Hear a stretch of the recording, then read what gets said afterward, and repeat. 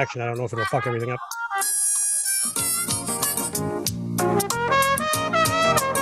I think we're going. Howie Klein is coming back today. I didn't see him in the email list. Did you put him in? I think so. Oh, no, he's in the email list. He's going to call? I called him. Okay. Ready to do this? Make me host, yep. Oh, you want everything from me. Host. There we go. With that comes many responsibilities, much power, and many responsibilities. What a great day we had yesterday. Oh my God, did we have a great day yesterday. We drove, I'm just going to say New England, and Professor John, as well as Professor Adnan Hussein and his lovely wife and son joined us for lunch somewhere in the middle of New England. It was like I stepped into an Alfred Hitchcock movie. Somebody transplanted me into What About Harry? Great movie that everybody should watch, especially around the time of peeper season when the leaves start changing. Check out What's the Matter with Harry? Anyway, great time with Professor Jonathan Bick, Professor Adnan Hussein, his wife and son yesterday. Professor Bick stole my French fries, but that's not for me to talk about here. But the man is a kleptomaniac. He is. And I don't know what, the man stole my fries without asking. Howie Klein, show hasn't started yet. Howie Klein is back today. Lot to talk about. He'll be with us at 7. Ethan Hirschenfeld joins us at 6:30. Welcome to the mop-up for August 29th, 2022. I'm David Feldman, coming to you from an air shaft overlooking a parking garage somewhere in Manhattan, where the temperature is 68 degrees and cloudy. Thousands of people gathered this morning to witness history. After 50 years, America is going back to the moon, just not today. Yeah, they had to scrub the Artemis launch today. Early in the morning, there's been bad weather in NASA, but we're going back to the moon after about 50 years. This was going to be a test flight. They were going to put it through the paces. It was unmanned. Nobody, just crash dummies. They were going to test the heat shield. And if it worked, and it didn't, they didn't launch today, but had it worked, the next blast off would have included 3 astronauts who would circle the moon. And they say we will have men and women on the moon again by 2024. That's good. That's exciting, isn't it? Something to be happy for. A lot of things to be happy about. Student loan debt has been forgiven. Well, some of it has. Republicans don't like that. Congresswoman Alexandria Ocasio-Cortez over the weekend told Republicans, if you're so worried about what it would cost to forgive student loans, why don't you agree to reverse the 2017 tax cuts that gave nearly $1.5 trillion to the richest 1%? Congresswoman AOC said, quote, mind you, forgiving all student debt in America would cost about $1.7 trillion. So you could undo the 2017 tax cuts for the richest 1% and then forgive all student loans, plus have money left over to contribute to universal child care, tuition-free college, homelessness, etc. Somehow, a 1 point some odd, I don't know, what the tax cuts were like $1.5 trillion in 2017. Somehow that's not inflationary, but forgiving student loan debt, that's inflationary. The Biden White House went on the offensive on Friday and all weekend, attacking Republicans who accepted, and they named names, they attacked Republicans who accepted Paycheck Protection Program loans, had them forgiven, like Marjorie Taylor Greene. They had their Paycheck Protection Program loans forgiven, but this year they say forgiving student loans is inflationary. There's a moral hazard to forgiving student loans. Bharat Ramamurthy works inside the Biden White House. He's an economic advisor. Friday, he was asked, is it fair comparing student loans to small business loans? Per business owner. Now, look, we believe that Well, providing let's start support to that small from the business beginning. comparison, and here's why. You think it's fair? We think it's a fair comparison, and here's why. So, since last July, we have forgiven, under the statutory terms of the PPP program, more than $350 billion worth of loans. And those are loans that the government has forgiven, turned into grants. And those are loans, by the way, of up to $10 million per business owner. Now, look, we believe that providing support to small businesses is the right thing to do. We didn't design PPP. Maybe we would have designed it a little bit differently if we were in charge. But broadly speaking, providing support to small business is a priority of the president. But look, has any Republican in the last year stood up and said, inflation is really high, you guys should stop providing this loan forgiveness to PPP recipients? You should slow it down. Or you should change the rules because it's unfair that these people should get up to $10 million in grants. No, in fact, it's the opposite.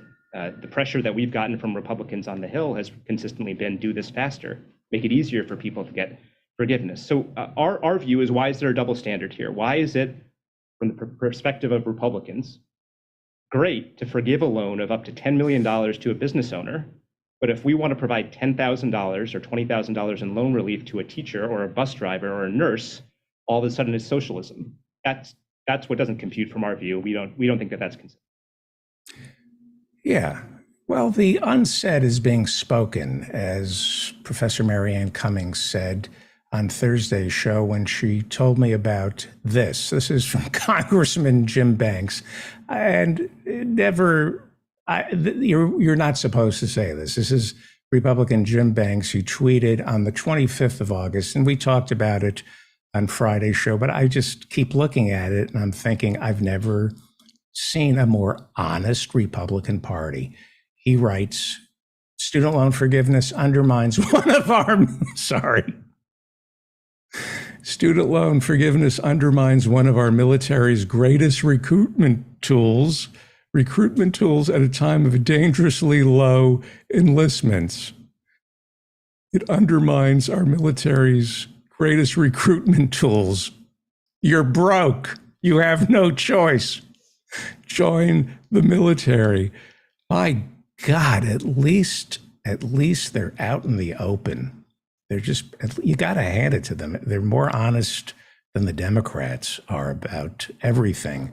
There's a great article in The Guardian over the weekend written by an African-American. She's 65 years old. Her name is Lystra Small-Cluden. She's an American. She's 65. She says, I have $300,000 in student debt. I and older debtors are going on strike. Well, I've been talking about this for years, for people just to stop paying their student loans. See what happens. Easier said than done, but she's 65. She's organizing a debt strike. She writes, and this is terrifying.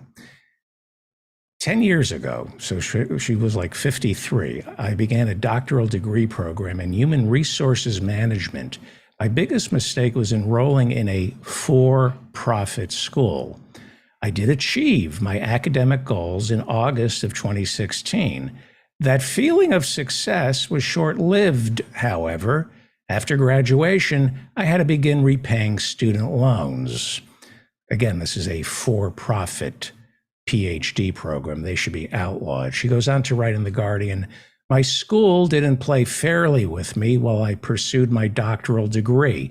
Of course not. It's a for-profit college. The administrators changed the length of my program from 3 to 6 years. They actively steered me away from my research interest in the effects of slavery and globalization, adding more time to my program of study. Meanwhile, I continued to pay. From an initial loan payoff of $75,000 per year, my debt rose to $300,000. Incredible. Who is going to protect the American people, if not the federal government, from unscrupulous lenders and unscrupulous for-profit universities and colleges that should be against the law, should be shut down? All right. Well, after Donald Trump incited a riot on January 6, Twitter finally decided, hey, maybe it's time to deplatform this unhinged lunatic. Sure, free speech is great, but, our company shouldn't be making money off someone who wants to destroy our democracy. Maybe it's not a good look for us to give voice to this type of speech. So they kicked him off Twitter, and Trump created his own social media platform. It's called Truth Social. Launched in February to countless glitches. First couple of weeks, you couldn't even get on. There was a waiting list. One of the biggest glitches over Truth Social is it is run by former congressman and former Republican chairman of the House Intelligence Committee, Devin Nunes, who was being paid $750,000 a year to run it, and of course keep his mouth shut about other things. Well, not so surprisingly, Truth Social is not doing well. It's down to only 300,000 visitors a day. Turns out there isn't that big an audience. Not that many people want to read death threats to FBI agents. Who would have guessed? And because it's owned by Donald Trump, Truth Social is stiffing its vendors and probably its investors. I think the SEC is looking into it. It is really hot here. I don't have air conditioning. Hang on.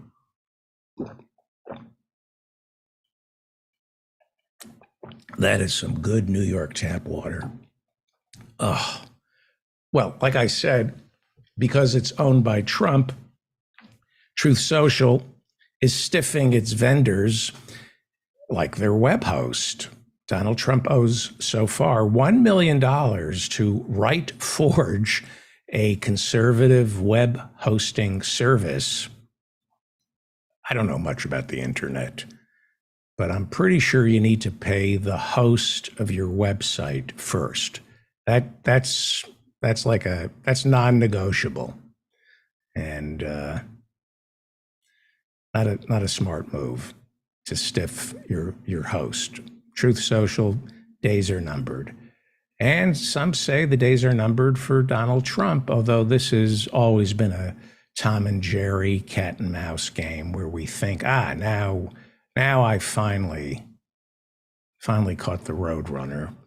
But a lot of people think it's only a matter of days before Attorney General Merrick Garland indicts Donald Trump for keeping classified material inside his Mar-a-Lago safe. In June of 2022, two lawyers working for Donald Trump signed an affidavit promising the government that all classified documents had been returned. This after a previous visit by the Justice Department. The Justice Department went to Mar-a-Lago. They said, you can't have this. And they promised to send it back. And then two lawyers signed an affidavit saying, we sent it back. Well, according to the FBI, their most recent search of the former president's estate revealed there were still boxes of classified material he had not turned over. The Justice Department had been negotiating with Trump for more than a year to turn over these documents, but for some reason he refused. The FBI is now saying some of those documents retrieved could compromise foreign nationals who are secretly cooperating with our intelligence agencies. Now, refusing to turn over sensitive documents could result in Donald Trump being charged with obstruction. According to a law passed in 2002, obstruction is a serious offense.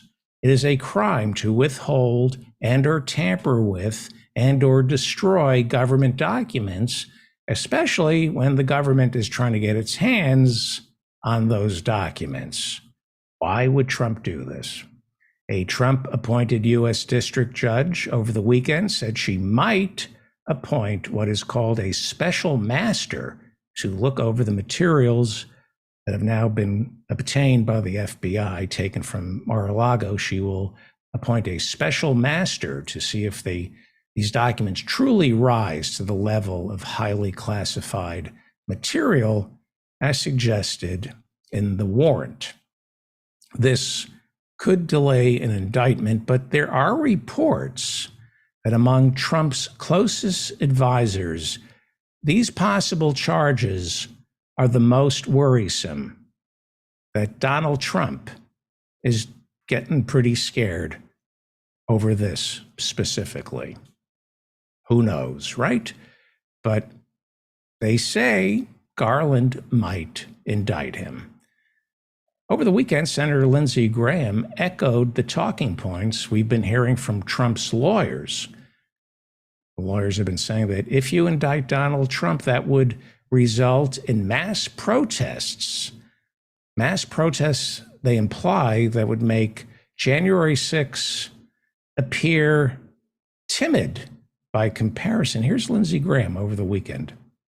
And I'll say this, if there's a prosecution of Donald Trump for mishandling classified information after the Clinton debacle, which you presided over and did a hell of a good job, there'll be riots in the streets. If there's going to be rioting in the streets, you better bring your scuba equipment. The Washington Post reported this weekend that the global sea level is poised to rise by more than a foot in the next 80 years, whether or not we hit the benchmarks agreed to in the Paris Climate Agreement. That's because Greenland's ice sheets are melting at a much quicker pace than previously imagined. 110 tons of ice, which comprises about 3% of Greenland's ice sheet, is expected to melt over the next couple of decades, whether we do anything about climate catastrophe or not. The 110 tons of melting ice are expected to destroy low-lying island nations and third-world coastal communities lacking the resources to adapt to climate catastrophe. You know, places like Pakistan, where melting glaciers combined with monsoon season are making for the deadliest floods since 2010. Back in 2010, 2,000 people died. So far this year, heavy floods in Pakistan have killed more than 1,000, 348 of them children. It's injured 1,527. Since last night, 125 were killed, nearly 100 were injured by more flooding.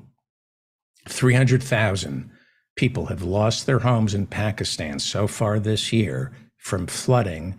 Damages are expected to exceed $10 billion. Republicans, including Joe Manchin and Kyrsten Sinema, we might as well call them Republicans, should read Fortune magazine, which chronicles and celebrates capitalism. Turns out forgiving student loans doesn't cause inflation. Climate change does. Climate catastrophe is more inflationary than forgiving student loans. Fortune reports this week that 3/4 of American farmers blame a bad harvest season this year on extreme heat. And a bad harvest season means it will be more expensive to feed cattle, which are also dying from extreme heat and or lack of water. In Europe, the cost of meat so far is up 12% this year. Water shortages in California have pushed the cost of tomato paste up nationwide by nearly 80%. Fortune says high prices for wheat and cattle hurt the poor especially hard, since a much larger share of their income goes towards food.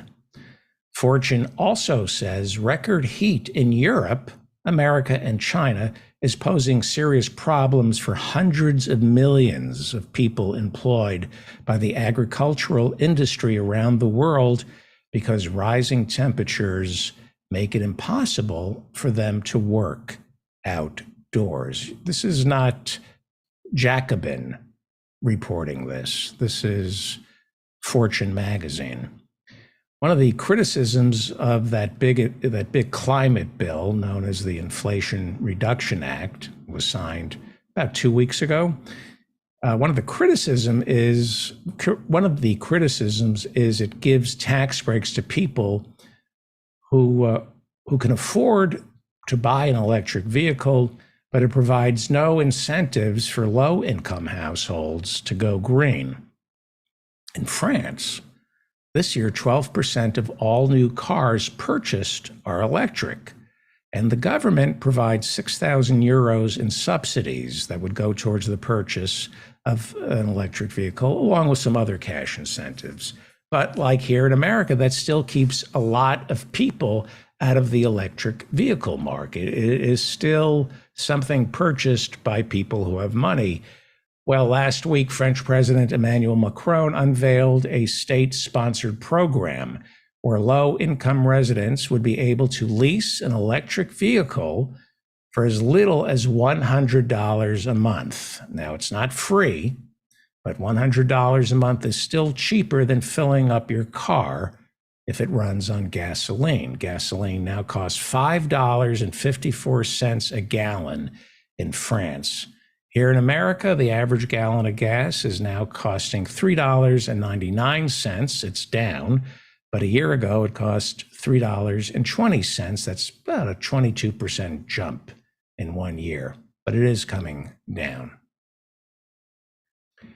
On Friday's show, I talked about California banning the sale of all gasoline-powered vehicles by 2035.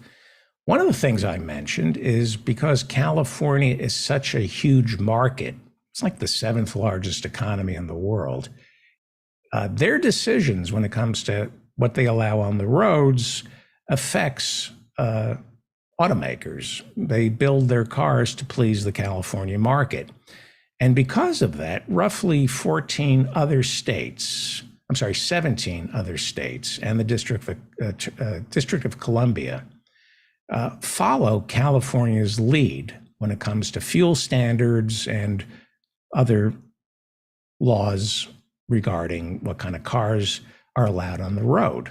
Section 177 of the Clean Air Act permits 17 states and the District of Columbia to adopt California's motor vehicle emission standards in lieu of the federal government. It's pretty interesting. That's part of the Clean Air Act, Section 177.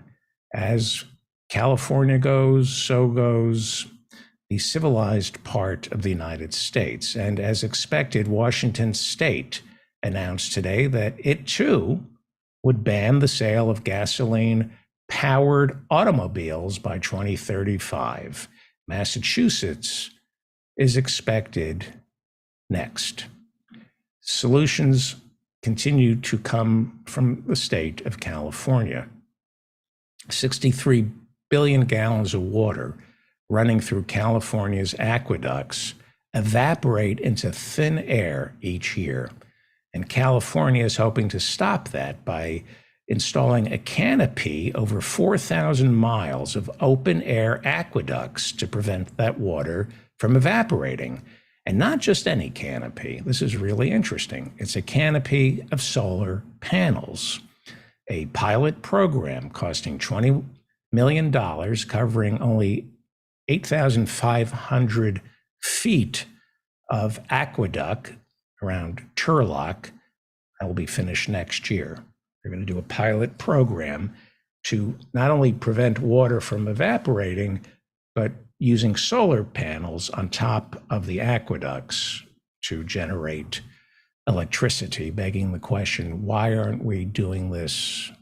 Why aren't we all in on this idea? Modesto, California is a farm community, and the most important thing farm country needs, before farmers is water. That's why Modesto, California's town slogan is this. They built the Modesto Arch. I remember driving through it and not really quite understanding why their town motto reads water, wealth, contentment, and health. Water, wealth, contentment, and health. That's the Modesto Arch. It's the first thing you see when you drive into Modesto. Water, wealth, contentment, and health. The very first word is water, because without it, there is no wealth, contentment, or health. And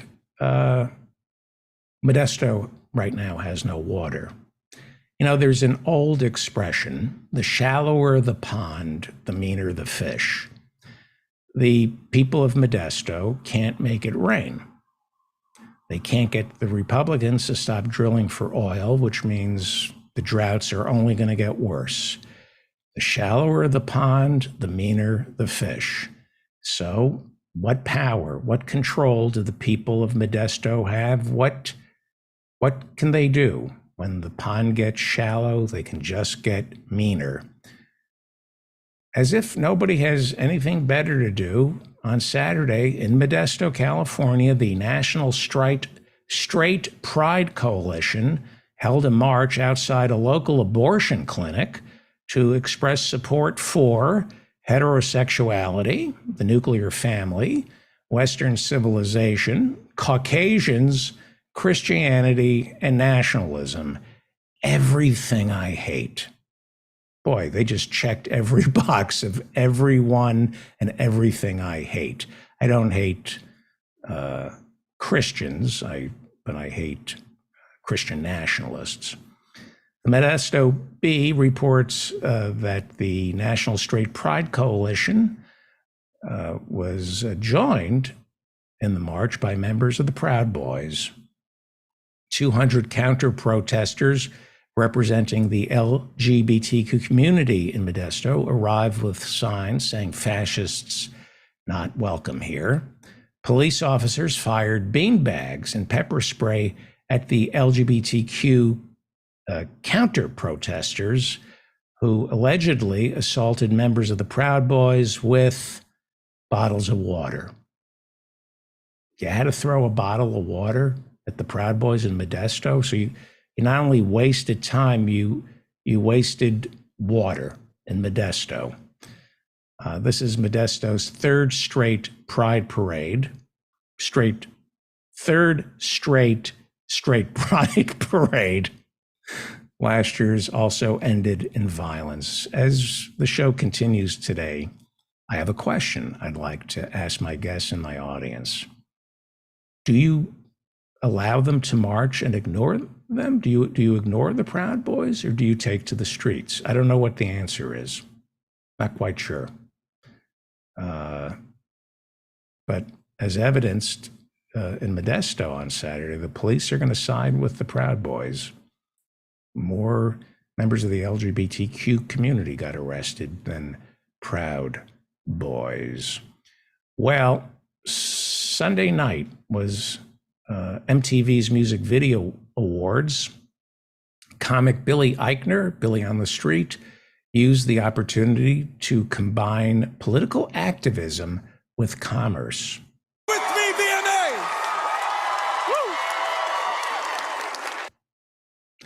I don't know why why my videos aren't playing properly. September 30th, I have a movie coming out called Bros. Bros is making history as the first gay rom-com ever made by a major studio. And the first where every role is played by an openly LGBTQ actor. Right? And I need you all there in theaters on September 30th because we need to show all the homophobes like Clarence Thomas and all the homophobes on the Supreme Court that we want gay love stories. and we support LGBTQ people. And we are not letting them drag us back into the last century because they are in the past and bros is the future. Are you with me, VMA? Now that's how you promote a movie, right?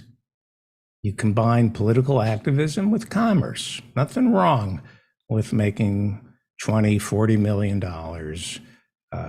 for your movie, promoting political activism or whatever. So that's good. See, comedians are smart. Comedians are smart. That's what Joe Rogan says.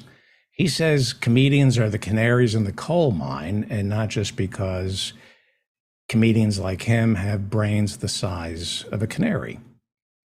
Joe Rogan, when he's not doing play-by-play and elevating the fine art of people kicking each other's heads into delirium, mixed martial arts, Joe Rogan has a podcast on Spotify. When he's not calling UFC, he has a podcast on Spotify that serves as a symposium for people who have no idea what the word symposium means, nor do they have any intention of ever finding out, because if it was worth knowing, hey, I would have known it already.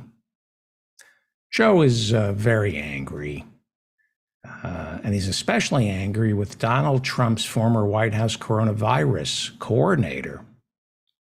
And all this fresh off his interview with Facebook's Mark Zuckerberg, big interview with Mark Zuckerberg. There's a meeting of the minds.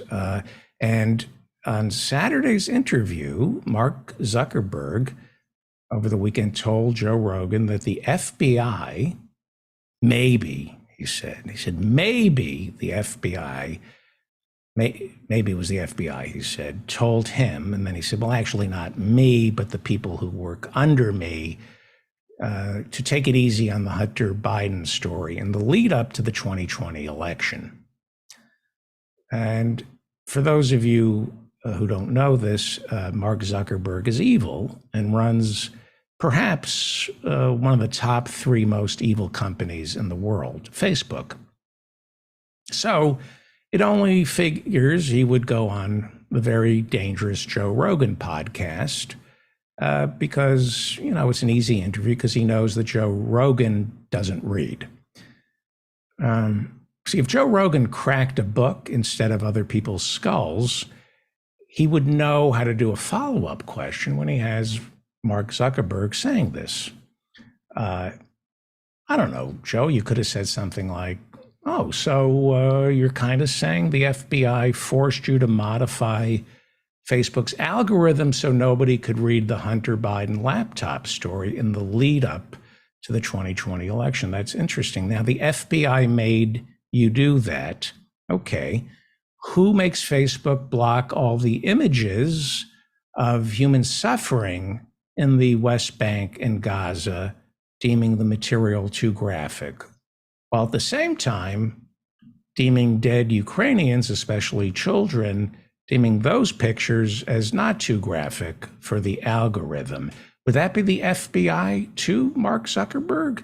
You see, if Joe Rogan read, he would say something along the lines of, well, Mark Zuckerberg, I just read an article in The Intercept entitled, Facebook tells moderators to allow graphic images of Russian airstrikes, but censors Israeli attacks.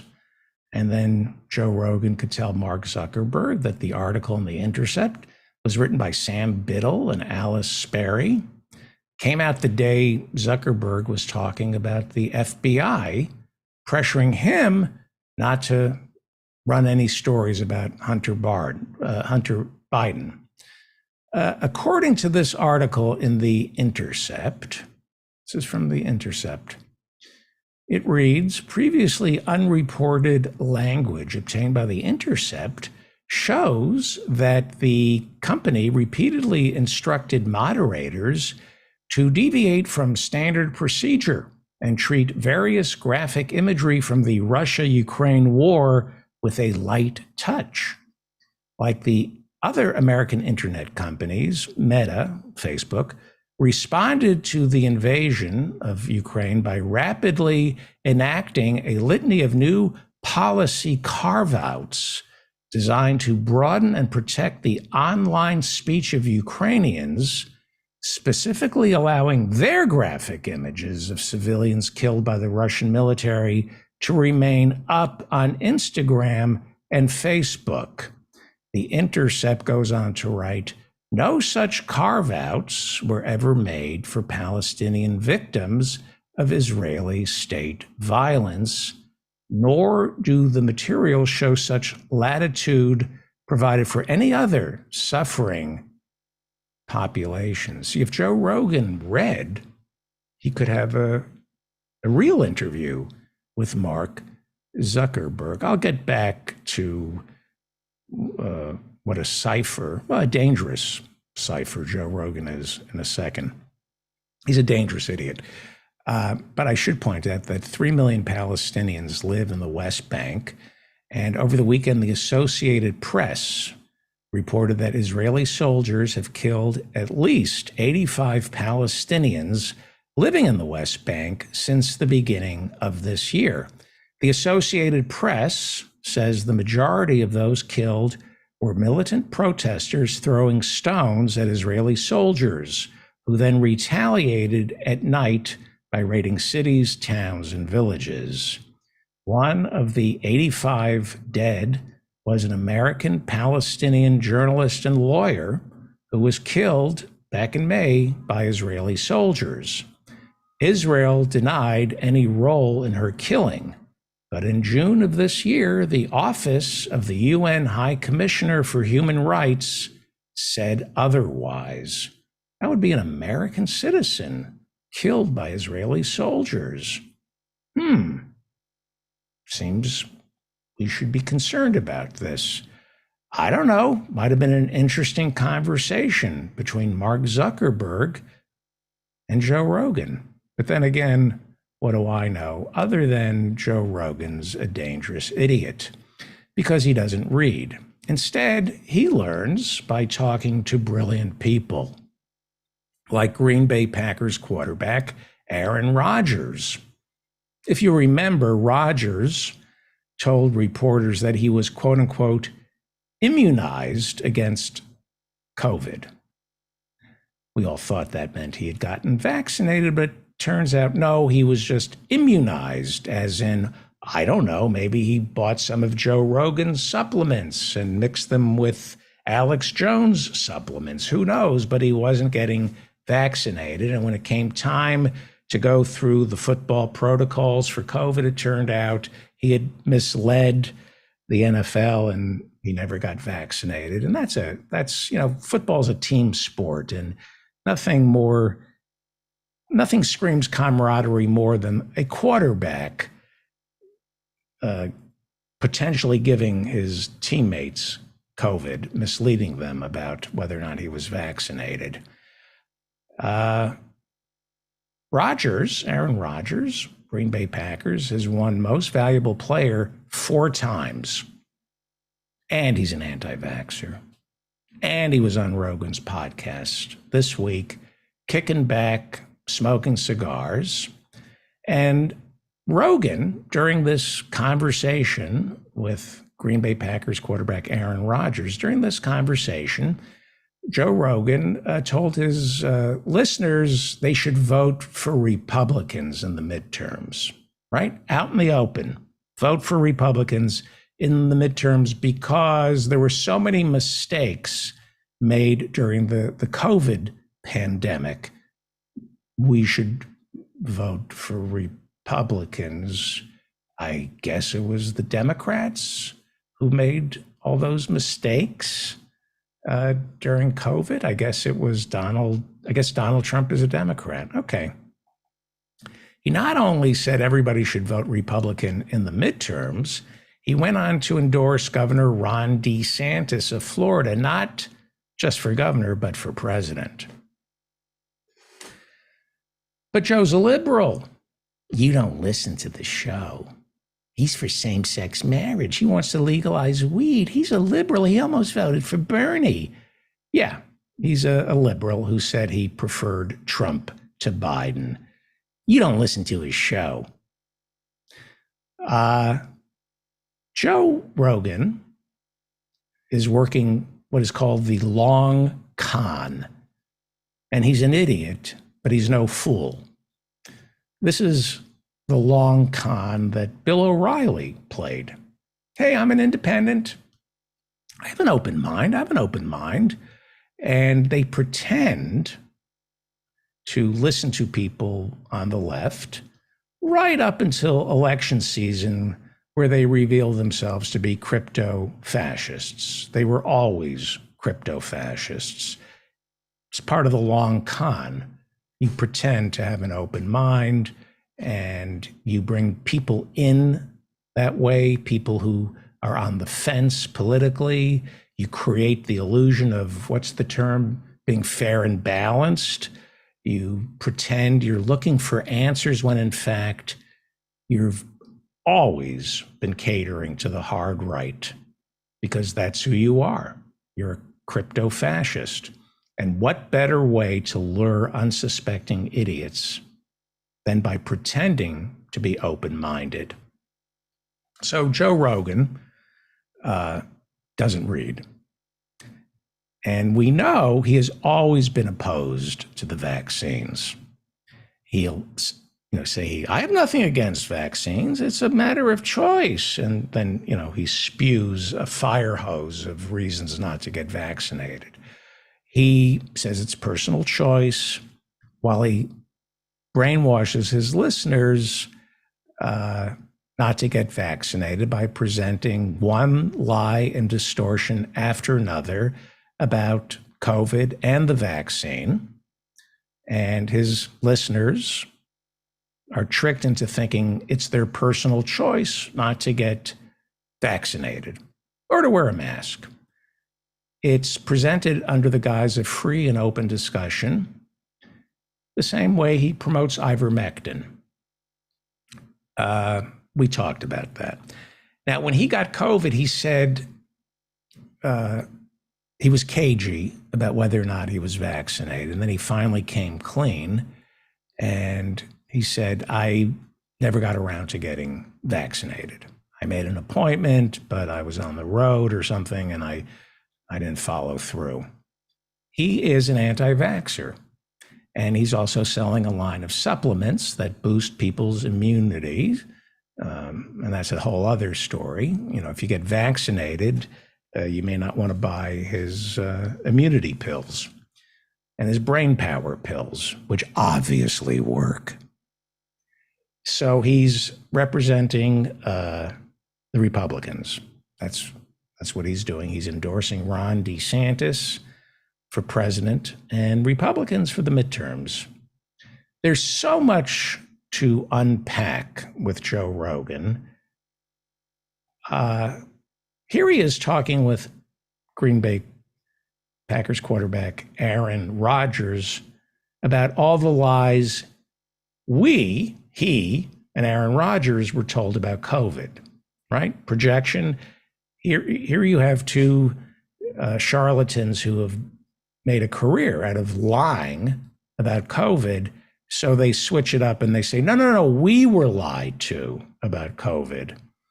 Let's hear Joe talk. This was over the weekend. I think it's today's show.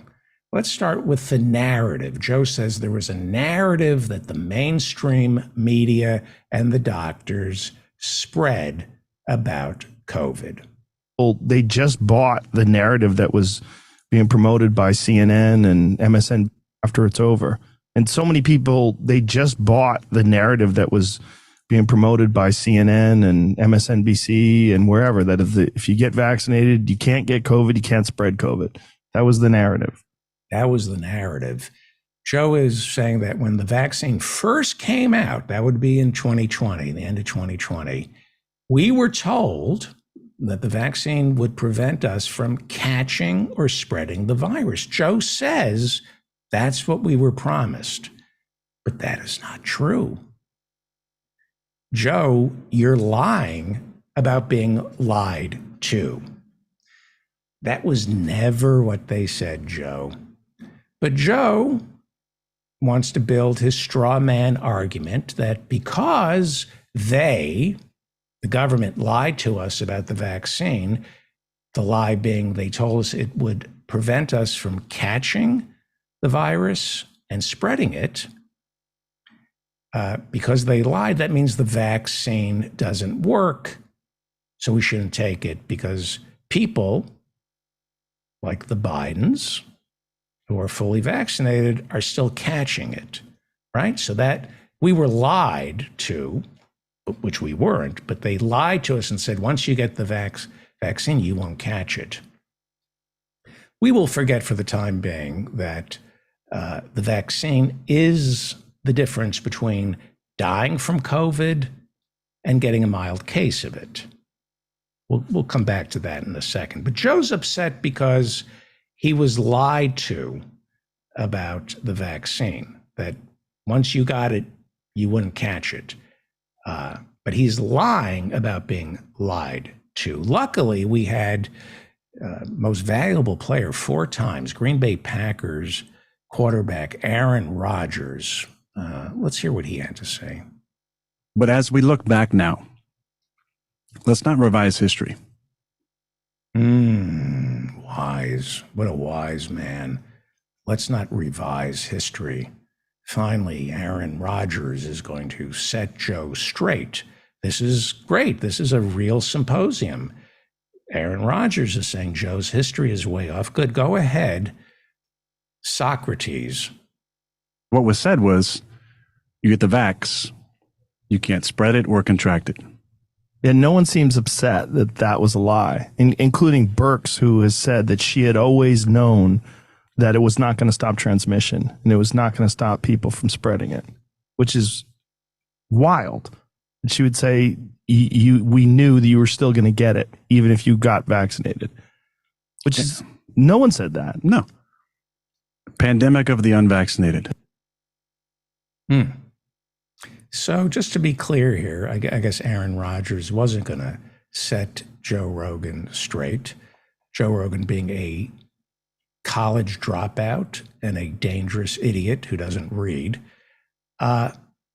This is really dangerous stuff, to be talking to a couple of million people and lying about the vaccine once again. With all the millions they pay Joe Rogan, you would think he could spring for somebody who could do a little research, just a little. I'll tell you one thing, don't buy his brain supplements. They obviously don't work. Do not buy Joe Rogan's brain supplements because they turn you into a dangerous idiot and a liar, and his memory is completely shot. When the vaccine came out, Trump was still president. Dr. Birx, with the Louis Vuitton scarves, remember her? She was his top COVID advisor. Very problematic, right? However, she is a doctor. She said, Mr. Rogan, from the very start, in December of 2020, that the vaccine will not prevent the spread of the virus. She said that it might slow the spread. She said it would make it harder to catch the virus, but most importantly, it would lessen the severity of the virus, right?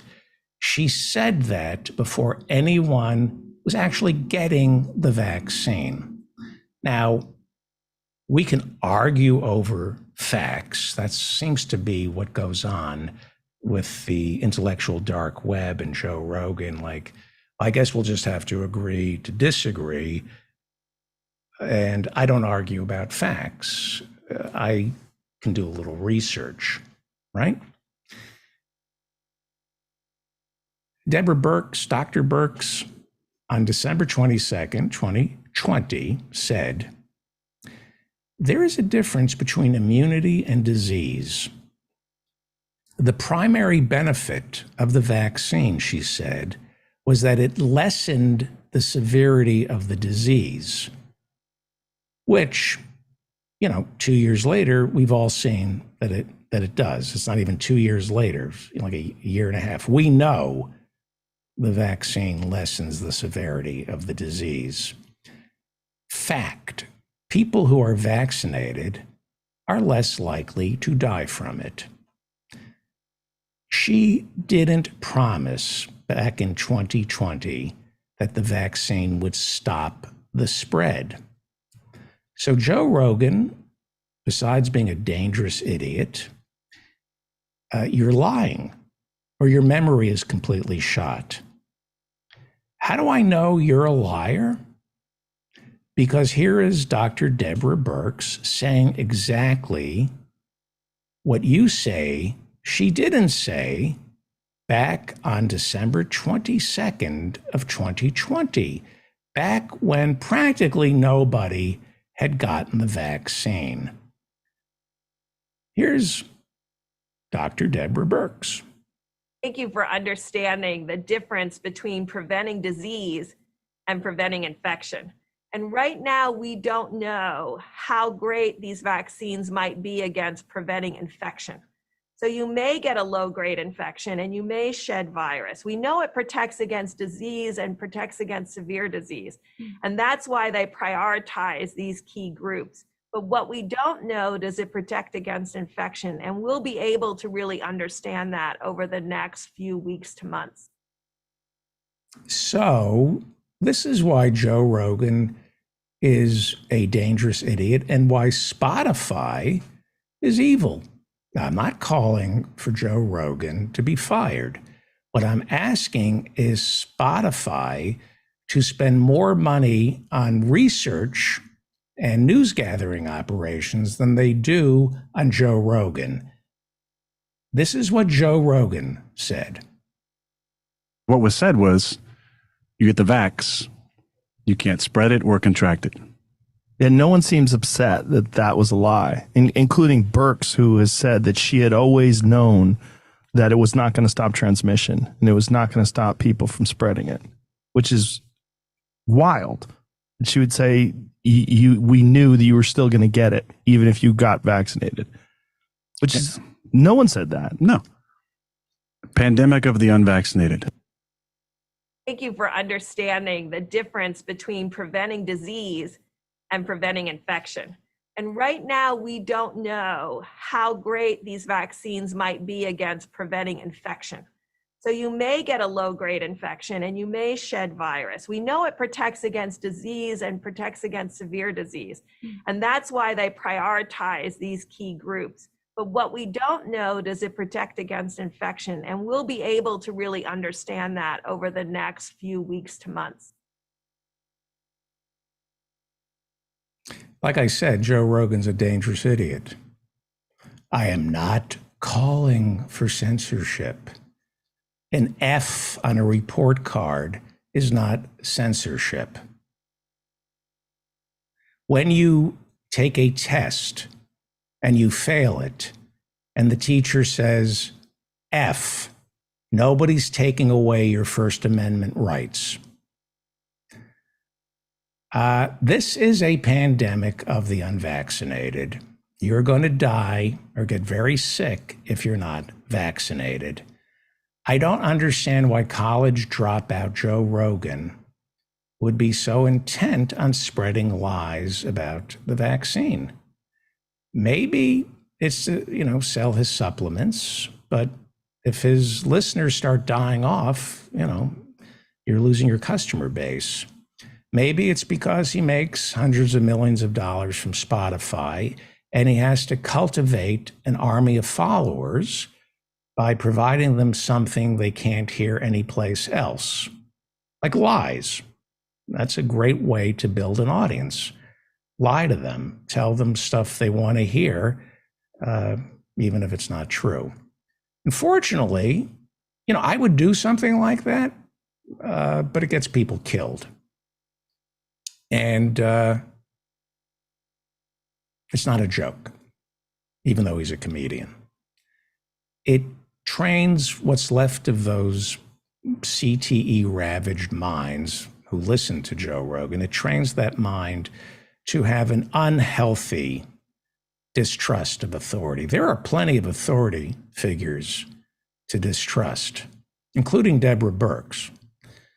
But the science is in, and the vaccine is actually more effective at minimizing the disease than anyone could have ever imagined. Now, yes, I know it's hard for Joe Rogan's shriveled brain to understand that there are breakthrough cases. Fully vaccinated people catch it because the virus mutates. It's able to get past the immunity. And yes, people who are vaccinated do die from the virus. But, and this isn't for Joe Rogan, this is for my listeners, and I'm going to take 3 minutes here. You need to understand the sampling. This is not for Joe Rogan's listeners. You can go ahead, put something in, give me a thumbs down on YouTube, go to my website, tell me I'm a loser, whatever. And I agree with you, I am a loser. So, but go ahead, this is for my listeners. Okay, this is from Scientific American. All right. Look, this is, and I'm quoting Scientific American, okay? Indulge me, because I'm really pissed off about this. It's going to take about 3 minutes. So I'm going to read from Scientific American, kind of the way Keith Olbermann used to read Thurber on Friday. Does anybody remember that lunatic, Keith Olbermann, reading James Thurber on his MSNBC show on Friday nights? That was so beautiful. It was so self-indulgent, and it just reveals what a pompous fool that man is and remains. Keith Olbermann. Not as bad as Joe Rogan, but where was I? I'm going to read from Scientific American. Feel free to take a little nap. Looking at COVID data, and you know what the thing that Keith Olbermann did? He did it in a rocking chair. Okay, it was just so, he's such an idiot, Keith Olbermann. He saw Good Night and Good Luck, the George Clooney movie about Edward R. Murrow, and said, I think I'll be him. Okay, this is Scientific American. Looking at COVID data in recent months, it may appear that a significant proportion of the people who have died of COVID were vaccinated against the disease, but it is important to put those numbers in context. The U.S. Centers for Disease Control and Prevention have compiled data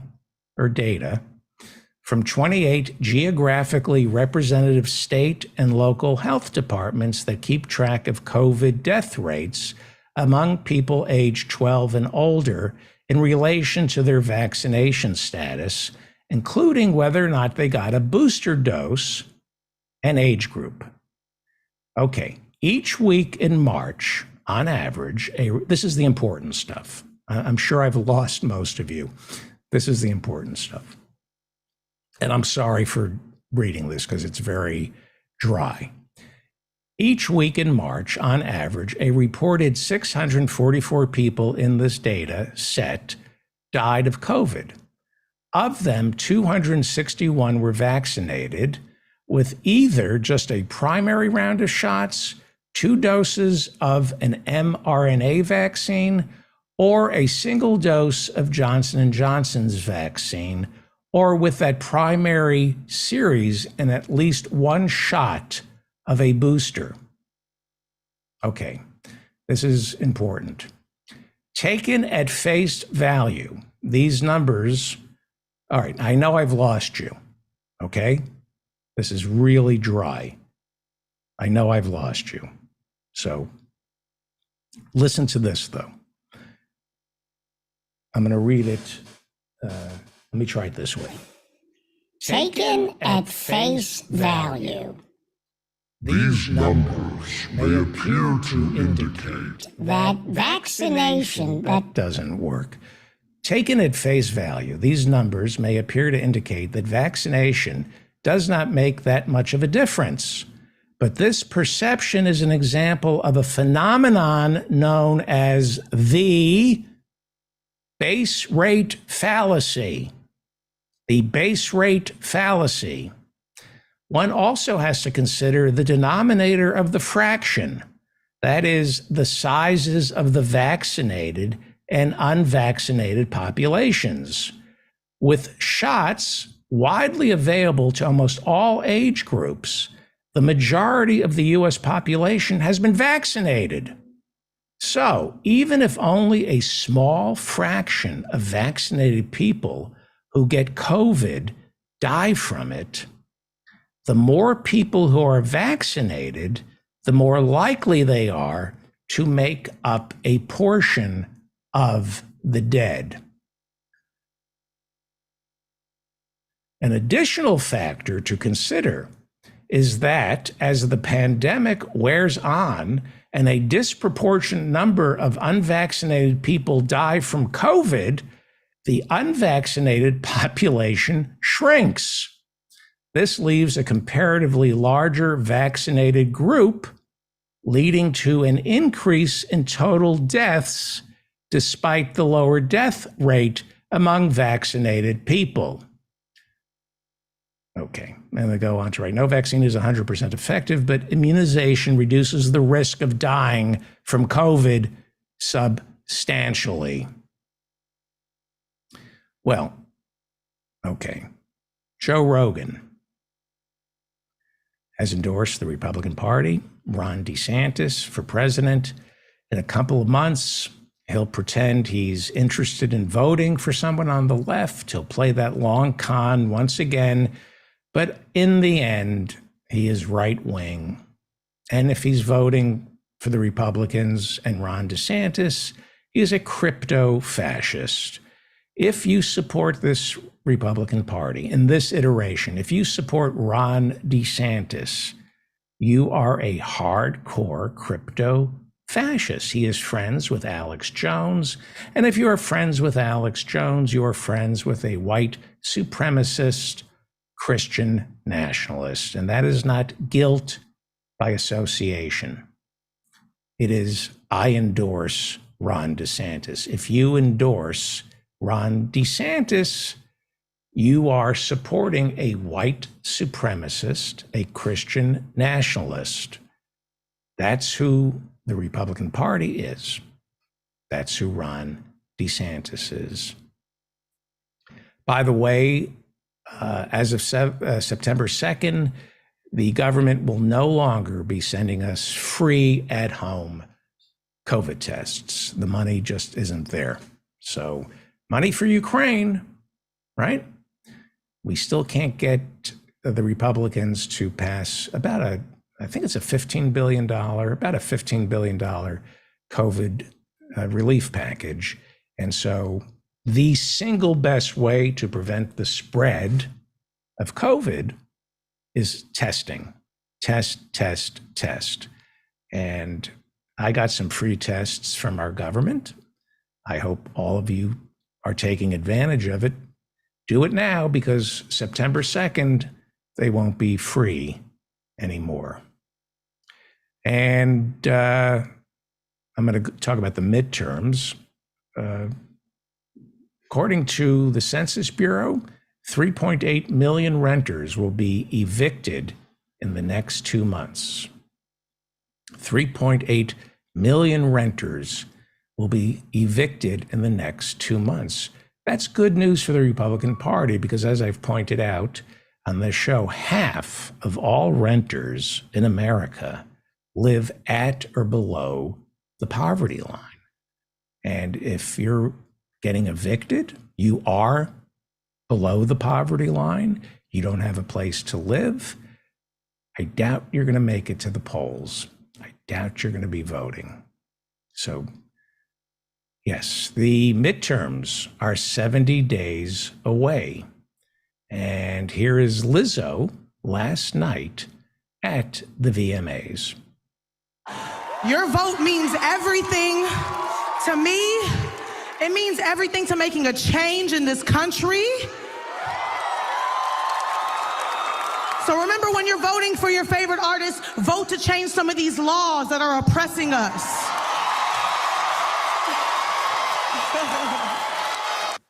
Yeah, that's good. Good use of her time. What was looking like a big red wave is now looking to be more of a little red trickle. Joe Biden's approval ratings have risen 6%. It's the highest for him all year. He's still underwater, with 56% of Americans disapproving of the way he's handling the job. However, the Supreme Court's decision to reverse Roe is turning out to be a gift for the Democratic Party. The House of Representatives is expected to turn Republican. However, the latest polling from CBS says, as of now, the GOP is expected to pick up only 12 seats, giving them a slim majority of 226 seats. That would be versus the Democrats, who are expected to end up with 209 seats. That's far fewer from the 240 seats Republicans were expecting at the beginning of the year. And like I said, the midterms are only 2 months and 10 days away. Who knows what the future holds? The Washington Post reports this morning that Democrats are even considering the unimaginable, and that would be keeping the House. It's almost settled that the Democrats are going to pick up some seats in the Senate, unless something strange happens. But as I said, they're expected to lose the House. The Dems need right now to protect a 5-seat majority in the House. And up until Joe Biden's recent rash of legislative wins, it was received wisdom that Biden would be dragging his party down. But Joe's approval rating is up. And the Washington Post reports that since the reversal of Roe, there have been 4 special elections for House seats. And in each one, the Democrat performed better than Joe Biden did in 2020. And that sometimes something like that serves as a predictor of a possible shift, a blue shift heading into November. However, historically, as we all know, the party out of power tends to win the midterms. Like I said, Democrats are expected to keep the Senate. November would herald the end of our democracy. That's what Colorado's Secretary of State, Democrat Jena Griswold, told The Guardian over this weekend. Jena Griswold, like I said, Democrat, is running for re-election as Secretary of State in Colorado, and she warned that it is the job of a Secretary of State to protect the sanctity of elections.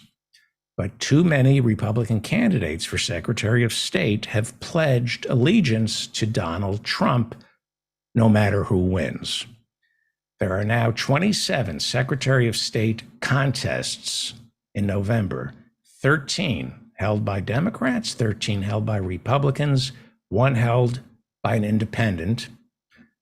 One would like to think they would all be independent, but this is America. Jena Griswold chairs the Democratic Association of Secretaries of State. And in the interview with The Guardian, she said, quote, "What we can expect from the extreme Republicans running across this country is to undermine free and fair elections for the American people, strip Americans of the right to vote, refuse to address security breaches, and unfortunately, be more beholden to Mar-a-Lago than the American people." Going into the midterms, keep in mind there are 27 elections for secretaries of states, and pay attention to that because those secretaries of states will be counting the votes in 2024 when we pick our president. The Republican Party announced this morning that Paris Denard no longer serves as its national spokesman, as well as its director of Black Media Affairs. Paris Denard held both positions. For 2 years, he previously worked in both the George W. Bush and Donald Trump White Houses. A spokesman for the RNC refused to say why Paris Denard has been let go.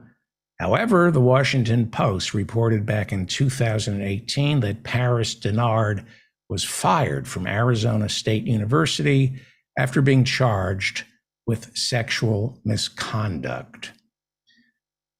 The Buffalo Bills punter Matt Araiza was cut from the roster after a woman came forward accusing him of participating in a gang rape at a party last year while she was still in high school.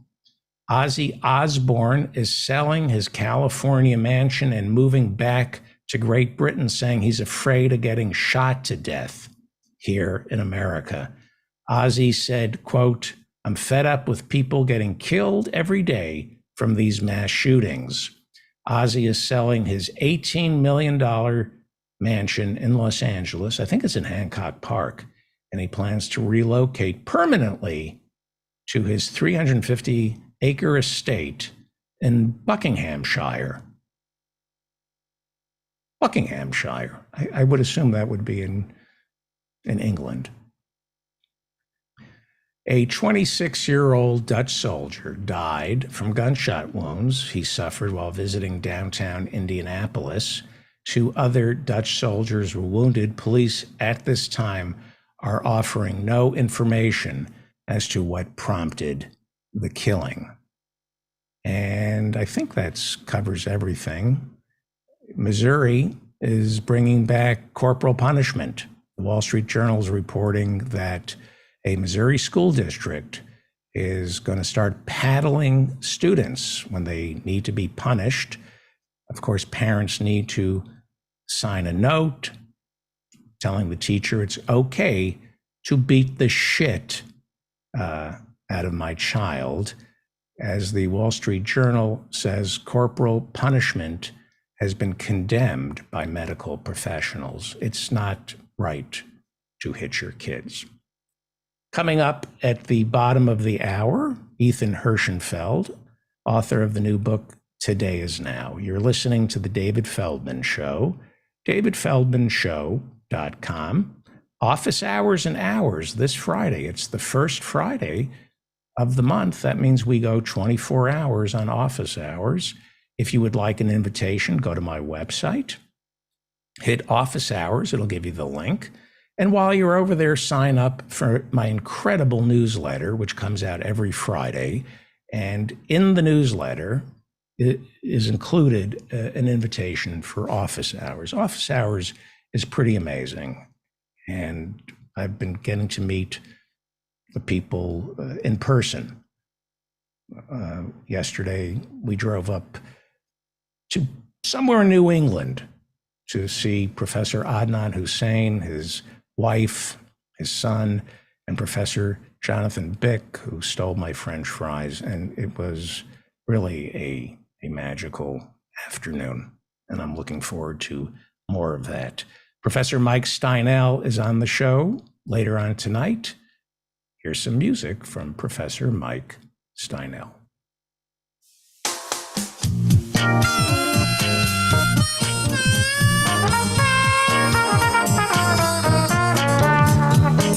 Ain't no chairs in the specimen shop. Back in our day, don't ever seem to stop. A man went down cause his heart gave out. Get back to work, we heard them shout. They said the EMTs are coming, that's what they're for. And life slipped away on the cement floor.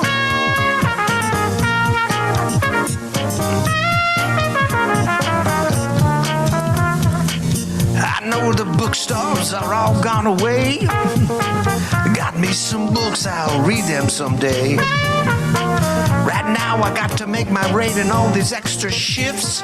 If I can make it to Christmas Eve, the kids will have nice gifts.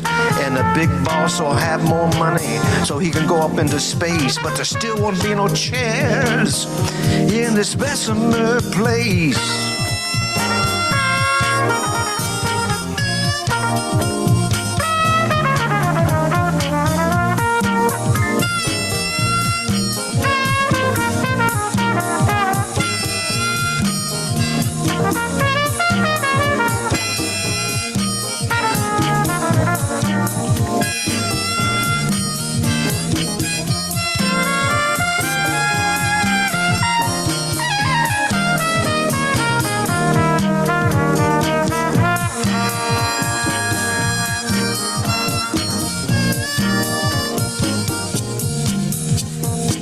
When I was young, my dreams were bold. Now every day my life's controlled. Last year we had a meeting and they made us go. They gave us all pins that said, vote no. But maybe this year union can give us a little more and put some chairs on this Bessemer floor.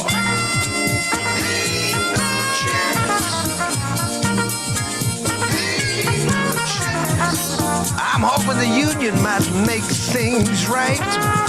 Some days I just don't have the strength to fight. This plant down here can take its toll. It'll break your body, it'll crush your soul. Feels like this packing ain't never gonna stop. And there still ain't no chairs in this Bessemer shop.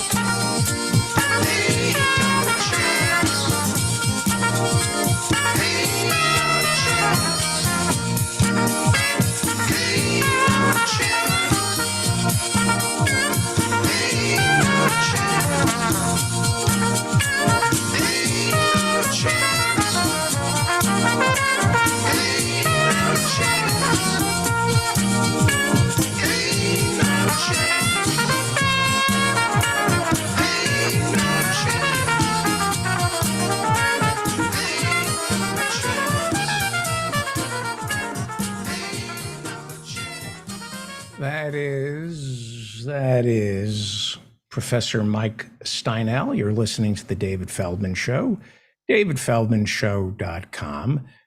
Hey, Dan, are we going to do a quiz today? No, sir. It wasn't on the schedule, so I have not prepared one. Oh, okay. All right. So that's okay. That's all right. Everybody should take another look at that clip where I show Joe Rogan to be the illiterate liar that he is, where he lies about being lied to, where he says in front of millions of people that because Dr. Birx insisted in 2020 that the vaccine would stop the spread of the virus, that because she lied about that, you shouldn't take the vaccine, you shouldn't get it. I exposed him as either being brain damaged from MMA or from his brain supplements or just a liar. And you should go back and look at that. One would think in a just world, enough people would see that and fewer people would trust him for their medical advice. One would think that it's not that difficult to expose liars and idiots. I think a lot of that research came from the Poynter Institute, which I follow, the Poynter Institute. Be nice if we had real journalism in America where people had the time to use the internet wisely and research and prove these people to be the charlatans they are. I mean, these lies get people killed. When you lie about the vaccine, people die because of that. And I'm not calling for his censorship I'm not saying he should be shut down. I'm saying if Spotify has hundreds of millions of dollars to pay this clearly brain damaged charlatan who can't remember what Deborah Burke said a year and a half ago, if they have hundreds of millions of dollars for Joe Rogan, certainly they have hundreds of millions of dollars, or maybe a couple of million, to pay journalists to do some research that might get something through Joe Rogan's tiny CTE damaged skull. Hey, Mike Steinel will be on later. He has a new book out. It's called Saving Charlie Parker, a Novel.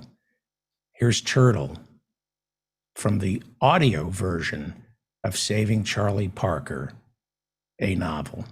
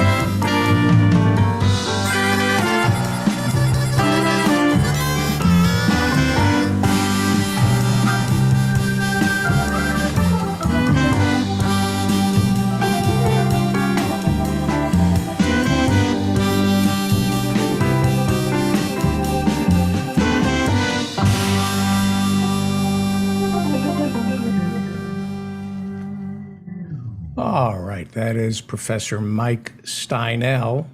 That is Professor Mike Steinel, who'll be joining us a little later on in the show. You're listening to The David Feldman Show, davidfeldmanshow.com. Coming up in about 3 minutes, Ethan Hirschenfeld.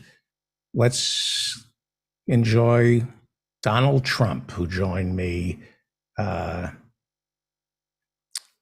3 months ago. The great Donald Trump was on this show 3 months ago. Okay, let's turn to that big rally this Saturday. So much love at the rally, David. So much love.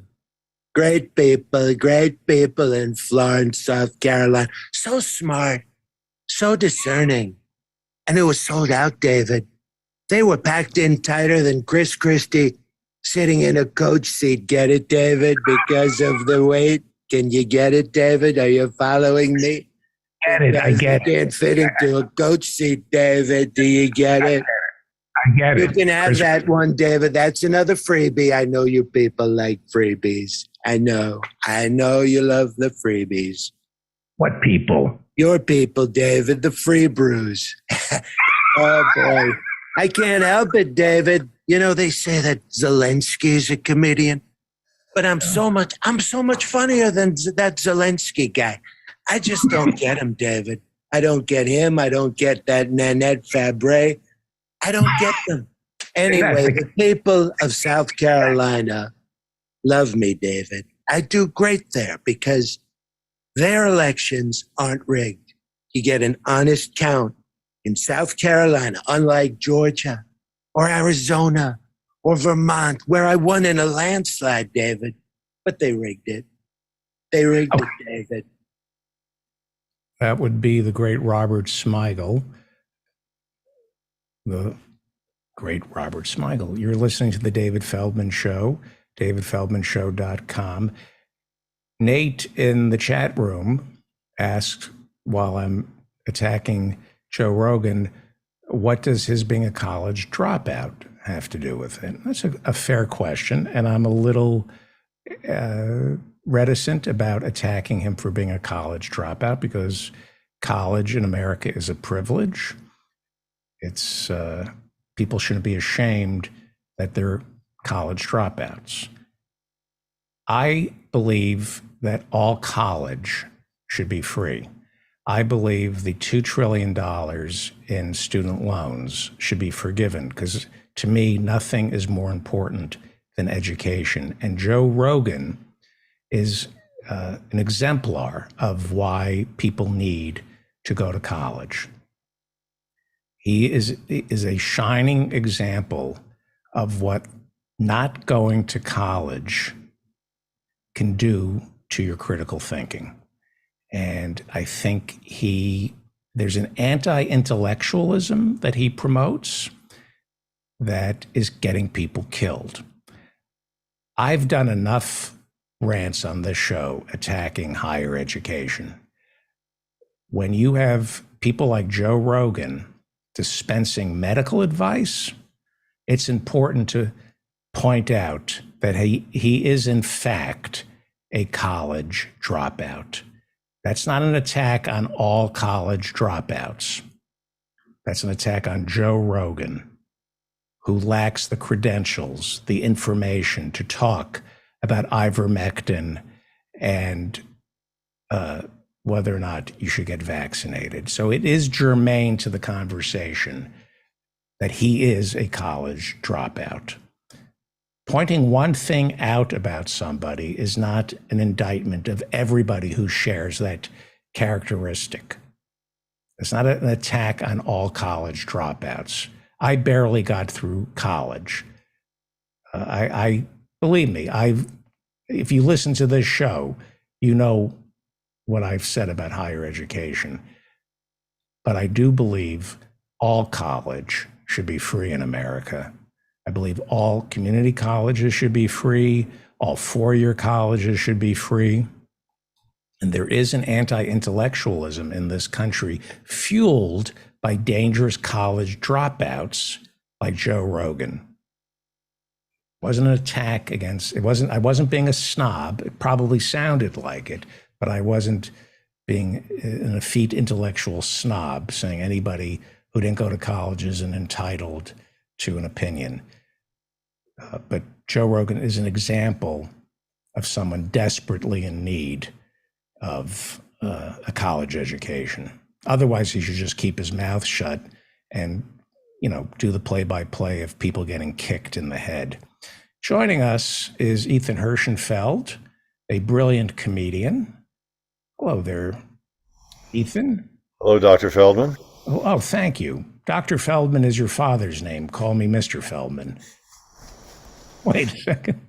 Dr. Feldman. I'm going to stick with it. Okay.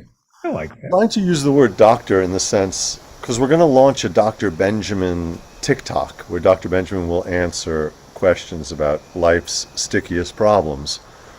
By the way, I just so people know that background ambient sound you hear. Oh, I'm sorry. The white noise machine that you use to get. No, you're in Cape Cod, right? Wind in the leaves. I should get headphones. Oh, no. Just so people know what it is. It's gorgeous. Is it really super annoying?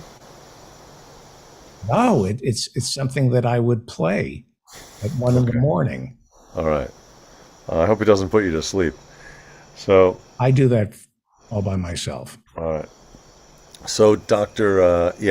Benjamin, my alter ego. Of Today Is Now. Author of Today Is Now, my alter ego, star of the eponymous movie Today Is Now. The reason we named it the same is just so I can use the word eponymous, because there aren't enough chances to use that. Mm-hmm. So anyway, so we're going to do a TikTok starting with Dr. Benjamin just answering questions from the crowd about. But then the question was, is this going to be a problem legally? It's not just playing a character. At that point, if you're dispensing advice and you're not really a doctor, are you stepping into some dangerous territory? But then I was thinking, Dr. Dre, not a doctor. Right. Dr. Seuss, not a doctor. But these guys aren't really dispensing advice. So right. Then the question is. By the way, I'm getting reports. I hate to interrupt you. That your audio is a little. It's a mess. Okay, I'm going to put in the headphones. Hold on. Okay. And if that doesn't work, I'm going to move inside where it will be darker. But hold on, let me get the headphones. Yeah, okay. I didn't know you were outside. Well, I'm on a porch with like a screen.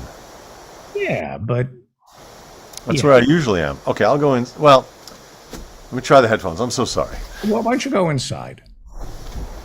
Okay, we're going inside. It is a beautiful sound, though. I just don't think it's invisible as telling. Okay. Here we go. I'm gonna go downstairs where it's really quiet. I'm going down a rickety old circular. And you're in Cape Cod, right? Yeah. I'm going downstairs. I'm going into exile in this little downstairs room. Now it's too quiet. Well, I'll make some. Now I feel scared. It is a little quiet. Now you're in the basement with me. You're in the dungeon. Yeah. But this sounds much better. This is the punishment room. This is where I actually probably when I was a kid I was punished in this room, I think. Yeah. Really? I think so. No, it's just a room. So I wanted to. Let's start from the beginning. You have a new book out by your alter ego. So the book is Today Is Now by Dr. Samuel Benjamin, who is not actually a doctor, but he was so close. He was all but dissertation in several fields. He was so close you could smell it. So he's not really a doctor. But then I feel like, is Dr. Phil really a doctor? I think he's like a psychologist. Okay, so some of these, if you have a doctorate, it makes it easier. In any case, in the context of a spoof or a satire, the satirical self-help book, it's okay, it's not a problem. But once you're into TikTok and then actually dispensing advice to strangers, and you have that word doctor in front of your name, I feel like then you're in dicey. So I have to figure out the way to cue people that I'm not really a doctor. But I think one way would be for him to just constantly say that. I'm not really a doctor. I'm a doctor in the sense, like if you're in Italy and you meet anyone who has just an undergraduate degree, they say, oh, ciao, dottore. Oh, dottore. Buonasera, dottore.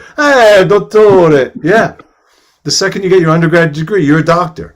So I think that might be Dr. Benjamin's thing. He's an Italian doctor. Now, when they call you a doctor in Italy, are they being sarcastic? Or? No. No, they're just being very. They're being ceremonial, and they're That's just great inflation, isn't it? It's well, I don't know why that's Reinflation. That's called a doctor. It's called a doctor. Once you've gotten a degree of any kind, you're a doctor. Yeah. Well, what do they call a medical doctor? That's also dottore. It's confusing. Everyone's a dottore. So if you stub your toe, you can just ask anyone. The waiters look like surgeons, and they're probably better for your health than most surgeons are. Yeah, and they're probably doctors also. Everyone's a doctor. Anyhow, so that's the plan. TikTok, Dr. Benjamin will have a TikTok, and it'll be Dr. Samuel Benjamin on TikTok. And as part of it, it'll be for fun, and also be for pre-promotion for the film. Great. To get the name out about this guy, because we don't know where we're going to show the film yet. We're going to enter into some film festivals, and if it doesn't get accepted, then it's going to be on some streaming service. But the more pre-promotion we get going, the better. Can I ask you a personal question? I wish you would. Finally. Yeah. Your father is with you? He is. He was here earlier. He's a mile away. Yeah. He's a mile away. Are you spending a lot of time with him? Yeah. Although I was away for 5 days, I went down to Maryland to shoot that. You got the part. You got the part. Yes. Last week. Tell everybody. Yeah, I auditioned for this part. It's in this. Okay, here's the joke. It's produced by and starring Natalie Portman. So I got a part in this Natalie Portman Apple TV series. Whoa.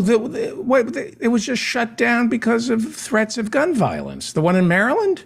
Yeah. Oh, it was?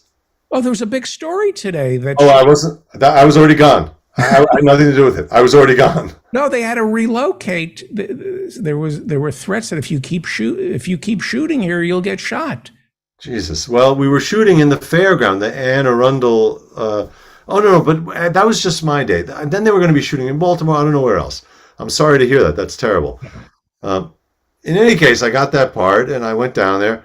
I shot it, and then I feel like the joke is. So you were in a Natalie Portman movie. Was your scene with Natalie Portman? No.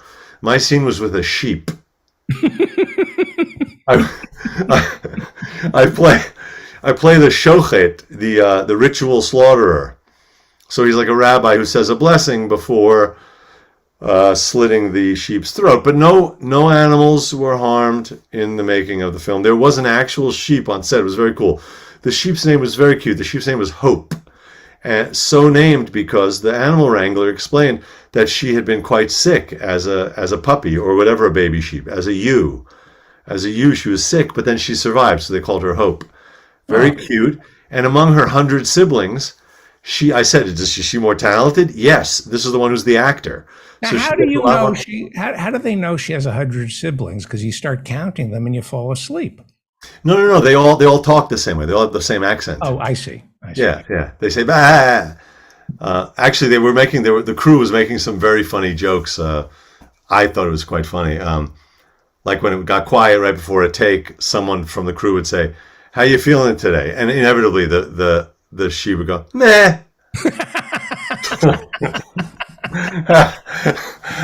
How's it going today? Meh. Oh, I don't know that much about animal husbandry. Yeah. Well, but I do know sheep, and they lie. I'll tell you that right now. Sheep lie. No. Are all sheep that we see, are they without if you don't have the horns? Mm-hmm. Those are the Gentiles. Yeah. Among the sheep. Those are the not kosher ones. Yeah. No, what I learned amazingly, I don't know, but what I did learn from the woman who raises the sheep, there was the guy, Bill, who was the animal wrangler. Then there was the woman from the ranch. Does he wrangle them without using any hands? It was just mind wrangling. Yeah, it was like the sheep whisperer. Yeah. It was the sheep whisperer. Yeah. She explained that this sheep, she showed me, it had a very particular kind of nap to the wool. It was very prized and very expensive wool, and it turned out it was a breed of sheep, and I don't remember the name of it, but it was brought over by George Washington imported by George Washington. So this is the descendant of this flock that George Washington brought over. Very well known there in Maryland. It's like a very particular thing. So. Wow. Yeah. Brought over from where? Well, he imported them from England. I see. Yeah. Okay, so if you are working with a sheep, can a sheep? By the way, let me just say this: the sheep had more lines.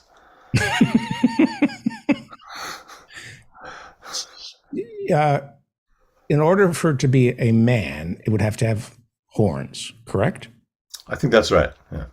And are male sheep aggressive? Because we always think of sheep as being gentle, like they say, the American people are sheep. They go along. Are those only, and I hate to cast aspersions, but we do know that chickens are females. Right. And that the cocks are a little aggressive. Yeah. Well. So are female, when we think of sheep, are we thinking of females? I don't know, but I think so. And I think Hope was a female. Hope was very strong. So in the scene, the wrangler had his leg up against the side, and then he directed me to get my leg really firmly up against the other side of Hope. And when she was not into doing the scene on particular takes, when she wanted to make trouble or move, she's very strong. The other thing is she had a thing that I had in my first appearances on screen also. She had bladder control problems when the camera was running. So there was quite a bit of that. Bladder control. And the occasional turd. But then there were she was a pro. She was a pro. Yeah. But apparently the movie or the series. Stick with the sheep for 1 second. Okay. What do they smell like? I think it's delightful. Yeah, they're great. They're not stinky. It's a very an earthy. Well, they're woolly. They smell like wool. And I want to be delicate here. Mm-hmm. There's a stereotype about farmers, shepherds, being own. Right.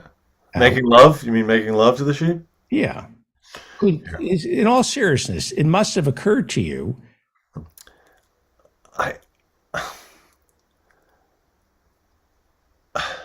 I suppose while I was making love to the sheep, it did occur to me.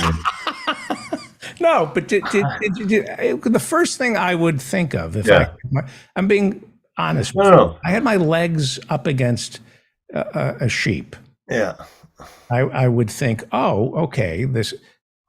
It really didn't occur to me. I think I was focused on my role. I'm not saying I'm not better than anyone. I'm not saying if I didn't have the role to think about, my mind might not go there also. I'm an animal lover, but not in that sense. I'm vegan for all the right reasons. I'm not trying to marry them. That's not why I'm trying to save the animals. Okay, and then you I just don't want them to suffer by marrying me. That would be make the animal suffer. Yeah. And then you slit its throat. I said the bracha. And what is the prayer that you say? Bracha is very interesting. Why are you talking to God? Aren't you saying anything to the sheep to calm it down? Do you apologize? That's a very good point. There's no like Lakota Sioux approach of them thanking the sheep. No, you're thanking God. You're right. It's misplaced. I would thank the sheep for letting me do this. There is none of that. But you do say, and in fact, it's like that plug and play thing with where there's all those blessings that you say before washing your hands or before lighting the candle. Every word up until that last word is the same.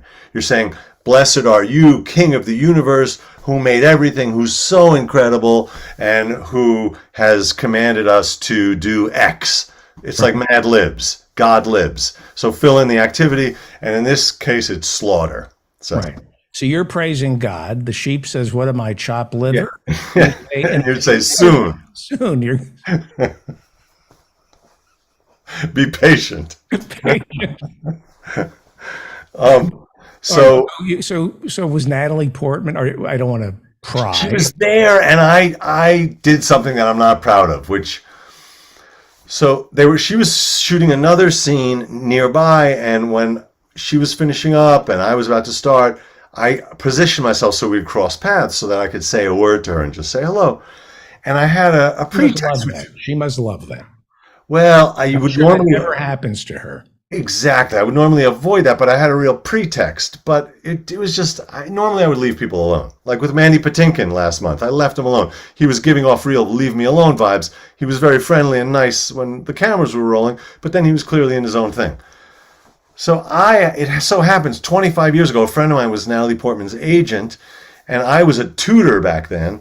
And my friend knew that Natalie had a question with her calculus homework. So she actually arranged for me to call this, she was a teenager at the time, to try to help her with a calculus problem.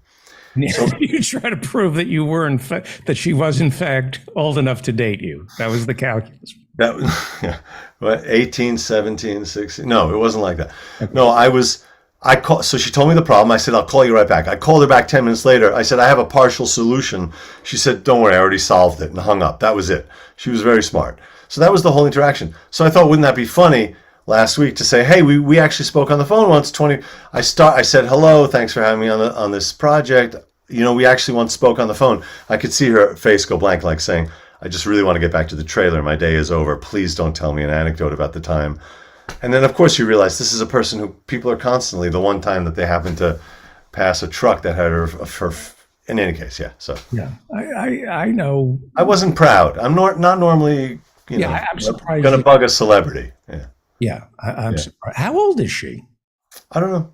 I didn't ask her. That would have been a good opener. Yeah. Yeah. How old are you? Yeah. And so this will be on Apple TV, and you Apple got TV. part. Last week. Yeah. You said you got pinned. That's right. And then a few hours later, or when I got off the show, they said it was mine. But the role, they cast it, and then it was happening like the next day. So there was very little time. Usually you have a week or whatever. You know what I think? You were pinned. You came on the show, and they didn't see it. Because had they seen it, that's no way. What does it feel like to get the call? Like you get the part, and are you happier getting the part or showing up on the set? What's more thrilling? I like a lot of parts of the whole thing. It is exciting getting. I even had that back in my singing days. Sometimes the most exciting thing of the whole thing was when they said it's yours. The part is yours. So because the odds are tough, and so when you win it, it feels a little bit like the lottery.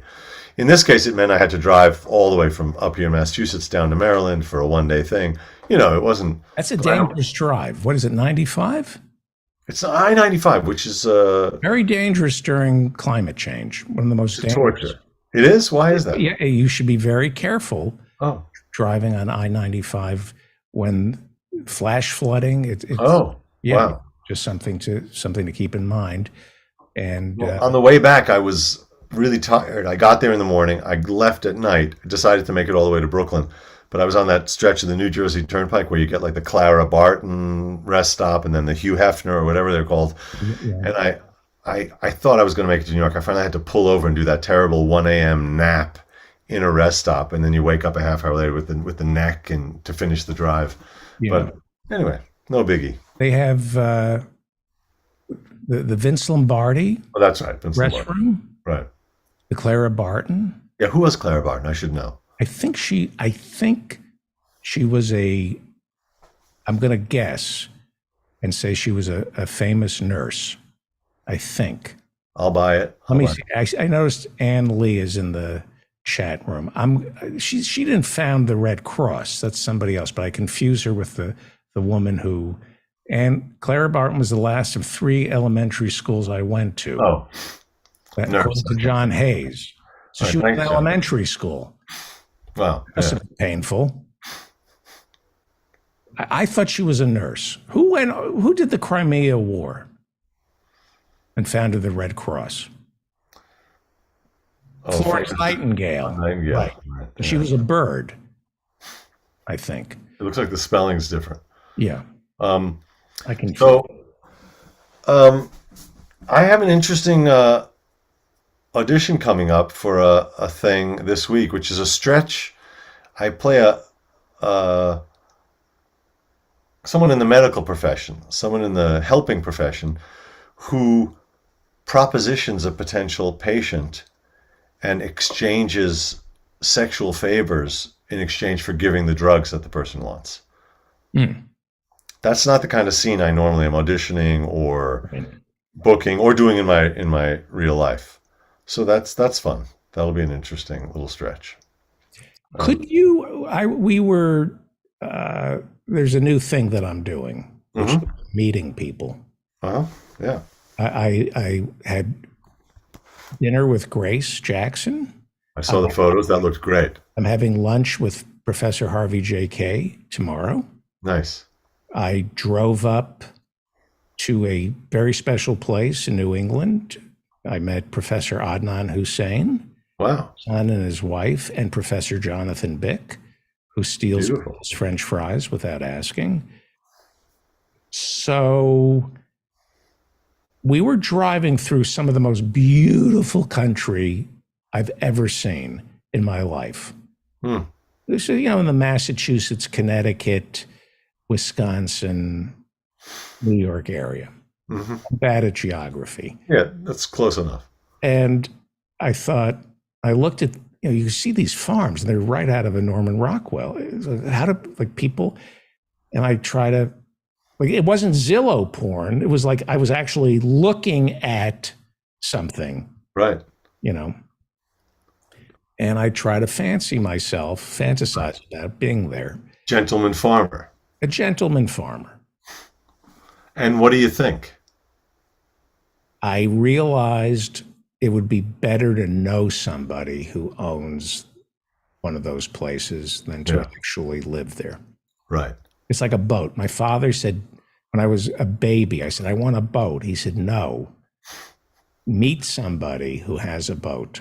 Right. Yeah. Date a captain. Because I looked at those houses and I thought, no way I would be happy here. I would want to be happy there. Right. But it would drive me, I'd go crazy. I'd just look around and see everything that's wrong with the place. That's an interesting thing. Say again? Are you able to enjoy? I enjoy it here, but now that I've started to do some things to fix some things that needed fixing, it can really, on a dime, it can turn into a feeling of dread. And then also, it was fine the way it was. Now I'm into this whole project. My approach, my default setting is to say, you know what, it's fine. Don't mess with it. Because the second you start messing with it, then you're invested in, this isn't exactly what I want. And now I'm, all this effort to futz with it. Yes, it can start to get it can weigh on you. Yeah. I have a garden here that I really enjoy, but it's really small. Right. I could see if you were really working a big piece of land, that could get super stressful. Yeah. I'm going through my mother's stuff, and my mother was amazing. Amazing. She never had a cleaning lady. Never. No, never. She cleaned the house up until about 3 months before she left. She cleaned the house. I think that's why she lived so long. Child of the Great Depression. A lot of freezer bags. I'm seeing she put froze a lot of stuff. That would be from not to waste from the Depression, right?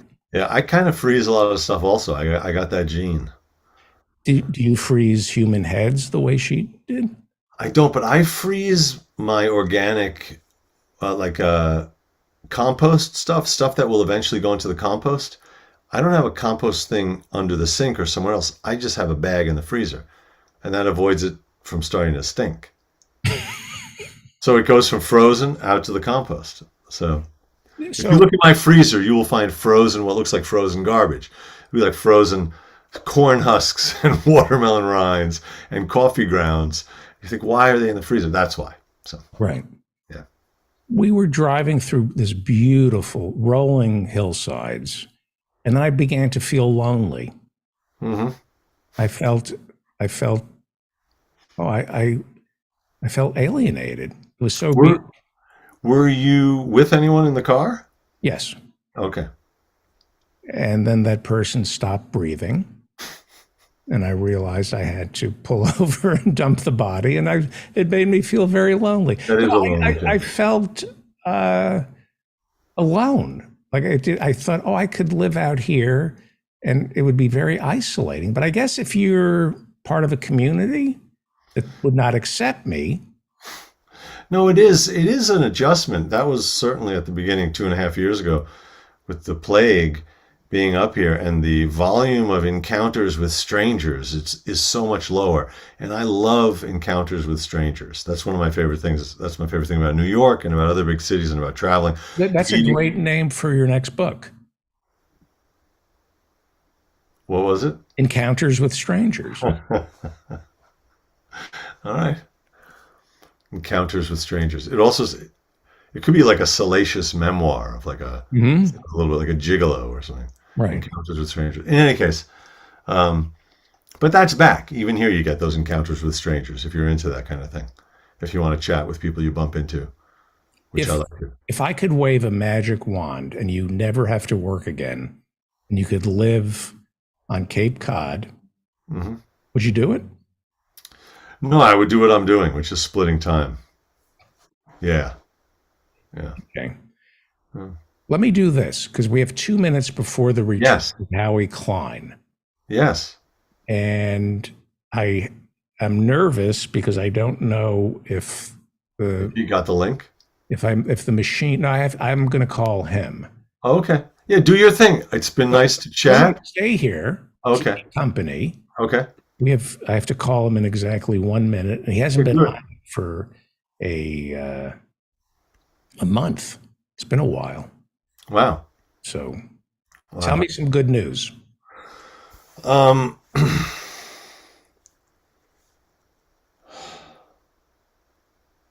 Okay. Is everybody on edge? Was that loud exhale? Yeah. Is everybody on edge right now? Or is everybody looking for a fight?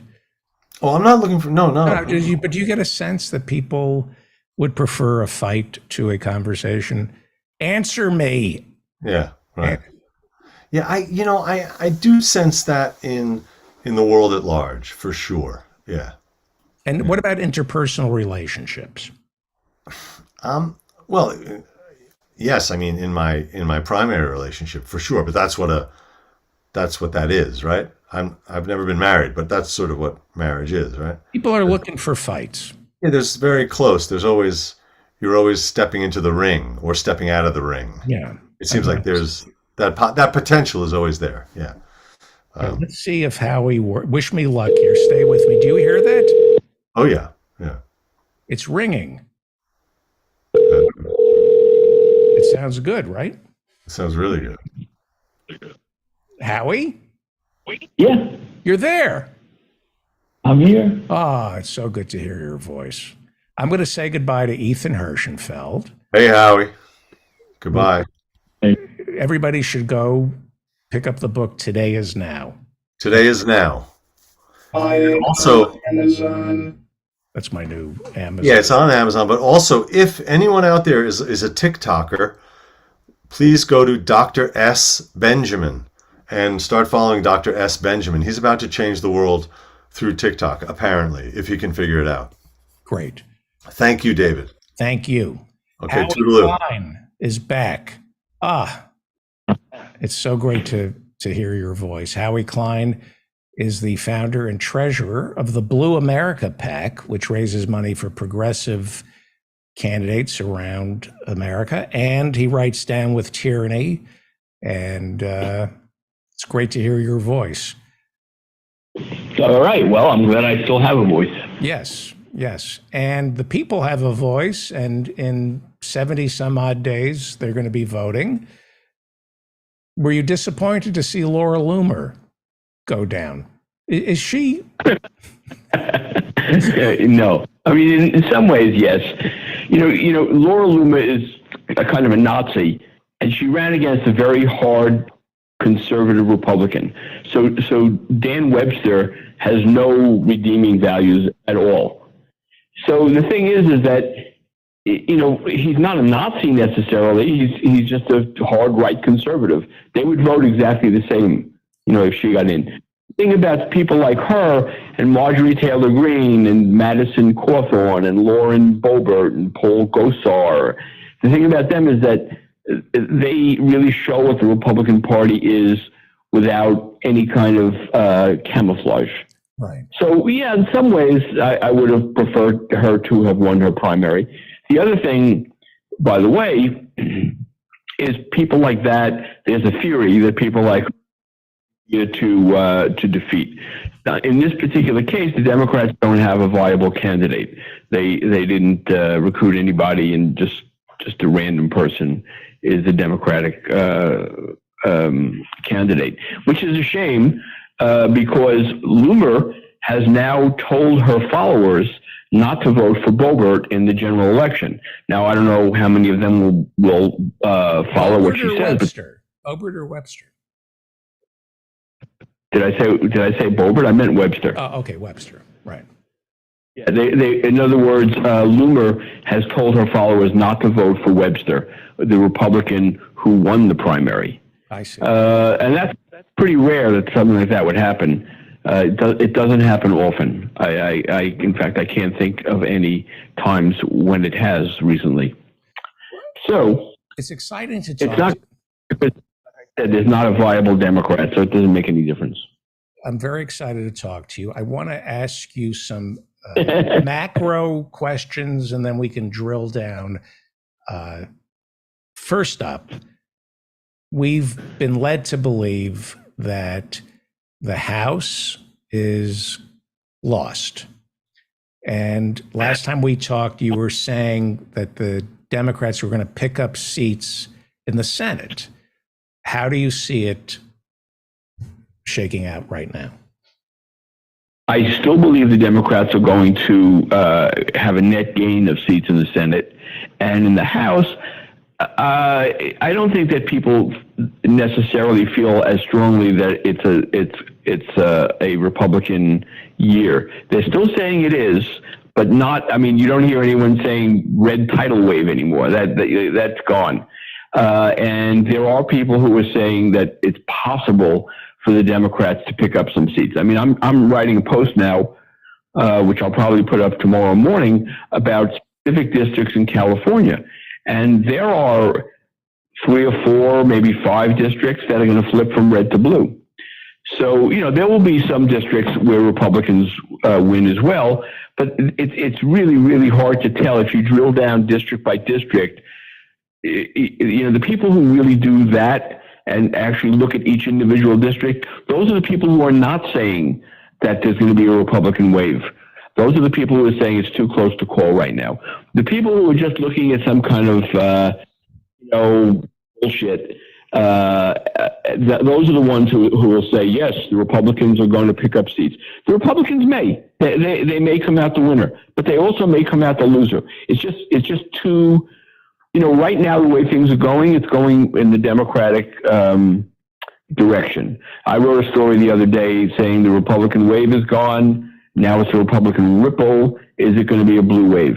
Wow. And I it'll be a blue wave, but it's if the Democrats pick up 2 or 3 net 2 or 3 seats, or the Republicans net 2 or 3 seats, that's kind of what I see happening now. Right. You've been pretty. I think on this show, the only thing you got wrong was Trump, I believe, but you usually do a pretty good job.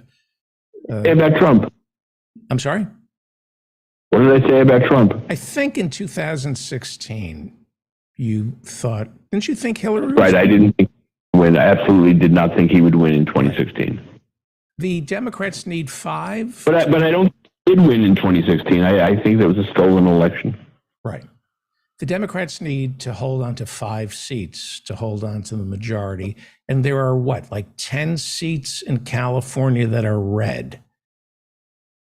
Yeah, well, some of those seats are going to the Republicans will lose. I mean, they're certainly going to lose Michelle Steele's seat. That's gone. Jay Chen will win there. That's an Orange County seat that is now I think D+4 or 5. They're going to lose Mike Garcia's seat up in Santa Clarita. That's gone. Although I will say that's a Democratic district now, very Democratic. It's a blue district. It would be hard for a Democrat to lose. But the Democrats nominated the one person who could lose the district. And she's a Republican who is pretending to be a Democrat. and she's awful. And there's no reason why anyone would want to vote for her except that they want to vote Democratic instead of Republican. So she may win, but if any Democrat would win that seat now, but she may be the one who loses it. She's so bad, and she's already lost there twice. Right. Abortion is on the ballot. Yes, absolutely. So that is going to bring out more female voters, I would assume, more Democrats. Going back to the California seats that I was just talking about, there's a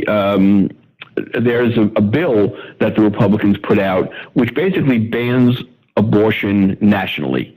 So in California and other blue states, they're saying, well, we'll protect the rights of women. But if a national law passes that bans abortion, it doesn't matter what the states say. It will supersede what the states say. And there is a bill that's on the table, H.R. 1011, and there were 7 Republicans who voted for it, including Michelle Steele, who, hello, if her opponent really pushes the fact that she has signed on as a co-sponsor to this ban abortion bill. I mean, it's a bill that says that from the moment of fertilization, it's not a fetus at that point, but whatever it's called, that thing has equal rights to any other person from the moment of fertilization. Wow. What is your sense? So Michelle Steele is a co-sponsor, and Mike Garcia is a co-sponsor. There were 7 Republican co-sponsors, 3 of whom are in very dangerous situations in terms of their districts turning bluer and having candidates that could beat them. So, you say it's on the ballot, and yes, it's on the ballot all over the nation, but there are in some districts in some states, it doesn't matter. The Republicans don't need moderates, they don't need Democrats, they don't need independents. There's enough Republicans to just pass, to elect radical members of Congress. However, there are lots of districts where that's not the case, where if a candidate can't build a coalition of moderate Republicans along with the crazy Republicans, they're going to have moderate Republicans, some conservative Democrats, and a majority of the independents. Those people lose. As you saw in New York State, that was a district that everyone thought the Republican was going to win. And right on election night, everybody was shocked. The Democrat won, and it was all about abortion. That's the whole game. And the Democrat who ran, this guy Ryan, I can't remember his last name, but he's a conservative Democrat, and he ran and he won. I mean, so people were voting for him just based on abortion. That was it. That was his biggest. He outperformed Biden, right? I believe he did. Yeah. Trump won the district in 2016 and barely lost the district in 2020. And now this guy comes along. It's a special election. So this isn't a primary we're talking about. This was a special election. And this conservative Democrat beat a fairly moderate Republican who did everything he could to say, no, I'm not part of this craziness. I'm normal. I'm sane. In a district that likes to elect moderate Republicans, and they didn't want to hear it. The voters didn't want to hear it. They don't care if it's a moderate Republican or a nutcase Republican. They're over Republicans. And there are a good 20 to 30 districts across the country that are just like that. They're all over. Right. And no reason why Democrats can't win a majority of those districts. And if they do that, they don't only save their majority, they increase their majority. In the fall, there's a rumor that Chuck Schumer is going to bring a vote on same-sex marriage, which I believe passed in the House. Some Republicans voted in favor of it. Is Schumer going to force votes on contraception, abortion? Yes. He is going to do this because they all got. He is. He's going to do it where he won't hurt issues that won't hurt his own members. So like, for example, the same-sex marriage bill, that's not going to hurt his own members. And, you probably read about this, the person who it's going to hurt really badly is Ron Johnson in Wisconsin. He's going to be forced to vote on this thing. He's damned if he does and damned if he doesn't. Right. If he votes for same-sex marriage, a lot of hardcore Republicans are going to get angry and stay away from the polls. And if he votes against it, there will be moderates and there will be independents who just get completely pissed off at him and decide they're not going to vote for him. Right. Is Schumer, again, you were the one who taught me to hate Pelosi and Schumer, by the way. You've been doing this show for 13 years. I didn't know. No. I think so. 13 years. Yeah, I think so. I was a young man. I hadn't been born yet. So nobody... You taught me to hate Pelosi, the DCCC, and Schumer. All that. You're breaking up. I don't know if that's going out just on my phone or over your air, but you're breaking up a little bit. Okay. I even mostly taught you to hate Schumer because I know him for a long time. And he's a hateful character. I usually, I have my problems with Pelosi, but it's not hate. Okay. So you may have, heard me saying some bad things about Pelosi and then turn that into hate. But I personally don't hate Pelosi. Okay. I'm not a fan, but it's not the same as with Schumer. Schumer's a corrupt. Well, they're both corrupt. Yeah, I hate them both. Sorry. All right. Can you hear me? Can you hear me now? I hear you. Okay. I hear you better now. The last time I spoke to you, I remember asking you, did you ever think Biden, Schumer, and Pelosi would be this bad? You're back on the show, and I'm going to offend my listeners by asking you, did you ever think Pelosi and Biden and Schumer would be this good in terms of politics? This good? Did you say this good or this bad? Good. I think you first said this bad, and then you changed it to this good. Don't you think in the past month, there's been a 180, at least politically, that they've done some things politically, not necessarily to help the American people, but to help the Democratic Party? They snatched victory, possibly victory, from the jaws of defeat. Perhaps? Perhaps, yeah. I mean, yes, they politically. So we're just talking about political strategy. Yes. They've done that well. So they passed this. God only knows what they promised to Joe Manchin and Kyrsten Sinema, but they managed to pass something that looks like they're doing something good, or even though they're not doing much. 2 years. And then they got that in Congress to go, even the ones who know better, to go around saying, look how wonderful it is, look how fabulous it is, and then the media repeats it, and it becomes a narrative. Even Bernie, who certainly has said what a piece of shit this bill was, even he has said, oh, but it does some really good stuff too. Right. I was reading about the pipeline through West Virginia. That's a disgrace. I mean, it's a disgrace. 2 years from now, when Chuck Schumer is campaigning for Kyrsten Sinema and Joe Manchin, and you're going to be screaming, and I say to you, but isn't that how the Inflation Reduction Act got passed? Didn't he make a promise to Sinema and Manchin? Isn't that how you keep the coalition going, by saying, look, in 2 years you're running for re-election. If I get your vote on this, you have my full support in 2 years? Maybe. Like people in Arizona care what Chuck Schumer says. Well, he's going to throw money. I mean, he has to. Well, yes, he will throw money. You're right. So when you're kicking and screaming that you can't believe Chuck Schumer or Nancy is. I can't say anything about Chuck Schumer. Like I said, Chuck Schumer and I went to the same high school. He was the same way then. Do you remember him? Of course I do. He was a valedictorian. He was, very smart, very disliked. He was a kiss ass and an asshole. And he was voted most likely not to get anything done. No. Probably, I don't remember, but he was probably voted most likely to succeed. He was a little asshole. He was he had the same personality. When he first ran for the legislature, he played around with the idea of being a progressive. Like, he started out as actual progressive in a very, very progressive district, my district. And he got his ass kicked by Wall Street right away. They beat the shit out of him, and he almost lost next time. And there's never been a progressive word out of his mouth since. I remember him being big on guns. Tell me about New York.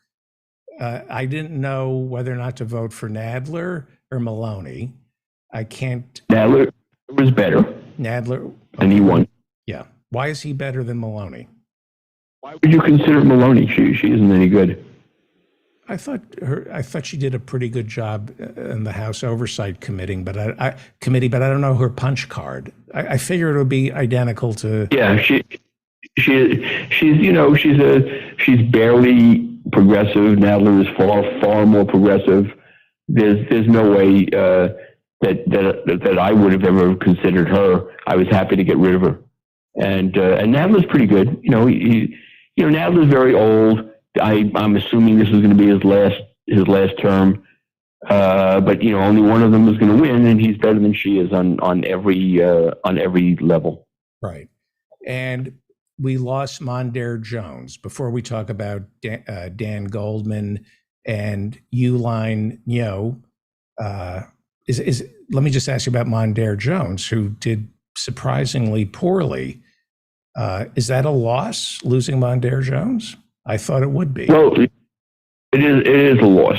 But he had nothing to do with that district, and actually he did better than the polls were showing. Like, polls showed him coming in 6th, 5th, or 4th, and he came in 3rd. So he did pretty well. Of course, what he did, unfortunately, was keep Uline from winning.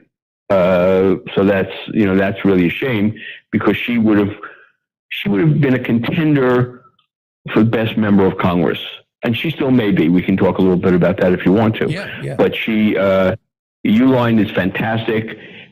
Mondaire is fantastic. What I'm hoping and I expect to happen is that Biden will give Mondaire Jones a good place in his administration, and because he's really, really good. He's very smart, and we need him in the public sphere, and hopefully he'll be able to run again somewhere else. But he should have stayed and fought, I should say, when Sean Patrick Maloney kicked him out of his district. It was really, really, I thought, craven of him. Now, the good part is that Maloney tried to kick him into the next district, which is Jamal Bowman's district, and heroically, he said no. He said, I'm not going up against another progressive black man, so forget that.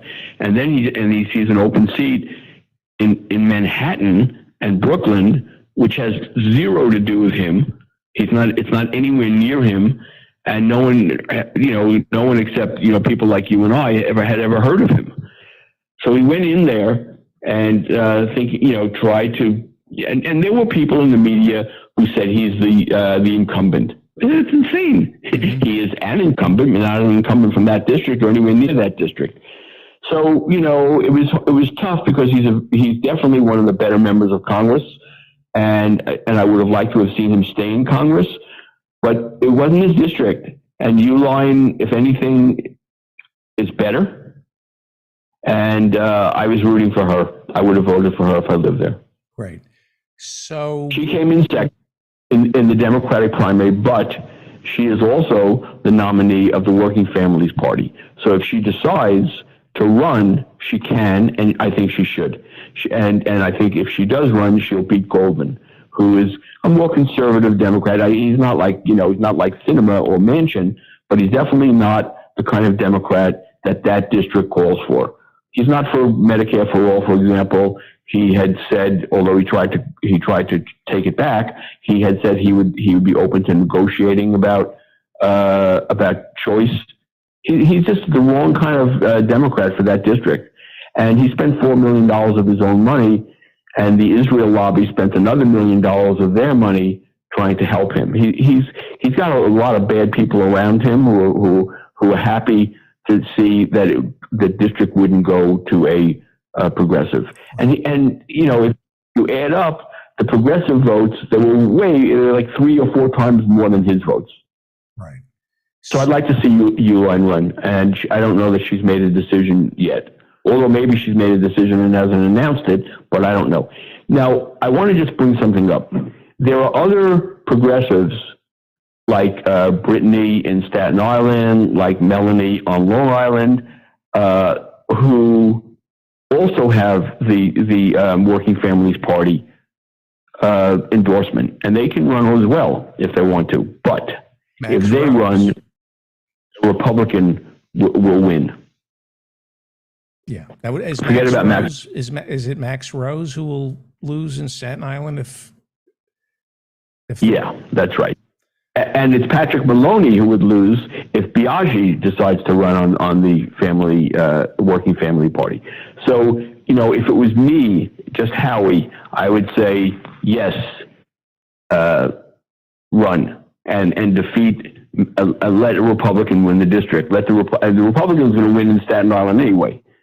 So let it happen. And you know, chances are Sean Patrick Maloney will win in the district he stole from Mondaire Jones. Chances are he'll win that district. But if Biaggi ran on the Working Families Party, he would lose, and a Republican would win. And you know, fine, let it happen. I don't remember. I'd be. However, the point that I'm making is that in the 10th district, the one in Manhattan and Brooklyn, it doesn't matter if Uline runs. Either she'll win or Goldman will win. There's no Republican that's going to win that district anyway. It's like D plus 49. There are no Republicans there. So she should and should do it. And I think she's going to. When I was a kid, Mario Biaggi, the grandfather, I don't remember him. I remember him being a Democrat, but not progressive, right? Wasn't he a more conservative Democrat? Yes, he was an establishment Democrat. Right. But that didn't really have much to do with her. She's very, very progressive. Before we turn to Trump, Rachel. Trump. How did you have no discussions of Trump while I was out fighting thyroid cancer? We didn't talk about, seriously, I figure you can get a Trump conversation anywhere. So I try to limit it on the show because you just need to turn on MSNBC if you want to hear about Trump. But is it your sister who wrote the piece over at Down with Tyranny? The last name Klein? No. Helen Klein went to college with me. She's an old friend. She was an old friend from college. We've stayed very good friends. Her husband is a close friend. He went to college with me too. So we're very, very, Roland and I are very, very close with the two of them. We go on vacations together sometimes. And she's a political fanatic. And Michael, her husband, doesn't want to hear it anymore. So she calls me and rants and raves to me. And sometimes I'll just say to her, why don't you just write a post? And occasionally she does. Right. Like the one that you're talking about. So she wrote a piece about Mar-a-Lago and the intelligence documents. Is this another Tom and Jerry where we think we caught the mouse or do you believe what some people are saying?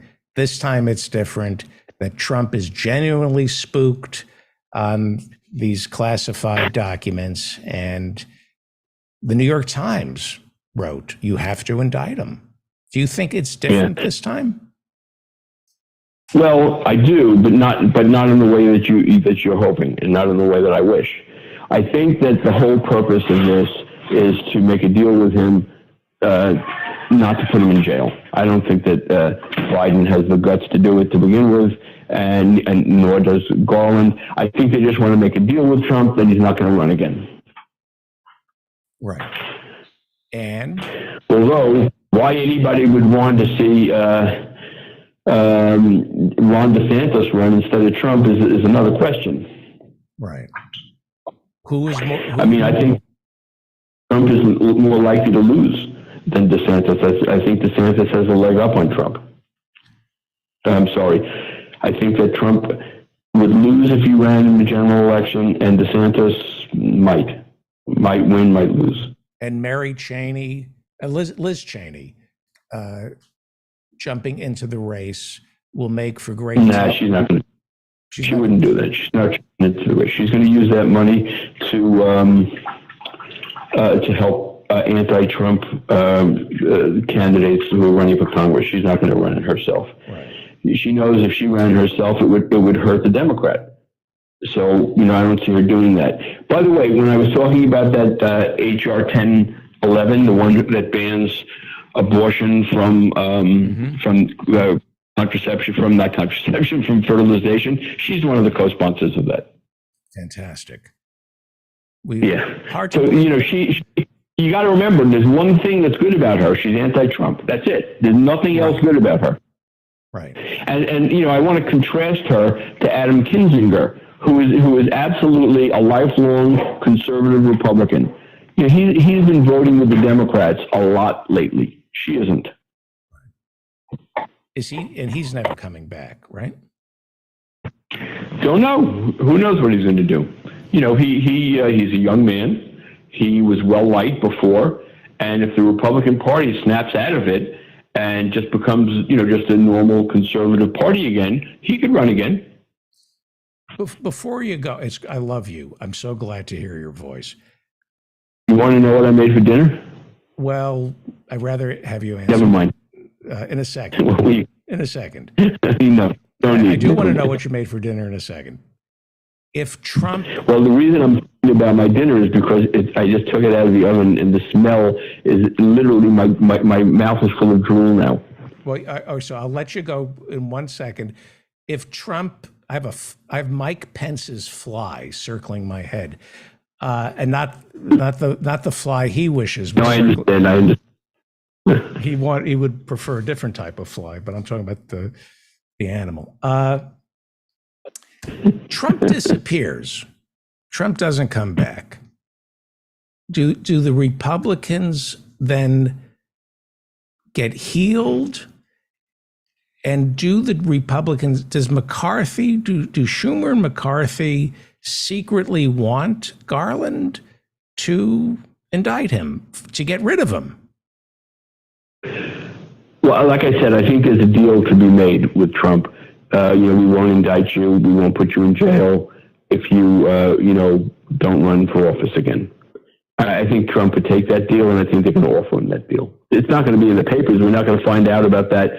I think in 75 years we'll find out about it, but not sooner. And McCarthy and McConnell would like Trump to go away, right? Well, I'm sure they would. Certainly McConnell makes no bones about it. McCarthy pretends to be enamored of Trump, and I think it's pretending, but I don't know. Who knows with McCarthy? He's a piece of shit. He always has been. Okay. Political violence? Are we looking at political violence? Yes, we are. Hopefully, the police and the army will, stay institutional and they're not going. And if there's a riot and violent Trumpists go wild in the streets, hopefully they'll shoot them down. But I think they should shoot the legs. As horrible as McConnell is, he does not want political violence, right? Of course not. Of course he doesn't. Okay. Absolutely.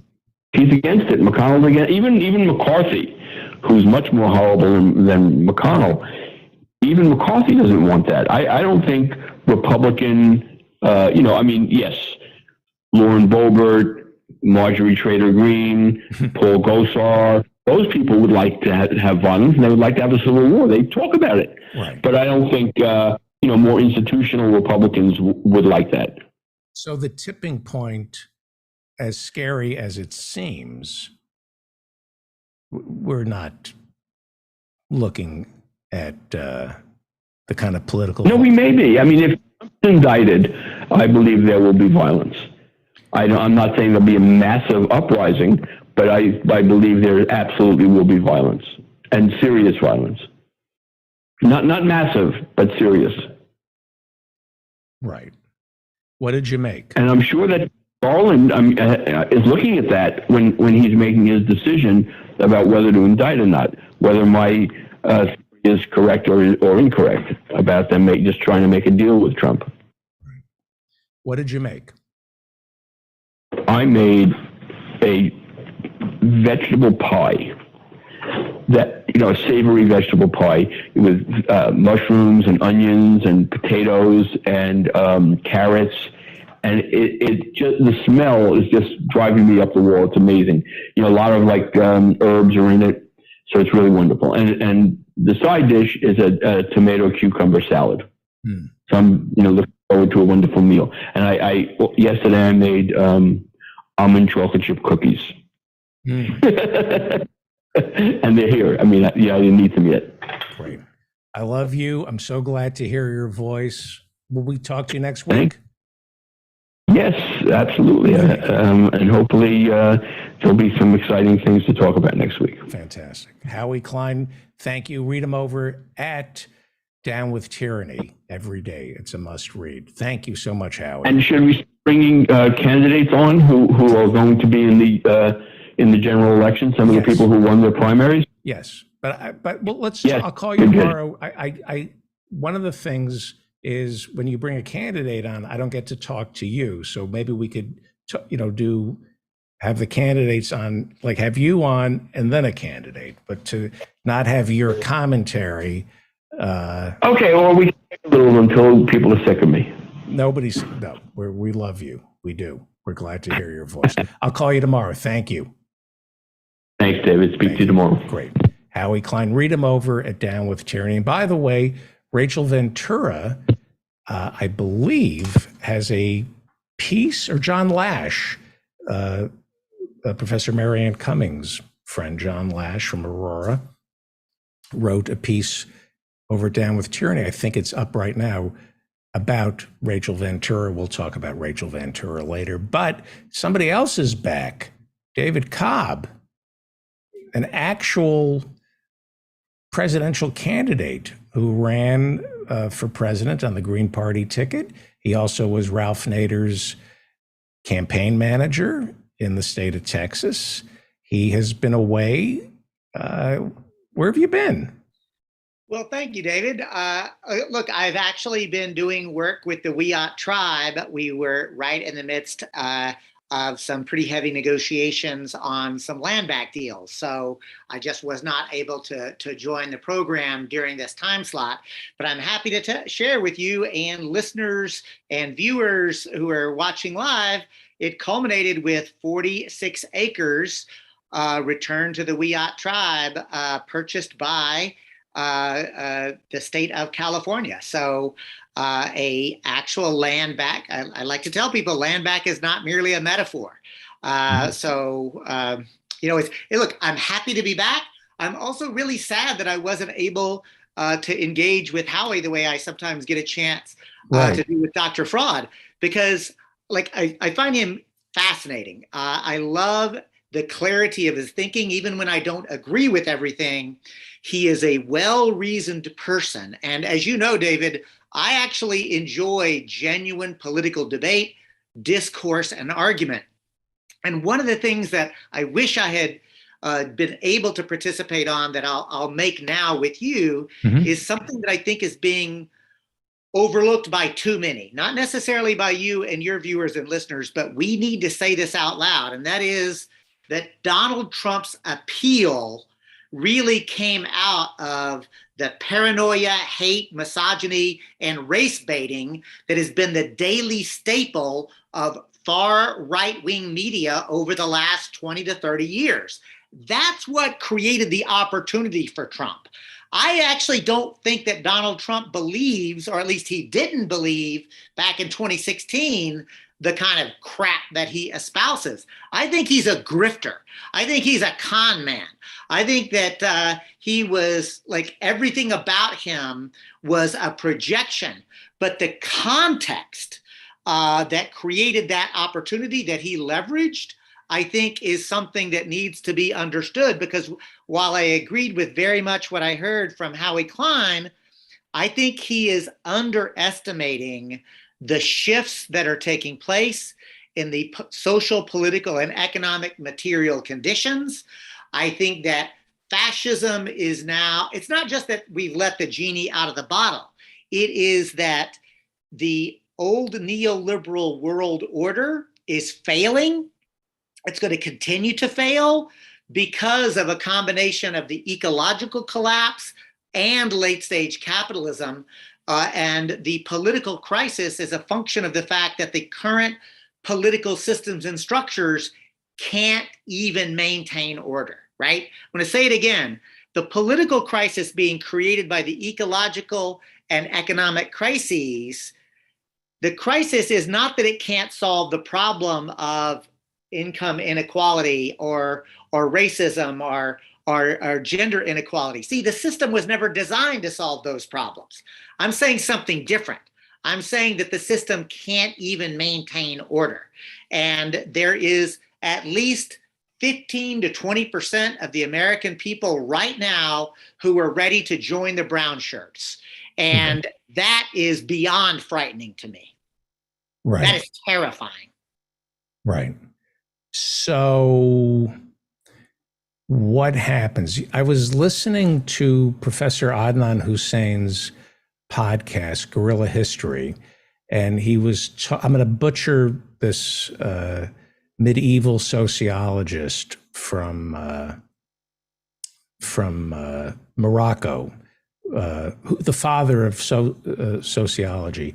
He wrote, I think, in the 14th century, Professor Hussein was talking about this, that the people who came down from the mountains in Morocco were always able to take over for 4 generations because they were isolated and they were a group and they had an identity, and it was very easy for them to seize control in an urban area where identity had melted away, because the more you interact with people, you stop blending in.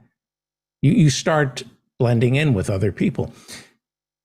What we're up against is that 14%. What was the number who are going to go brown shirt on us? I think I'd say it's probably 15 to 20%. That's enough. Yes. To get everything you want. If you want it that badly in America, and you have that identity, that group identity, you can get the whole enchilada.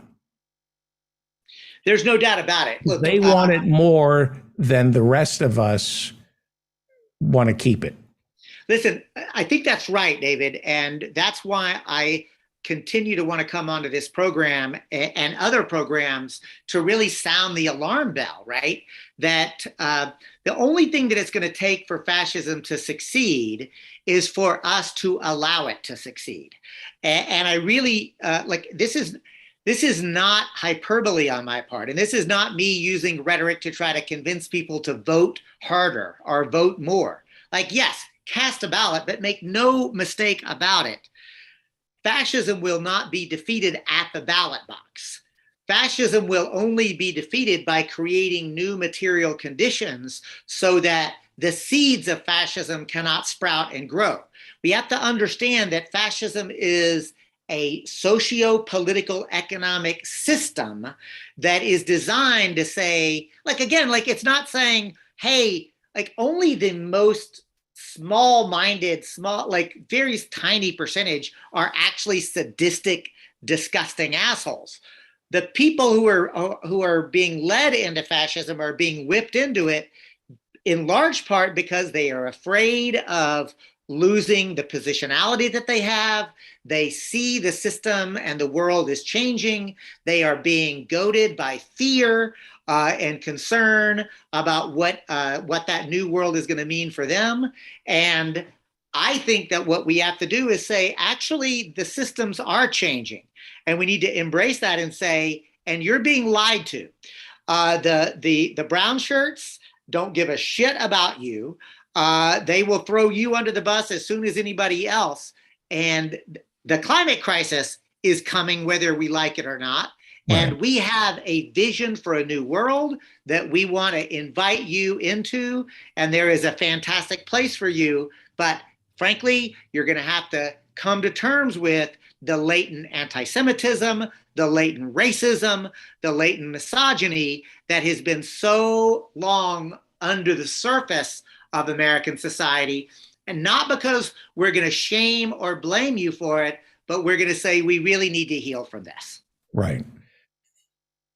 Because dialectic is always better than an echo chamber. Yeah. Climate change. Is climate change actually a gift to the neoliberal world order, in that when you have the kind of catastrophe we're looking at in America, people are going to want law and order. They're going to fear looting. They're going to want the National Guard to step in. And it's enough of an emergency for the neoliberal order that controls Washington, D.C., to invoke all the emergency powers the executive branch has given itself. Listen, the short answer to the question as you framed it is yes. Right? Like in fact, take a look at how liberals are falling over themselves to congratulate themselves for the Inflation Reduction Act. Right. The reality is, like, look, is it better than not doing nothing? Yes. Is it enough? No. And I think that this is actually part of the problem with the liberal approach to failing to understand what the bigger systems at play are.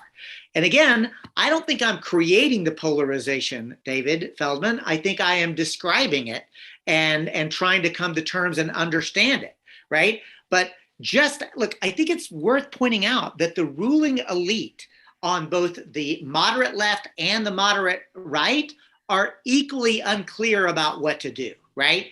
And you and Howie touched on this a little bit. Like, is DeSantis better or worse than Trump? Well, it kind of depends, right?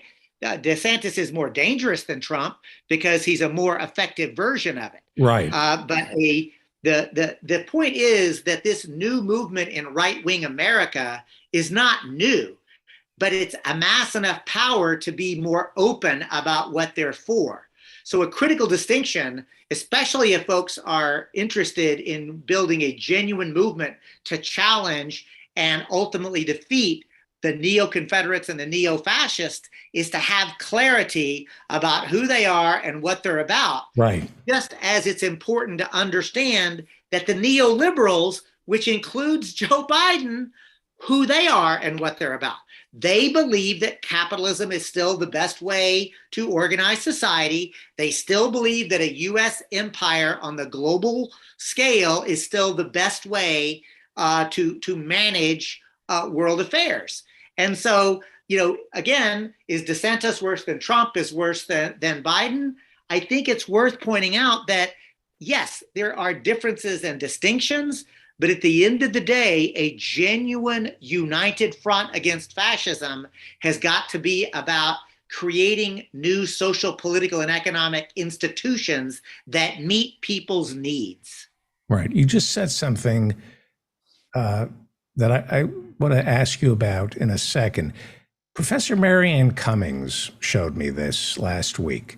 This is Congressman Jim Banks coming out against, he's a Republican, obviously, probably should be indicted for January 6th. This is what he tweeted out after Joe Biden said he was going to forgive debt. And it just blows me away. He writes, student loan forgiveness undermines one of our military's greatest recruitment tools at a time of dangerously low enlistments. You just said it's out in the open. Is it, because that's what I've been saying to myself, like, has it ever been this honest? Have the Republicans ever been this honest about who they are? No, they've never been this honest. And the fact that that actually gets out there and most folks don't even look, 10 years ago, just a decade ago, anything like that would have been the end of anybody's political career. Right. Now it's a friggin' talking point. Right. Like, we have to be clear, this is not your father's Republican Party, to paraphrase the old, what commercial was that? General Motors? Something right? like that. Something, yeah, but the point is, Oldsmobile, right? This is not your father's political Republican Party. This Republican Party, and again, the number of never Trumpers is within the leadership of the Republican Party is virtually they almost don't exist now, David. Like, Trump has been winning the primary after primary after primary. And just as, and I'll say it this way, just like a true leftist thread within the Democratic Party is virtually non-existent, right? This is why I'm terrified, because I don't see anybody in the leadership of the Democratic Party who understand what is actually at stake or at what's actually at play. This election coming up, how dangerous could it get? Listen, it's going to be very dangerous. Commonplace now. Like Laura Loomer, who lost to this guy Webster in the Republican primary, refuses to concede. It starts with Trump, and now once one person does it, it gets easier and easier to refuse to concede. So how ugly can... But that's the point. We're not going to defeat fascism at the ballot box, but it is still a front of struggle, right? Like, we should still engage it, but we have to be very clear that fascists do not respect elections, period, full stop. You know, David, I'm old and broken down now, right? But in the 80s, I was actually a promoter of alternative rock shows, which included punk shows. Right. So you should. That's Howie Klein's career. Is that right? I was in Houston, Texas. I was the local promoter at venues that would bring, crowds of say 200, 300. Right. So, but I was the local promoter, but I did people like, the Dead Kennedys, and I did Dirty Rotten Imbeciles. Like, look, I did thousands of bands. Howie Klein ran 415 Records out of San Francisco. Oh my God. So I was in Houston, Texas at Power Tools, Numbers, BFD Productions. Now that I live out here, I've met some of the folks who were at Gilman Street and a couple of these other places. So Howie and I are probably, 3-4 people removed from knowing each other. I'm not making this up. He was not best friends, but close friends with Joe Strummer. He brought the Clash to America, and the Ramones. Wow. He brought the Ramones to America out of Astoria. You mean he brought the Ramones to San Francisco, perhaps? Yeah. Then he ran Reprise Records and Warner. I mean, he really moved up. Oh, wow. Yeah. So. But he said to me, he learned politics by promoting rock bands because it's all grassroots. And go ahead. He's so right. Look, what the thing about especially the up and coming artists, look, everything is politics. Let's be very clear about this. That's why you often will hear me make the distinctions about electoral politics versus politics. Like, what you choose to eat is a political decision. What conversation you have is a political decision. And in the small world of small time bands getting who gets to go on, what they're like, all of it is politics. But the thing that I would love to talk to Howie about, and I will share with you and your listener viewers, and that is this. I learned about fascists and skinheads because they were, just as they were right-wing fascist white nationalist skinheads, there were punk skinheads, right? That were explicitly anti-fascist. If you want, I could bring on one of the founders of the Minneapolis Baldies, which was literally what became anti-racist action. It was black and white skinheads who were literally brawling in the streets of Minneapolis to fight back against these white nationalist skinheads. And in Houston, Texas, at these shows, David Feldman, I experienced it. And that is at a venue like where skinheads exist. When the fascists showed up, one of two things always happened. One, you drive them out, or they drive you out. There is no negotiating with fascists. There is no reasoning with fascists. There is no agreeing to disagree with a fascist, right? So this is the difference. Like, I don't use that word lightly, but I use it because it is a powerful way to describe it. Like, there is something different happening in this country. It is qualitatively different. And this idea of simply not conceding an election because you don't like the results, that's something that, with all my disgust and disagreement with Ronald Reagan would never have done that. Even George Bush would not have done that. Dick Cheney would not have done that, right? There is something fundamentally different that's happening now, and I don't think enough people are coming to terms with it. So Dr. Harriet Fraad just joined us. Your comment on that, please? Well, I think there is something different. I think that there is the empire is falling. The American dream no longer exists, even for white people. That was never true for Black people or brown people. But now, for the white working class, the whole white blue-collar workforce is screwed.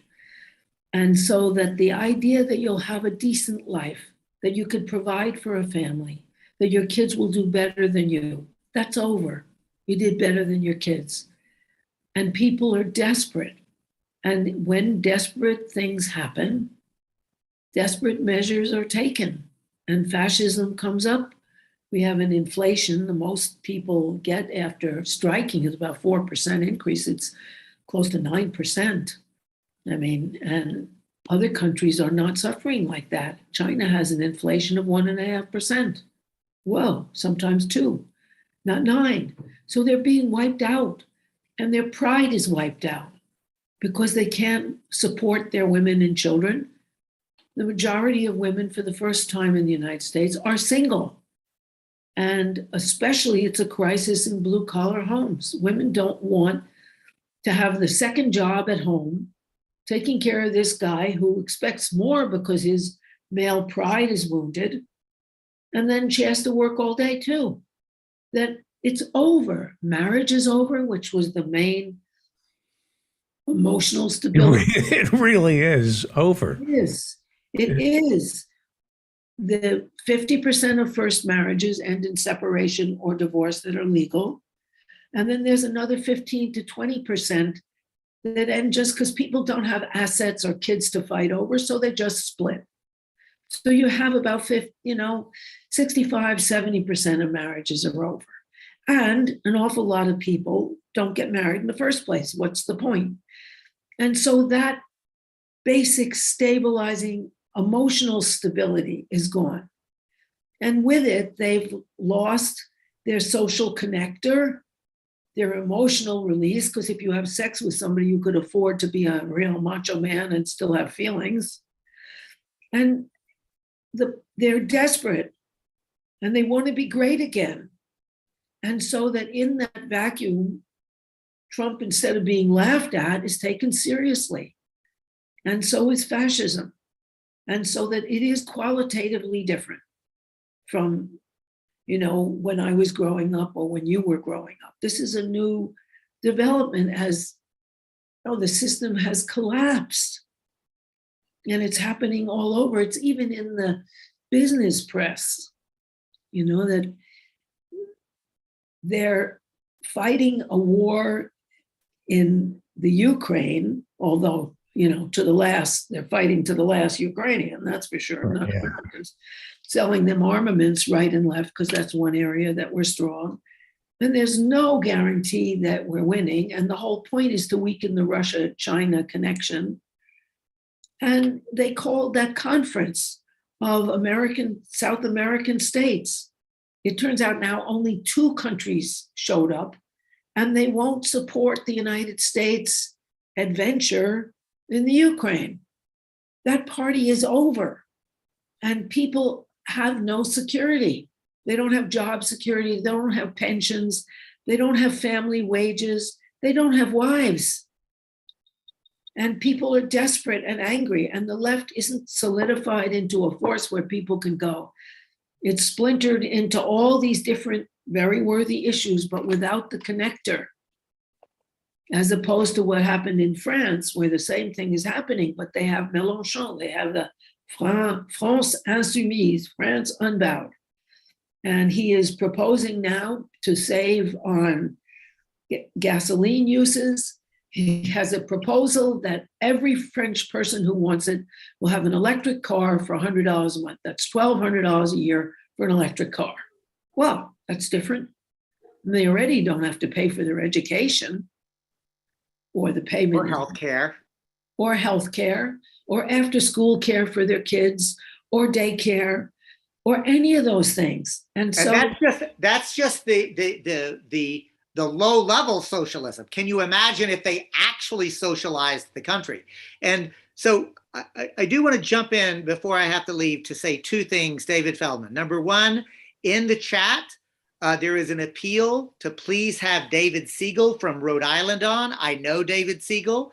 I'm going to admit David is a former Green Party person who is now running in the Democratic Party.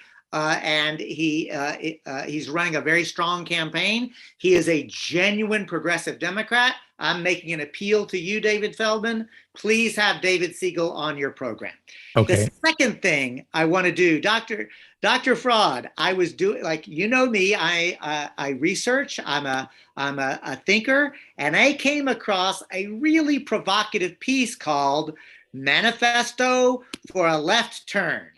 From several years ago, and it was fascinating reading. It was from the 15th Street Manifesto Group. Oh yeah, I was part of that. Yeah. Dr. Fraud was one of the authors. Yes. Wow. And I really would love to circle back with you and say, because I was reading this and thinking, this is brilliant. Like, did anybody, like, what kind of splash did it make? And like, what can we learn from it now? And I literally would like to say, Dr. Fraud, we should revisit that. Like I think that like y'all just may have been a decade ahead of where the rest of the movement and people are, but I feel like this is worth talking about. Yeah, I do too. Let's talk about it on the show next week. Terrific. Before you go, David Cobb, before you go, and Dr. Fraud, I have a question. By the way, Dr. Harriet Fraud joins us. She is a hypnotherapist. She is a psychologist who treats patients through the prism of the class struggle we're forced to live in. And she hosts It's Not Just in Your Head, Capitalism Hits Home. She has a radio show on WBAI here in New York, Wednesdays at 2:30. We'll plug all that at the end of this segment. So I have a question, because I said at the top of the show, I was going to ask you about this. And as if nobody has anything better to do in California, where David Cobb lives, Saturday in Modesto, there was a National Straight Pride Coalition march. right? It's their third year in a row, and it got a little violent because the 200 members of the LGBTQ community came out in support of humanity. These are the Proud Boys were there. The National Straight Pride Coalition speaks for heterosexuality, the nuclear family, Western civilization, Caucasians, Christianity, and nationalism, everything we love on this show.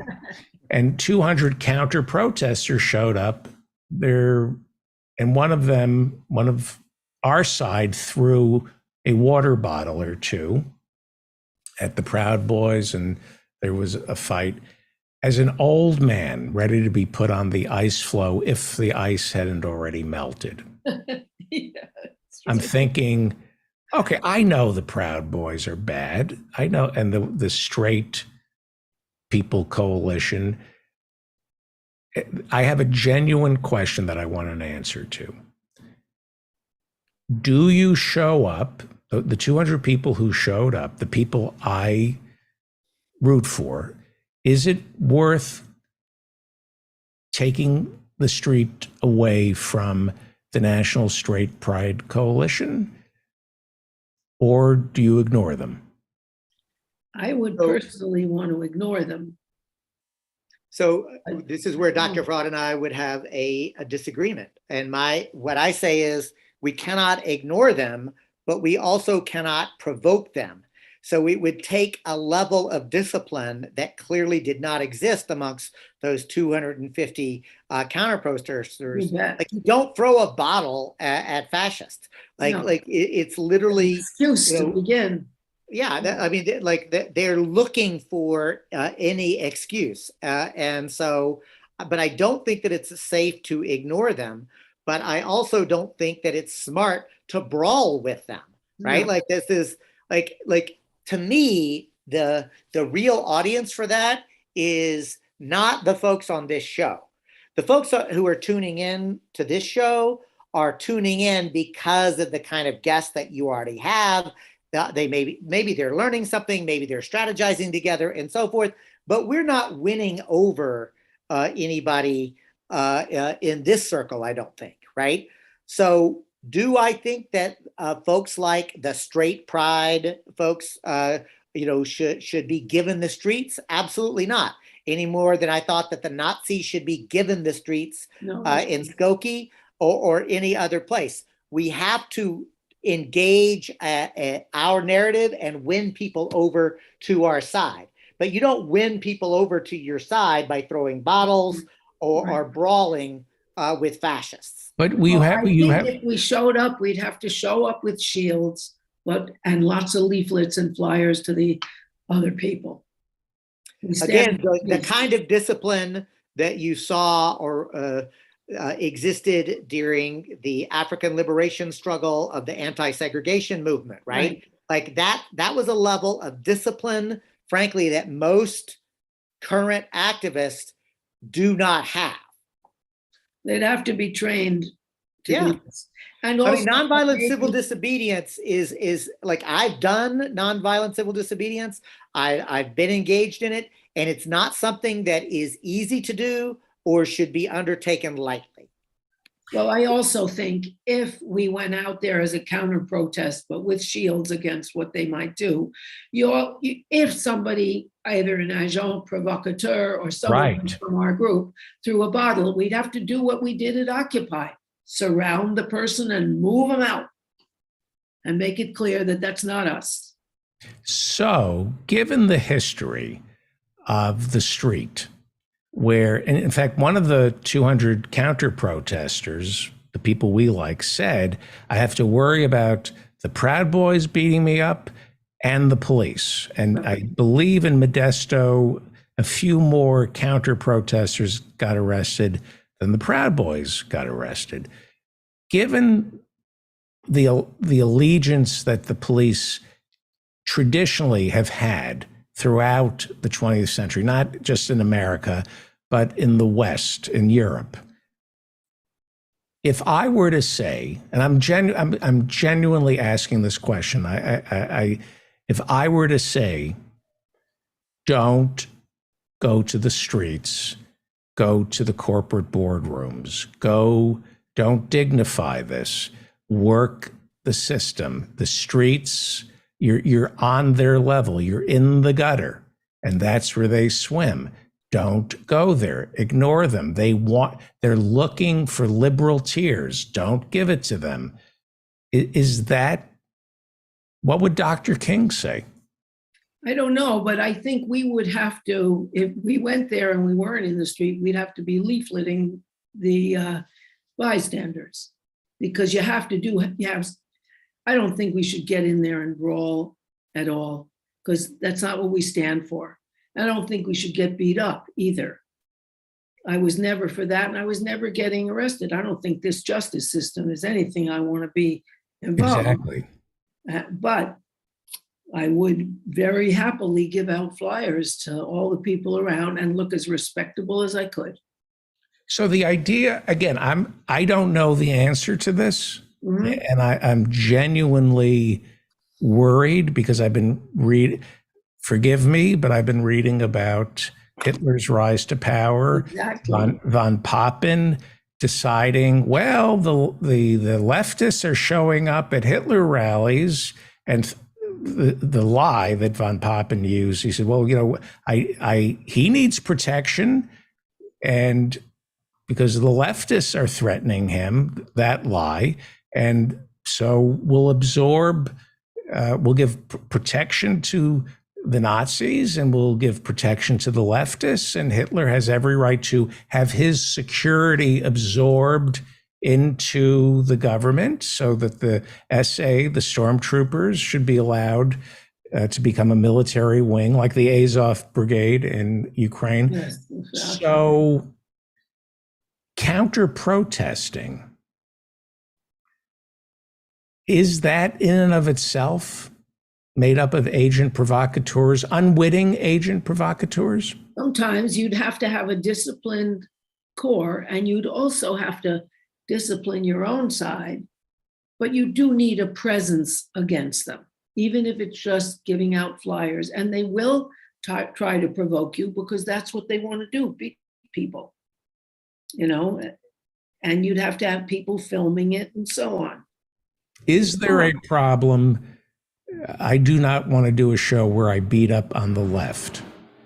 That's not what I want. That's not what I want to do. I ask that the left have clarity, focus, and purpose.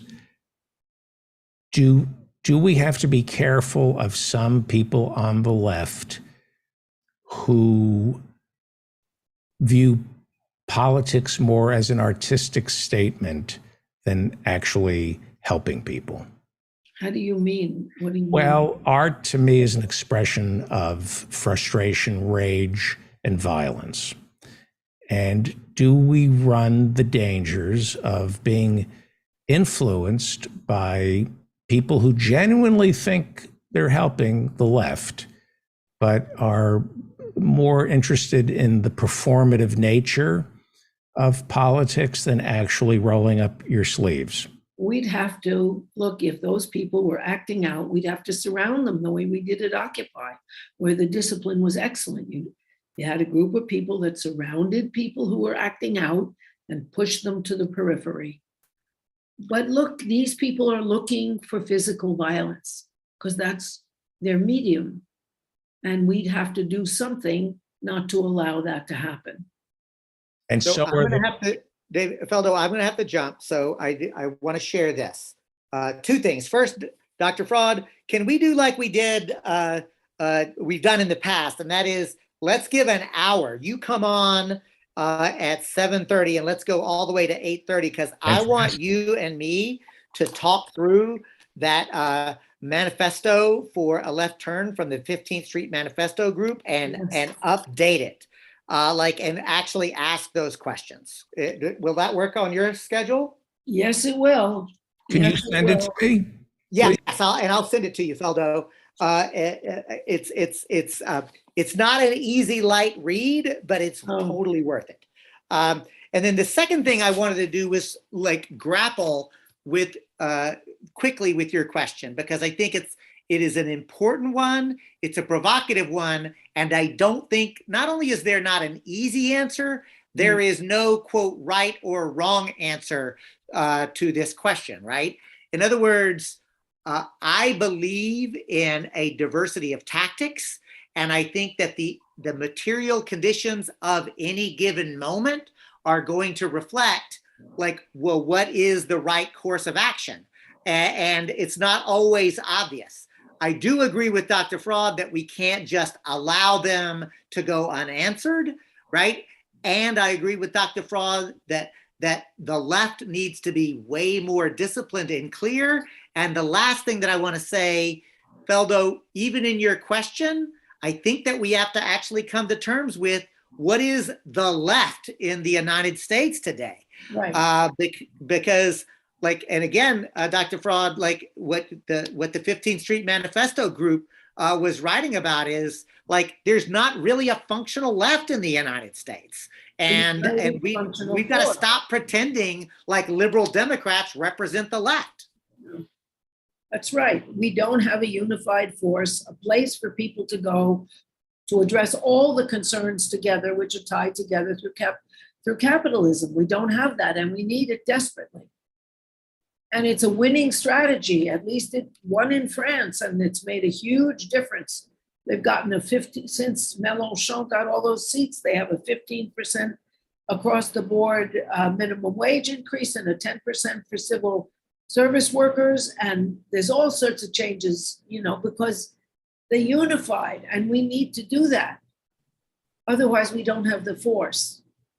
And they do. They're much more united, the right wing. And they have their nut jobs, acting out for them, like Marjorie Taylor Greene or Dr. Oz or whatever else, and Trump.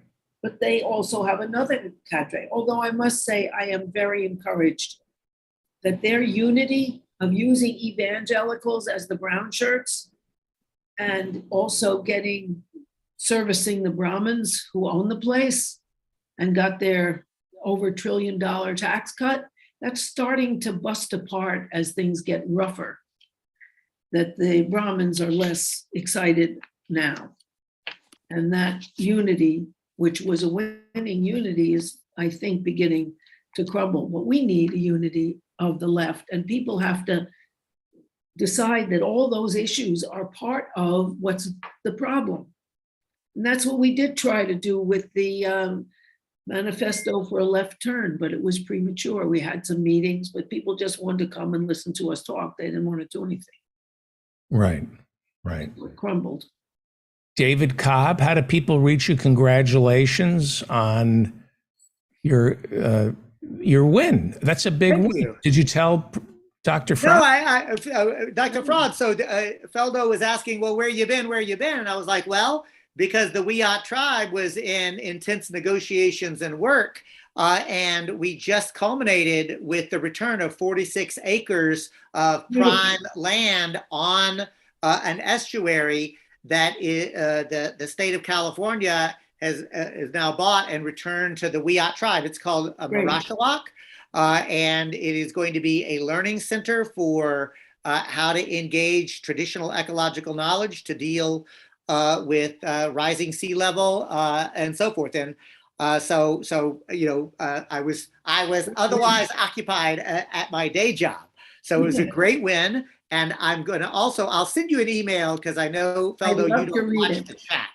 But what I just dropped into the chat is, again, I found this essay on Manifesto for a Left Turn because, look, I say it all the time. I study movement history and theory, not so I can be a really good, effective, left-wing Trivial Pursuit player. I study history and movement theory because I want to win. And I found this piece and I read it. And the more I read it, the more excited I got. And I actually thought that it was written today. Right. And I was like, yes, these people get it. And then I went to look at it and I saw Dr. Fraud's name. And then I looked a little deeper. I was like, oh my God, what was this, like 10 years ago? 15 About 10 years ago. You know, and the thing is, they predicted all of what's happening now. And I'm not being sycophantic. I think that they were just ahead of the moment, right? But the moment is here now. I think this deserves a wider read. I've dropped it into the chat. I'll send you an email with it. But folks, if you like Dr. Fraud and I are going to come back next week, next Monday. It's Labor Day. Are you still good with that? David, is that okay? What else am I going to do on Labor Day than labor? So we're gonna spend an hour on the Manifesto for a Left Turn. Bye, y'all. Right, Bye-bye. Thank you. Great. Dr. Fraud, can you do Labor Day? Yep, I just wrote it into my book so that I have it there. I owe you a debt of gratitude, both of you. Thank you. Let's talk about forgiving that debt of gratitude. That our student loans have been, we think, unless the Supreme Court digs their tiny claws into it, it looks like anywhere between $10,000 and $20,000 worth of student debt is going to be forgiven. Right. What are your thoughts on that? Well, my thoughts are that the average debt for our students is $37,000, between 35 and 37, and that if you have grad school debt in addition, it's more like $80,000, and that look, that's a good token gesture, but it doesn't touch the problem, because the problem is that as the tax burden has shifted to the bottom and out of the top, so that, you know, even what's his name, Warren, the guy from Berkshire Hathaway, Warren Buffett. Warren Buffett says his secretary pays a higher tax rate than he does, and Trump brags he didn't pay any taxes, and Romney said I paid 13%. Hello, where, you know, someone with minimum wage pays about 30%, whatever. So that the states that used to have reasonable low tuition for state schools, that were some excellent schools, like University of Wisconsin, excellent school, University of Michigan, they now cost over 300 times more than they used to. And so that people, in order to get a college degree, which is a prerequisite for often a decent job, are in hock. And that means they can't take risks, they can't do jobs they believe in and want to do that don't make as much. And it means without a decent credit rating, they're finished. They can't establish anything. And they are the average. They can't rent. They can't rent. They have to have somebody else to co-sign. And we are the world leaders in the developed world in this. I mean, France, if you're an undergraduate, it's 170 euros. So it's maybe 200 and something dollars. And if you're getting a master's, it's 343 euros, or a doctorate, 380 euros. Canada, which had 2 weeks of solid student strikes when they tried to raise it more, charges more. For undergraduate, the average in Canada is $2,907.714, so about $3,000. The United States, it's $22,005. Well, on average, what are we doing? And for a master's in Canada, grad school is $13,437 a year. The US is $21,900 something. So, whoa. And in Germany, education is free, as it is throughout Scandinavia and Holland and so on. So we're really taxing our people out of existence, because it's a pay-to-play system, and they have managed to evade taxes. They had that $1.7 trillion tax cut for the overwhelmingly and for the top. And so that states are starved, and they raise tuition rates. And so Americans are in trouble. We can't compete intellectually if we don't educate our people. And that has changed radically. When I was in school, first of all, many of us got National Defense Education Act fellowships, which paid you $5,000 a year. Equivalent is about $35,000 a year now. And it also paid all your tuition. Nobody had to pay for grad school. You always could get some kind of fellowship or another. This is an obscenity. And so I think that's why this capitalist society is falling. People can't get ahead. People can't compete. The average time it takes to repay your debt is 20 years. What are you doing? You're handicapping your population for 20 years, unless they happen to have parents who could pay. And so that, this is part of this empire's collapse. And even though in the Ukraine, we are engaging Russia and fighting to the last Ukrainian, not us, and selling and giving them armaments, it's just futile. And the Americans are so passive while billions, 40 billion has been sent. We need that. We need that for free education, for childcare, for elder care, for health care. It's just a collapse. And I think that people now are desperate. They're lonely, they're desperate. Every indicator of social misery is up, whether it's suicide or homicide or shootings or eating disorders or anything else. Right. Drugs. Why isn't America moving as far to the left as it should? I'm not talking about the government, I'm talking about the people. The people, I think that in the 1950s, when America really was king of the world, the only surviving developed economy after World War II, they crushed the left. They made communism a treason. They made socialism fellow travelers on the way to communism, and they made the left suspect, kicked them out of the unions. So we now are beginning to understand class, and people are realizing there's an employer class and two classes and an employee class. And the employee class has to fight back and join the union. But this is this new big surge. We're way behind.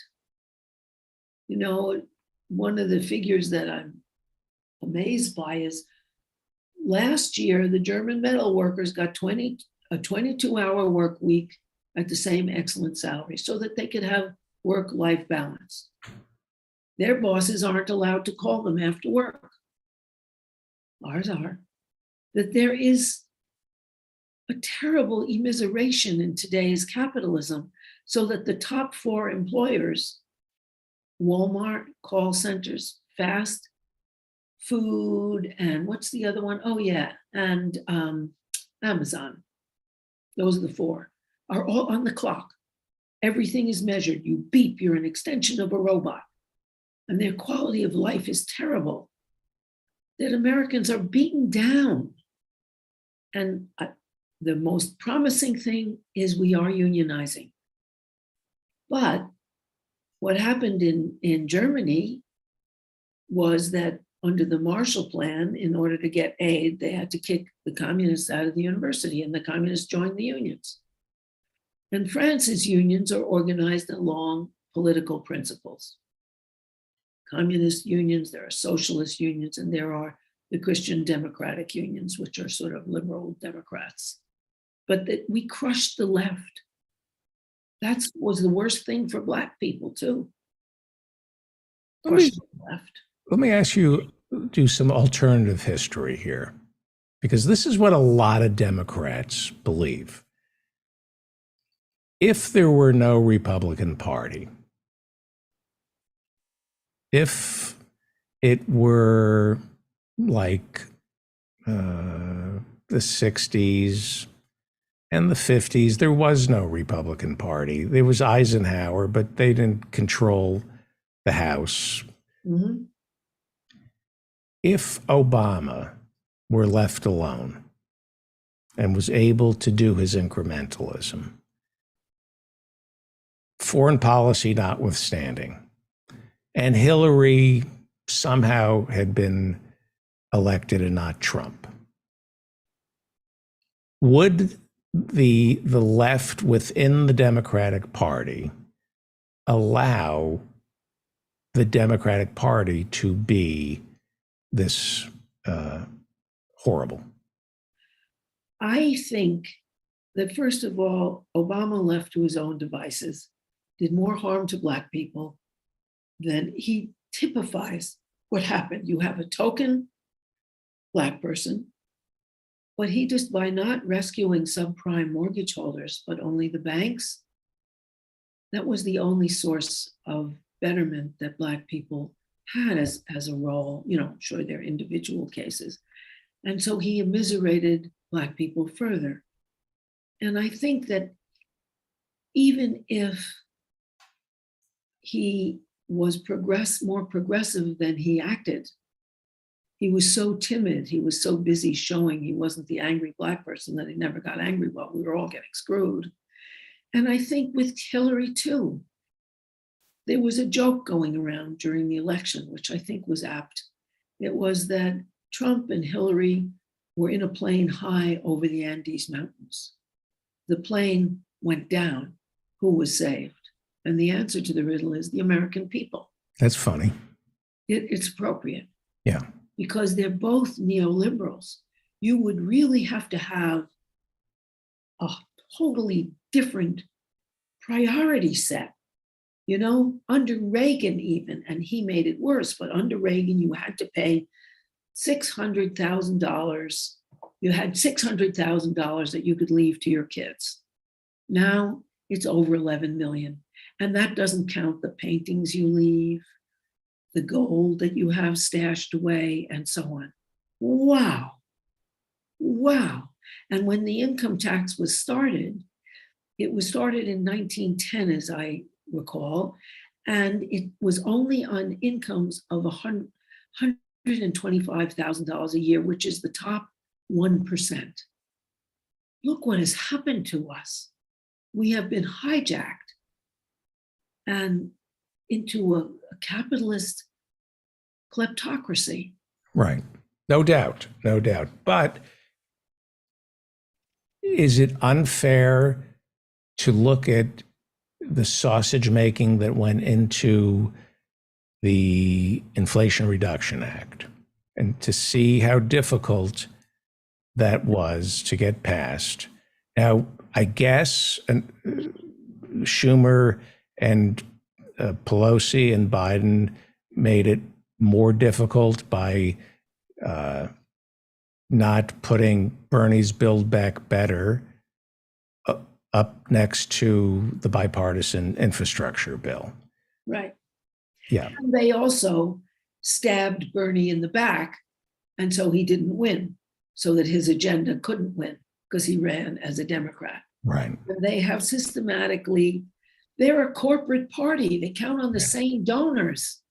And They sabotaged yes, Bernie's Build Back Better, and they turned it into fumes and called it, and they call it the Inflation Reduction Act, which is reduced inflation at all.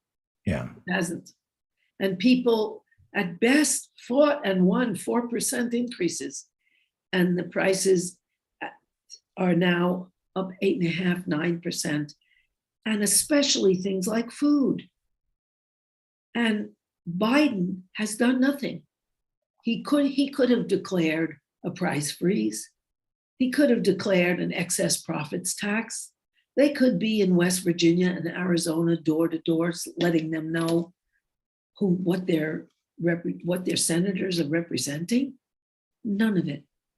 The Republicans fight to, bite you in the jugular. The Democrats, they don't. It's a different thing. And they are corporate. And they have the same corporate sponsors. And so they never get too rough, Right. And that's why. Dr. Harriet Fraad is the host of It's Not Just in Your Head and Capitalism Hits Home. Who do you co-host these shows with, please? Well, Capitalism Hits Home, I do myself. And It's Not Just in Your Head with Liam Tate and Ikoi Hiro. And the radio program is Interpersonal Update. And it's 2:30 on WBAI when WBAI is actually broadcasting. And it's back. They fixed the tower. It's back. Oh, the tower's back. Yes. That's good. So are the programs.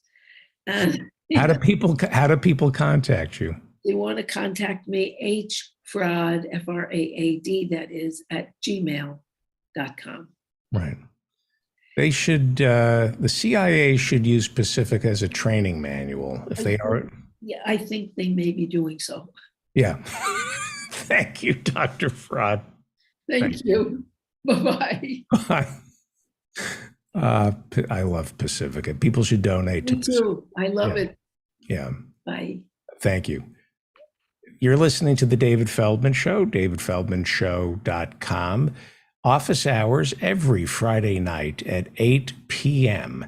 And if you would like to attend office hours, it's this amazing community of activists and professors, teachers, musicians, artists. We gather starting at 8 p.m. every Friday night.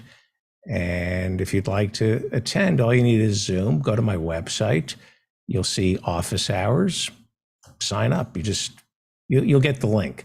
And while you're there, sign up for my newsletter. One of the people who teaches at office hours is Professor Jonathan Bick. He teaches 2 classes every week.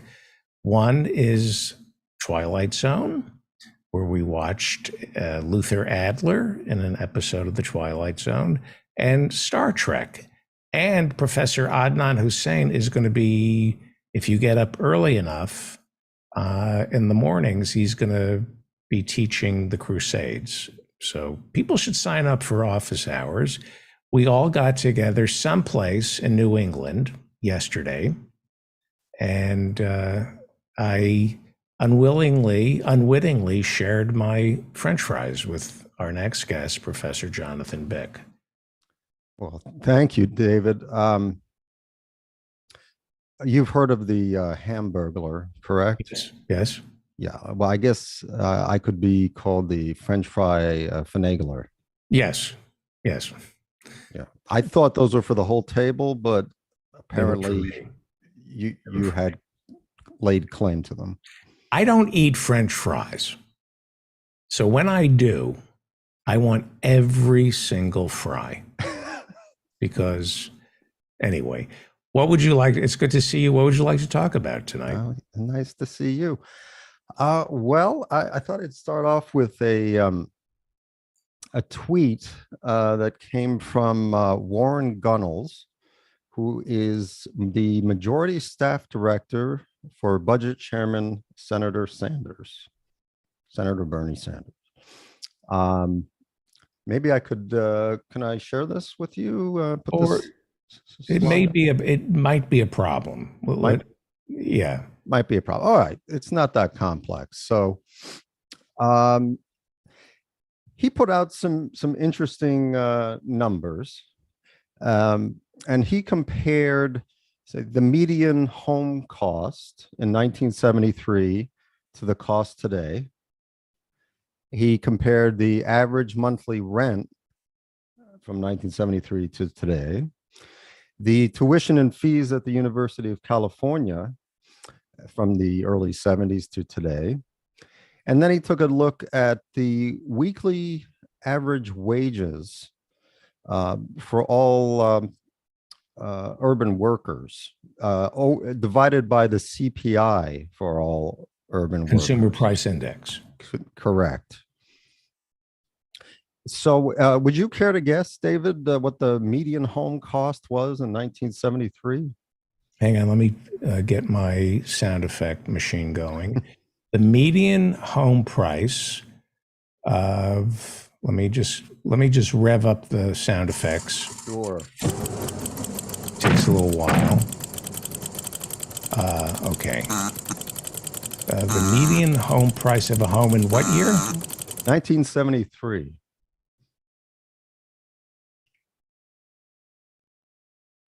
I'm going to say $40,000. Pretty close. It was actually $30,200.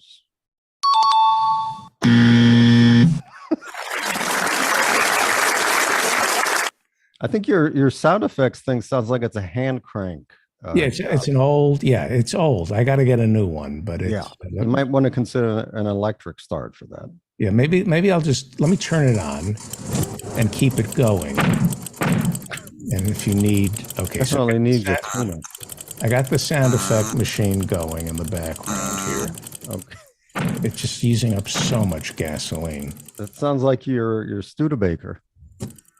Yeah, that was just an old sound effects machine. Okay.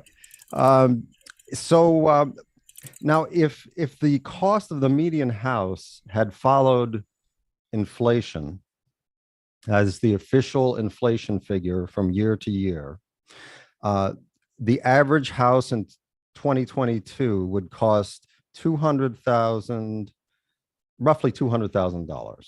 Really? Yeah. That's if it had followed the normal inflation figure. But the actual... hang on, so let me just figure this out. Yeah. So we're talking about 70 what? 73. 73, you say the average house, median house cost?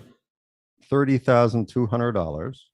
And so doesn't money double every 10 years with inflation? So it goes 60, 120, 240, 500.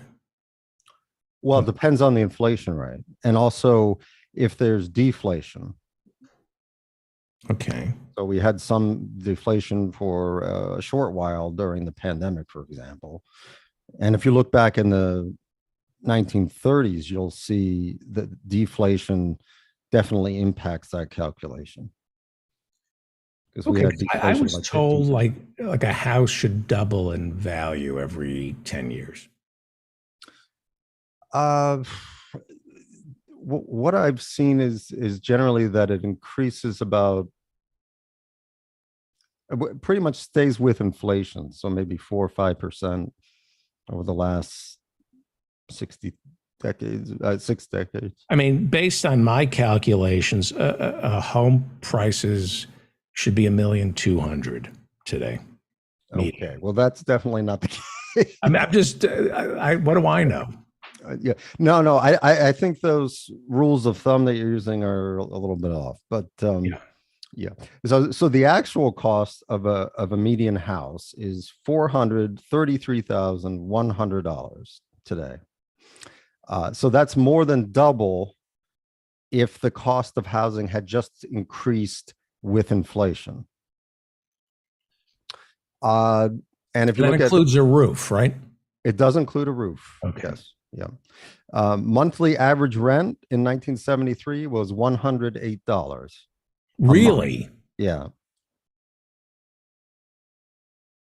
And if that had increased with inflation, it would be $721 a month today. And now it's $2,000. And now it's $2,000.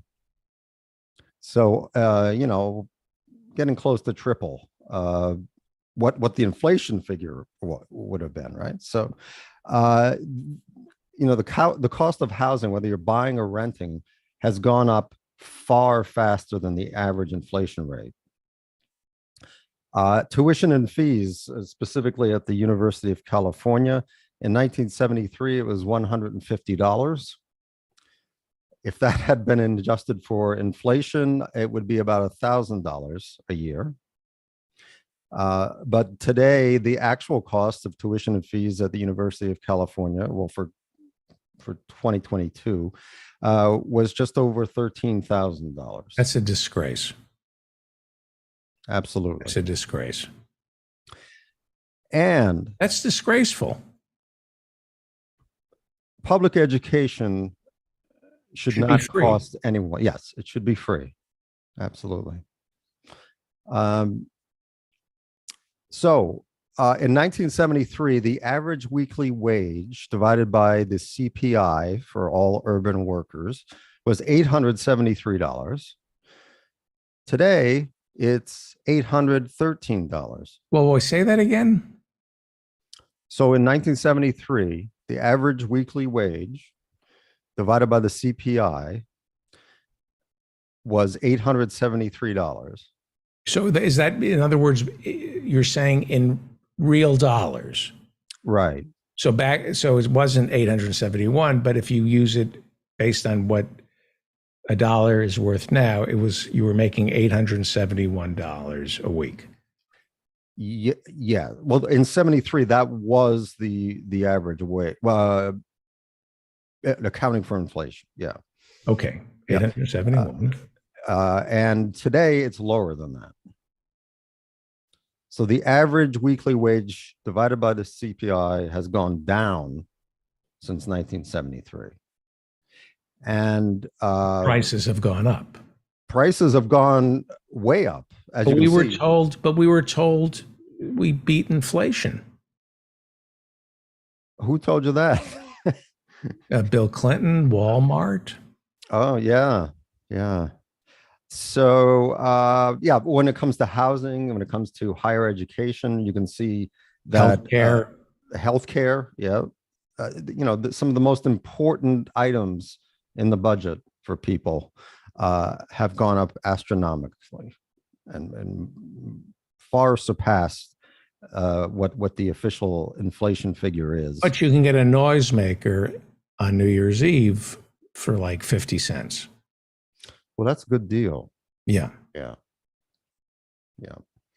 So Warren Gunnels, who works for Bernie Sanders in the Senate, he put a quote there, sardonic quote. It says, Boomer says, but why can't the slackers pay for college and pay off their loans like we did? Mm-hmm. Well, it's mainly because when it comes to higher education, the main cause of this has been that the state has cut back radically on the amount that it contributes to state universities. So they used to subsidize, depending on the state, 80 to 100% of the tuition. Now they're subsidizing, again, depending on the state, from 20 to 30% of the tuition. So the students have to come up with that other 70, 80%. And, another reason is that administration has gotten top heavy at universities. Some universities are paying the highest administrators almost competitively with for-profit corporations. Right. So, those things. And unnecessary construction, building dorms, unnecessary dorms. Football. Well, yeah, I would argue that you do need dorms. But they're not health spas. Right. I wonder if that's somewhat exaggerated. I don't know. But there are some universities that put in, for example, inside water park. Probably not necessary. Right. But the reason that they've done things like that is to attract students, so that they can rise in the ratings. U.S. News and World Report puts out this ratings of colleges and stuff like that, and trying to attract students to their college, and this sort of competition has resulted in the building of these unnecessary amenities. Right. And but I don't think that's the major cost of the rise of tuition. I think it is that the states have stopped subsidizing higher education to the extent that they have. The U.S. News and World Report, by the way, U.S. News and World Report judges what's the best college, right? Yeah, they rank colleges according to their own criteria. But they went out of business. Like they could not keep their news magazine going. Right. The only thing they have left is this bullshit scam of rating colleges. Right. So a failed magazine is telling us what the best colleges are, and the best colleges is ranked by how selective it is. In other words, the harder it is to get into, the better it is. That's right. So you're asking uneducated 18-year-olds to decide what's the best college. You're asking idiots who've never gone to college to decide what's the best college. Well, they do use other measures, I think it's like citations and academic journals from the faculty and things like that. But it's pretty absurd to allow that one. I was going to say publication, but they're not really a publication anymore. No, they failed. Yeah, they couldn't make the ranking for publications. Right, to allow them to be so influential in picking a college is absurd. Yeah. I did want to mention a few other things about President Biden's proposed student debt relief that may have escaped the headlines. First of all, so we're talking about $1.7 trillion in government debt that students owe to the government for their higher education. There's another 170 billion that is private, that is owed by students and or parents. So this forgiveness initiative does not cover that at all, the private debt. The average student debt is $37,000. Biden is proposing that the first $10,000 be forgiven if you have an income under $125,000 a year. But this is only for undergraduate debt. So people with graduate debt tend to have much higher levels of educational debt because it's more expensive to get graduate degrees. So you're leaving them out of this entirely, inexplicably, in my view. I mean, many countries around the world, education is free or very heavily subsidized up until PhD. But here we're not even, forgiving $10,000 of graduate debt. All right. And then we have the Pell Grant. If you took out a Pell Grant, or if you were awarded a Pell Grant, you could qualify possibly for another $10,000 worth of debt relief. However, it is unclear how broad that provision is going to be. That is, who's going to qualify for that? It's not just that you had a Pell Grant. There appears to be, based on what Biden said in his announcement, some other criteria that the Department of Education is going to consider. So we don't know how broad that additional forgiveness is going to be. In addition,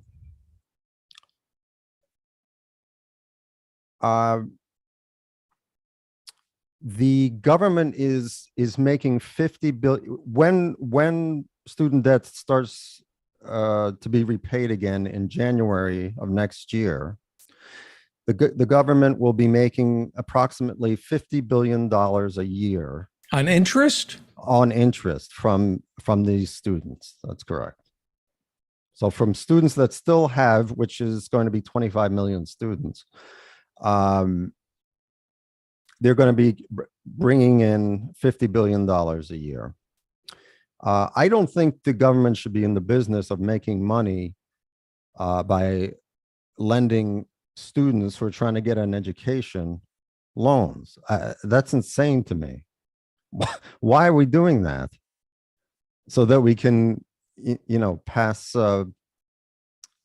tax relief for billionaires like Bush and Trump did. Wow. So that doesn't make sense.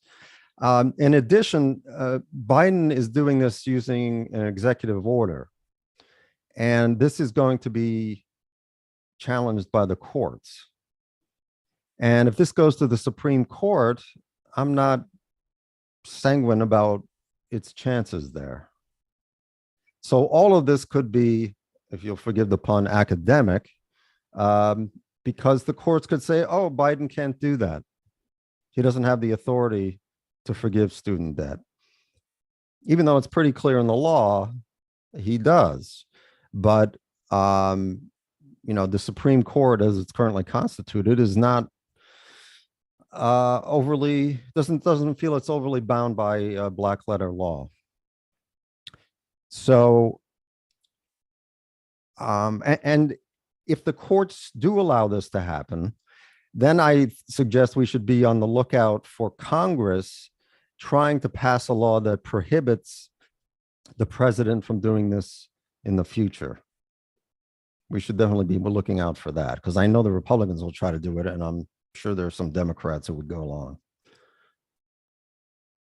And the other problem with this is that it does nothing to reduce the cost of college. Right. That's the criticism that several conservative Democrats are making. Like the candidate for senator, the Ohio Democrat who's running, I think his name is Kelly. But is he using that argument to say this shouldn't have happened? Or is he using that argument to say we need to do something to reduce the cost of college? He's running for Senate in Ohio, and he actually came out against, as a Democrat, Biden's relief. Yeah. So I wouldn't,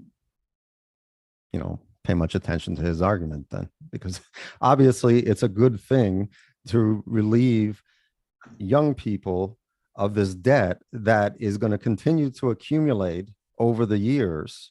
I mean, many people have a debt that is 2, 3, 4 times. I'm sorry, his name is Ryan. I apologize. Tim Ryan. Oh, Tim Ryan. Okay. He says it sends the wrong message.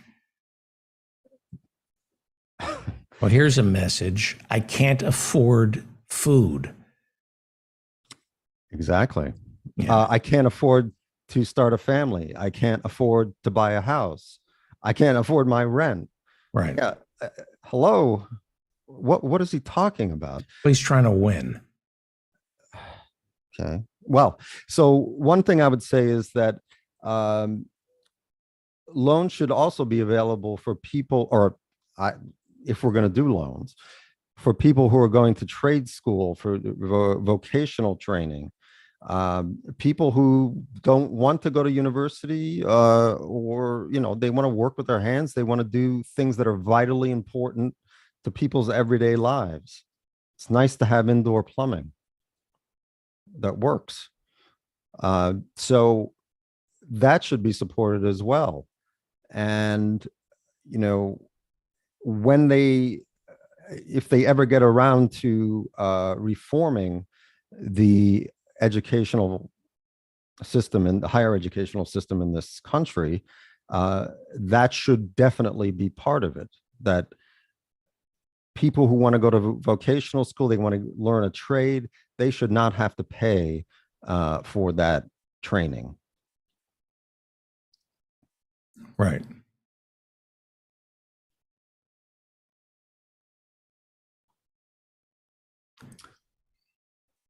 And there were also some other people that were clutching their pearls about, what is this going to do to the economy?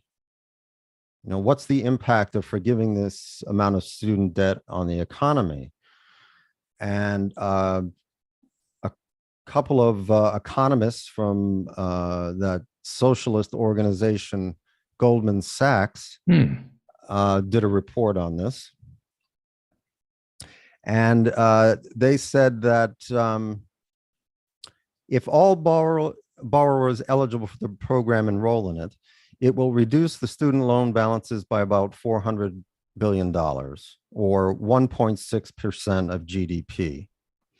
And they said that's not likely because previous programs to reduce student loan payments never reached full enrollment. So not everyone took advantage of the program that was eligible. And they say that it's not likely to contribute to inflation. That, quote, debt forgiveness that lowers monthly payments is slightly inflationary in isolation, but the resumption of payments is likely to more than offset this.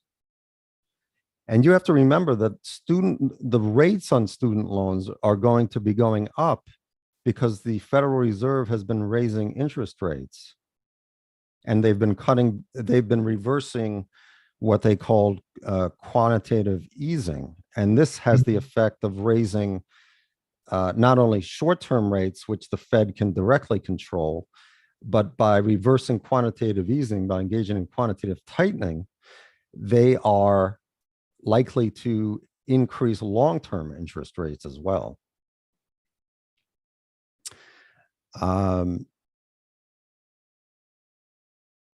Yeah, they said it will boost the deficit by roughly $400 billion over the next 2 years, but it won't have much of an impact on Treasury issuance since the government has already funded those loans.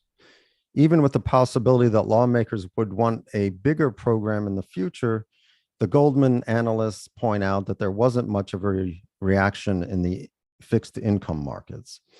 So the idea that this is somehow going to affect the economy negatively is absurd based on this report by Goldman Sachs. And, relieving people of their debts for higher education could help people tremendously. It looks like the Federal Reserve is aiming to cause a recession in order to bring down inflation. If we could get rid of more of this debt or all of it, that could counteract some of that harm that they're going to be inflicting on working people. Right.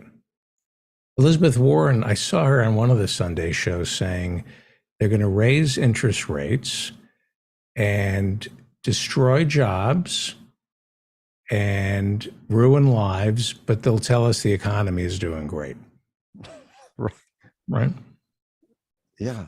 I mean, they could lead us into stagflation. We have a recession with inflation like we did in the late 70s, early 80s. It all depends on what I would be curious for you to tell us is how they measure inflation, how they measure the GDP, because you just went through a laundry list of incredible inflationary items like medicine, healthcare, buying a house, all the important stuff. But for the past, 30 years, we've been told that it's low inflation. Who's measuring it? Doesn't sound like it's been low inflation to me. Yes. Well, they traditionally strip out the volatile components of energy and food, which are pretty important to people. And it really depends. There should be a number of different measures of inflation depending on who you are. So if you're elderly, the inflation in healthcare is going to matter greatly to you. And if you're young, inflation in the prices of education are going to matter more to you. So they could be more specific, and many times they're measuring it in a way that makes the government look better. Right. Like they're accomplishing their goals. Yeah. We have to wrap it up. This was great. Let me give you the final word here. But this was great. Oh, no, thank you for having me on. I enjoyed it Thank you very for much. doing this. Professor Jonathan Bick teaches Star Trek and the Twilight Zone at office hours every Friday and Saturday afternoon. So come learn about Star Trek and the Twilight Zone. I think we have a question from Sal Verde. Let's see if Sal, do you have a question? Sun Green, do you have a question? Okay. I guess not. You are listening. Thank you. I thought we had a question. All right. Thank you, David. Thank you, Professor Jonathan Bick. Enjoy my fries. I'll see you. I'll see you Thursday. Yes, sir. Joining us is Peter B. Collins, Bay Area Radio Hall of Famer.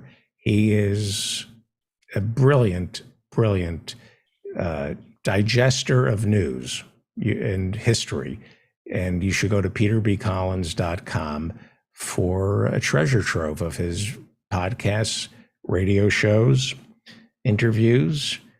Let's talk about woke. You sent me a pretty brilliant piece that Dan Rather, who doesn't get enough credit these days, wrote about what it means to be woke and why the right wing is attacking the woke culture. Why did that strike you? What was it about that piece that hit you so hard? David, he expressed a feeling that I've had for some time because the term woke was weaponized by Trump during the 2020 campaign. And in particular, I really rankle when I watch your old buddy Bill Maher, because he has been a leading promoter of anti-wokeness. And he seems oblivious to the way Trump, who is a master of the dark art of redefining language, reframing words, and also, Trump knows how to take a term and turn it inside out, whether it's fake news, Black Lives Matter, woke, or election integrity. Right. I've been fighting for election integrity since Bush, won the coin toss at the Supreme Court in 2000. But it means something very different to the people who are online today and very visible in social media, who are, we believe, funded by the Bradley Foundation out of Milwaukee. Yeah. And so Dan Rather, and I'll tell you later about some of my encounters with Dan over the years. Overall, I have a very high regard for him. He had some low points, no question about it. But, when I think back to him in his prime, he was anchoring the CBS Evening News. He was doing 4 blasts a day on the CBS radio network. Some of that stuff was written for him, but still, he had a fairly significant body of work and commentary. And so I meant to look it up, but I didn't have time. I think Dan is approaching 90. And You're right. Yeah. He remains a sentient commentator on the American condition. So my friend Tom McAfee, who's a new listener to the Feldman Affair, welcome. He sent me a copy of this last week. It's up at Medium. You can also find it at a couple of the independent news sites. And he did a really good job of explaining how Ron DeSantis has really picked up the cudgel from Trump. And DeSantis even is trampling on the legacy of Winston Churchill Here's a quote that Rather published from Ron DeSantis. Quote, "We can't just stand idly by while woke ideology ravages every institution in our society. We must fight the woke in our schools. We must fight the woke on our businesses. We must fight the woke in government agencies. We can never, ever surrender to woke ideology. And I'll tell you this, the state of Florida is where woke goes to die." Now, this is Almost everybody else. This is barely, oh, good one. This is barely coded racist dog whistling, because woke to white people is a derogatory term now. And it has silenced many African Americans who had used the term to express. Your microphone is scraping against your collar. It just always does that. And they have managed to silence the people who surface their pain, the suffering that they endure as a result of being brown or black or just not white. And it is quite insidious, but dangerously effective, what they have done with the word. Yep. And they wrap it in the First Amendment and freedom of speech and cancel culture. And you're the fascist. You're the totalitarian who's trying to suppress free speech. Yeah, absolutely. And it's also considered derisive when it's uttered by white conservatives, because they feel a certain kind of a teenage thrill at using Black English. Because, Rather went to the dictionary and he said, yeah, it's an African-American English term. And it means aware of and actively attentive to important facts and issues, especially issues of racial and social justice. So that's the positive interpretation of woke. But the dictionary also mentions that while the term came to prominence in 2014 with the Black Lives Matter movement, by the end of that same decade, it was also being applied by some as a general pejorative for anyone who is or appears to be politically left-leaning. And when I see this stoked by Bill Maher, and I've been watching critically and carefully this year, I've only found a couple of episodes of his show where he didn't have an outspoken anti-woke person who was, just spewing this out. And as I said, Bill is oblivious to the implications and how it cements, solidifies the hold that the right wing has on policy and on rhetoric. And so I really applaud Dan Rather for calling this out. A little later, he says, to be woke is a type of person, one to be shunned, stigmatized, and vilified. It makes you wonder, Rather says, when the crowd cheers DeSantis' incitement, whom they picture in their minds. Is it a Black mother marching in the street for racial justice, a gay parent, a college professor, a scientist, a Jewish person, a librarian, a teacher? And we know in Florida right now that the ranks of teachers are being diluted because of the recruitment of people who have no teaching credential, no experience. The requirement has been watered down to the level of the wife of a veteran is qualified to teach in Florida schools now. And when you take the blacklisting of books, they haven't started to burn them yet, but hey, winter's ahead and it gets chilly in Florida too. Right. So this is a really dangerous weaponization of a certain term, and it gives license to racist expressions of many different kinds. So you're saying, And I guess I never really I never understood why what this is about. You're saying that woke is dog whistle politics. Like Lee Atwater said, now you can't say the N word, so now you say busing, you say welfare queen. And now woke is the new dog whistle to get people to interesting. Well, and look at the impact. Okay, after the George Floyd protests and that whole summer of action on the streets, despite the risk that people faced of catching COVID,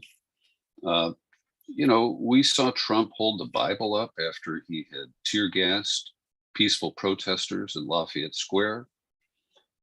We saw the military deployed, and also non-military agencies like the Bureau of Prisons were sending people to attack protesters who are outside the federal office building in Portland, Oregon. And, we have to acknowledge that there are certain elements of truth to some of the narratives that get spun. There were Antifa protesters on the streets of Portland for almost 100 nights straight. But there weren't any Antifa protesters on January 6th. And this is where the right takes this license and moves from things that have some modest foundation and spins them into what are hysterical lies. Yeah. The lie that really upsets me is the one about Black Lives Matter, because my reading, I think it was I'm positive it was the Washington Post, which did a study of all the Black Lives Matter protests. Black Lives Matter, their protests were peaceful. They said the only time there was violence was when outside agitators showed up from the right, occasionally, but rarely, Antifa causing violence. But it was mostly caused by outside agitators from the right, but also the police. That when the police show up for Black Lives Matter protests, they instigate violence, that they would turn on the protesters. And yet the right wing, Fox News, constantly talks about all the violent BLM protests, it's just a lie. Well, David, as I recall, it was 94% the peaceful rate of BLM protests. You're amazing. You're amazing. And the You're 6%. Amazing. You really are amazing. Okay, but you're pretty smart too. And, you point out, we saw the example on the streets of Minneapolis, where there was an unusual white man who was hooded, all covered up, and he was torching buildings. Mm-hmm. And a couple of the peaceful protesters cornered him and he ran away. But it was later shown that he was aligned with either the Proud Boys or the Three Percenters, I can't recall which. And so there were provocateurs from the right. And let's also be honest, there were some people who engaged in looting in the summer of 2020. Typically, the looting occurred after the police started to beat people and use snow fences to corral them and other tactics that were underhanded and should have produced investigations and prosecutions.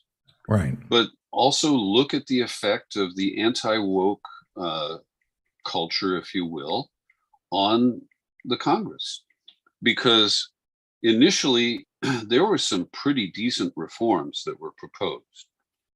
And then Senator Tim Scott, the African-American from South Carolina, he got into the act and he basically fronted this effort to dismantle the momentum of the police reform movement.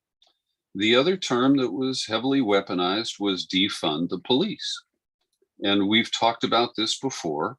I don't use that term, but I support the diversion of money from police budgets to non-lethal intervention, psychologists and social workers in events that don't require an armed officer. And, you know, depending on who uses the term, that could be called defunding. But the fundamental thrust of it was that we've just, you know, dumped tons of money on our police departments. Cops make a very good living, and they rack up huge overtime. We have cops in San Francisco who make over $300,000 a year, and they report. Well, yeah, that's before they get any cash under the table, and so we have police forces, and you know, I feel compelled to say that not all cops are bad.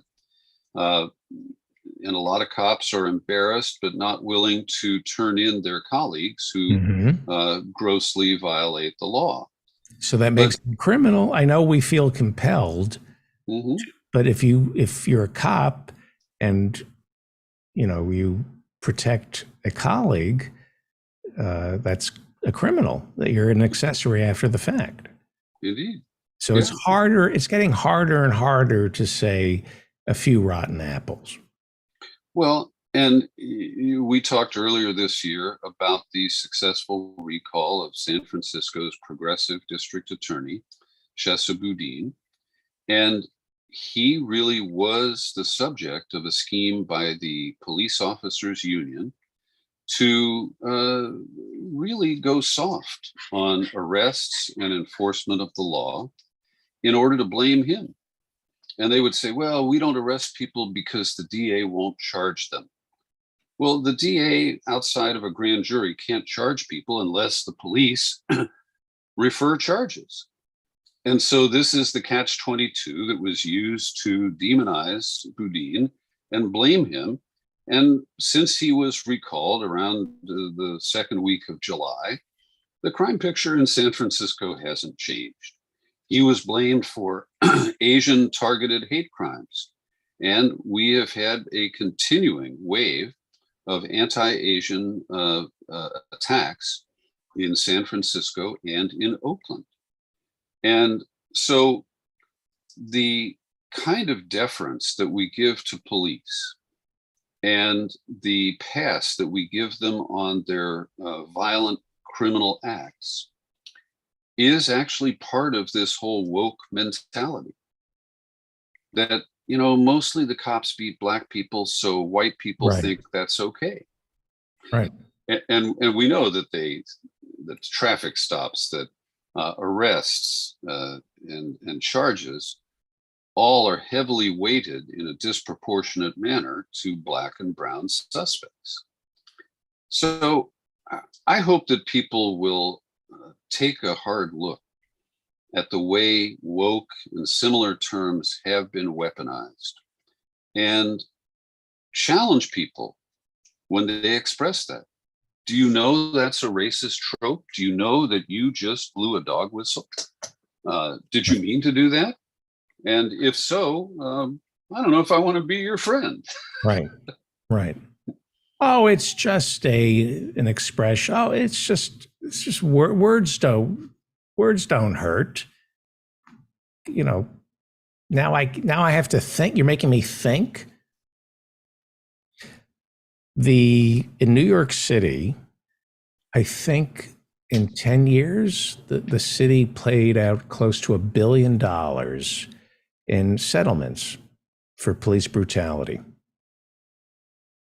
And I told that to somebody who, you know, supports the blue and was complaining about those $1 billion homes that one of the leaders of BLM bought in Los Angeles.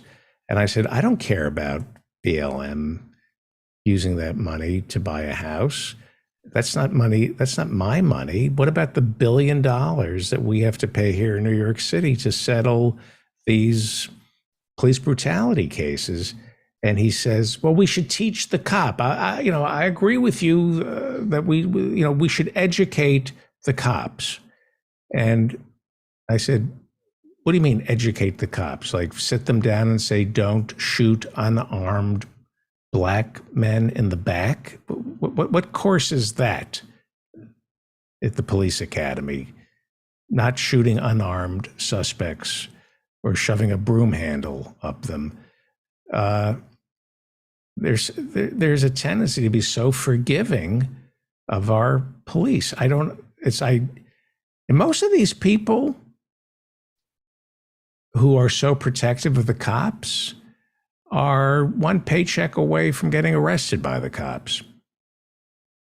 So you mentioned the broom handle.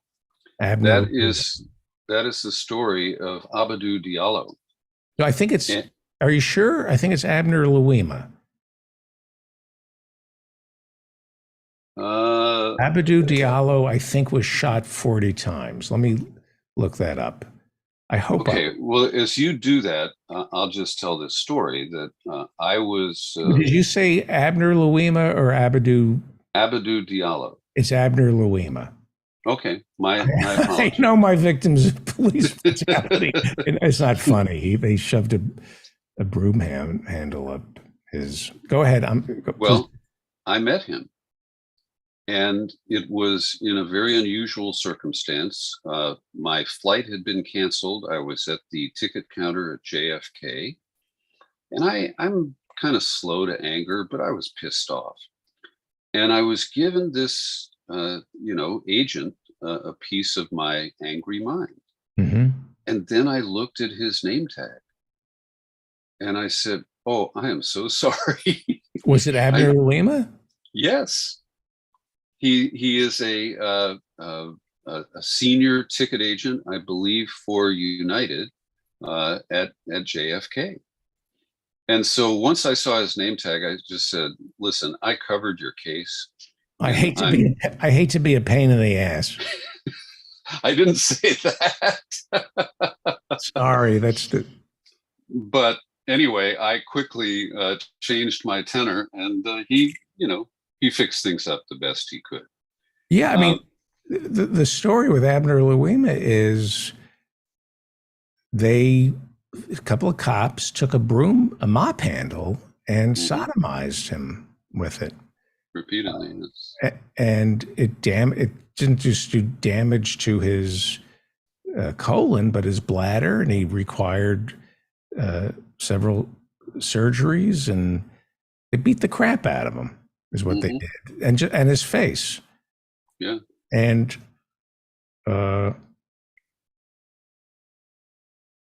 why is it so hard for people to accept that cops are very capable of doing that? Well, and the parade of horribles just never stops. Uvalde, the recent case in Arkansas. It's just one after another. They don't act, they try to not activate their body cams, but there are citizens nearby who capture them. They threaten those people. Mm-hmm. And just the incredible arrogance and the indifference to humanity that is displayed by those cops after all that we've been through. It shows that they are not afraid of consequences. And they play the victim. I was watching testimony. Dick Durbin held hearings about the psychological damage done to police officers. Dick Durbin's a Democrat, so it was cops suffering psychological damage from mass shootings and being shot at, but also the BLM protests were very trying for the cops. That they feel they're being disrespected and dehumanized, and it's tough on their psyche. Well, Not my problem. No, you're not drafted. Nobody forced you to be a cop, and don't do the job. If you can't handle public protest when you shoot unarmed black men in the back, maybe you shouldn't be a police officer. Nobody's forcing you to be a cop. I think that there should be some sort of term limits for cops because, you do have daily contact with a broad swath of humanity, including some of the, most distressing people in our society. And you adopt a lens that everybody's a suspect, every suspect is guilty, and that you are surrounded by criminals. You just have to figure out which ones you're going to try to take down today. And so I also think the culture imposes unhealthy psychology on the rank and file. And so given that we already pay them very high wages, a 10-year limit would require turnover and bring in people who hopefully would not be as jaded as the veterans who stay on a force for 25 to 40 years. Do you ever think, I look around New York City, and it's run by organized crime. New York City can't exist without some kind of violent mobster.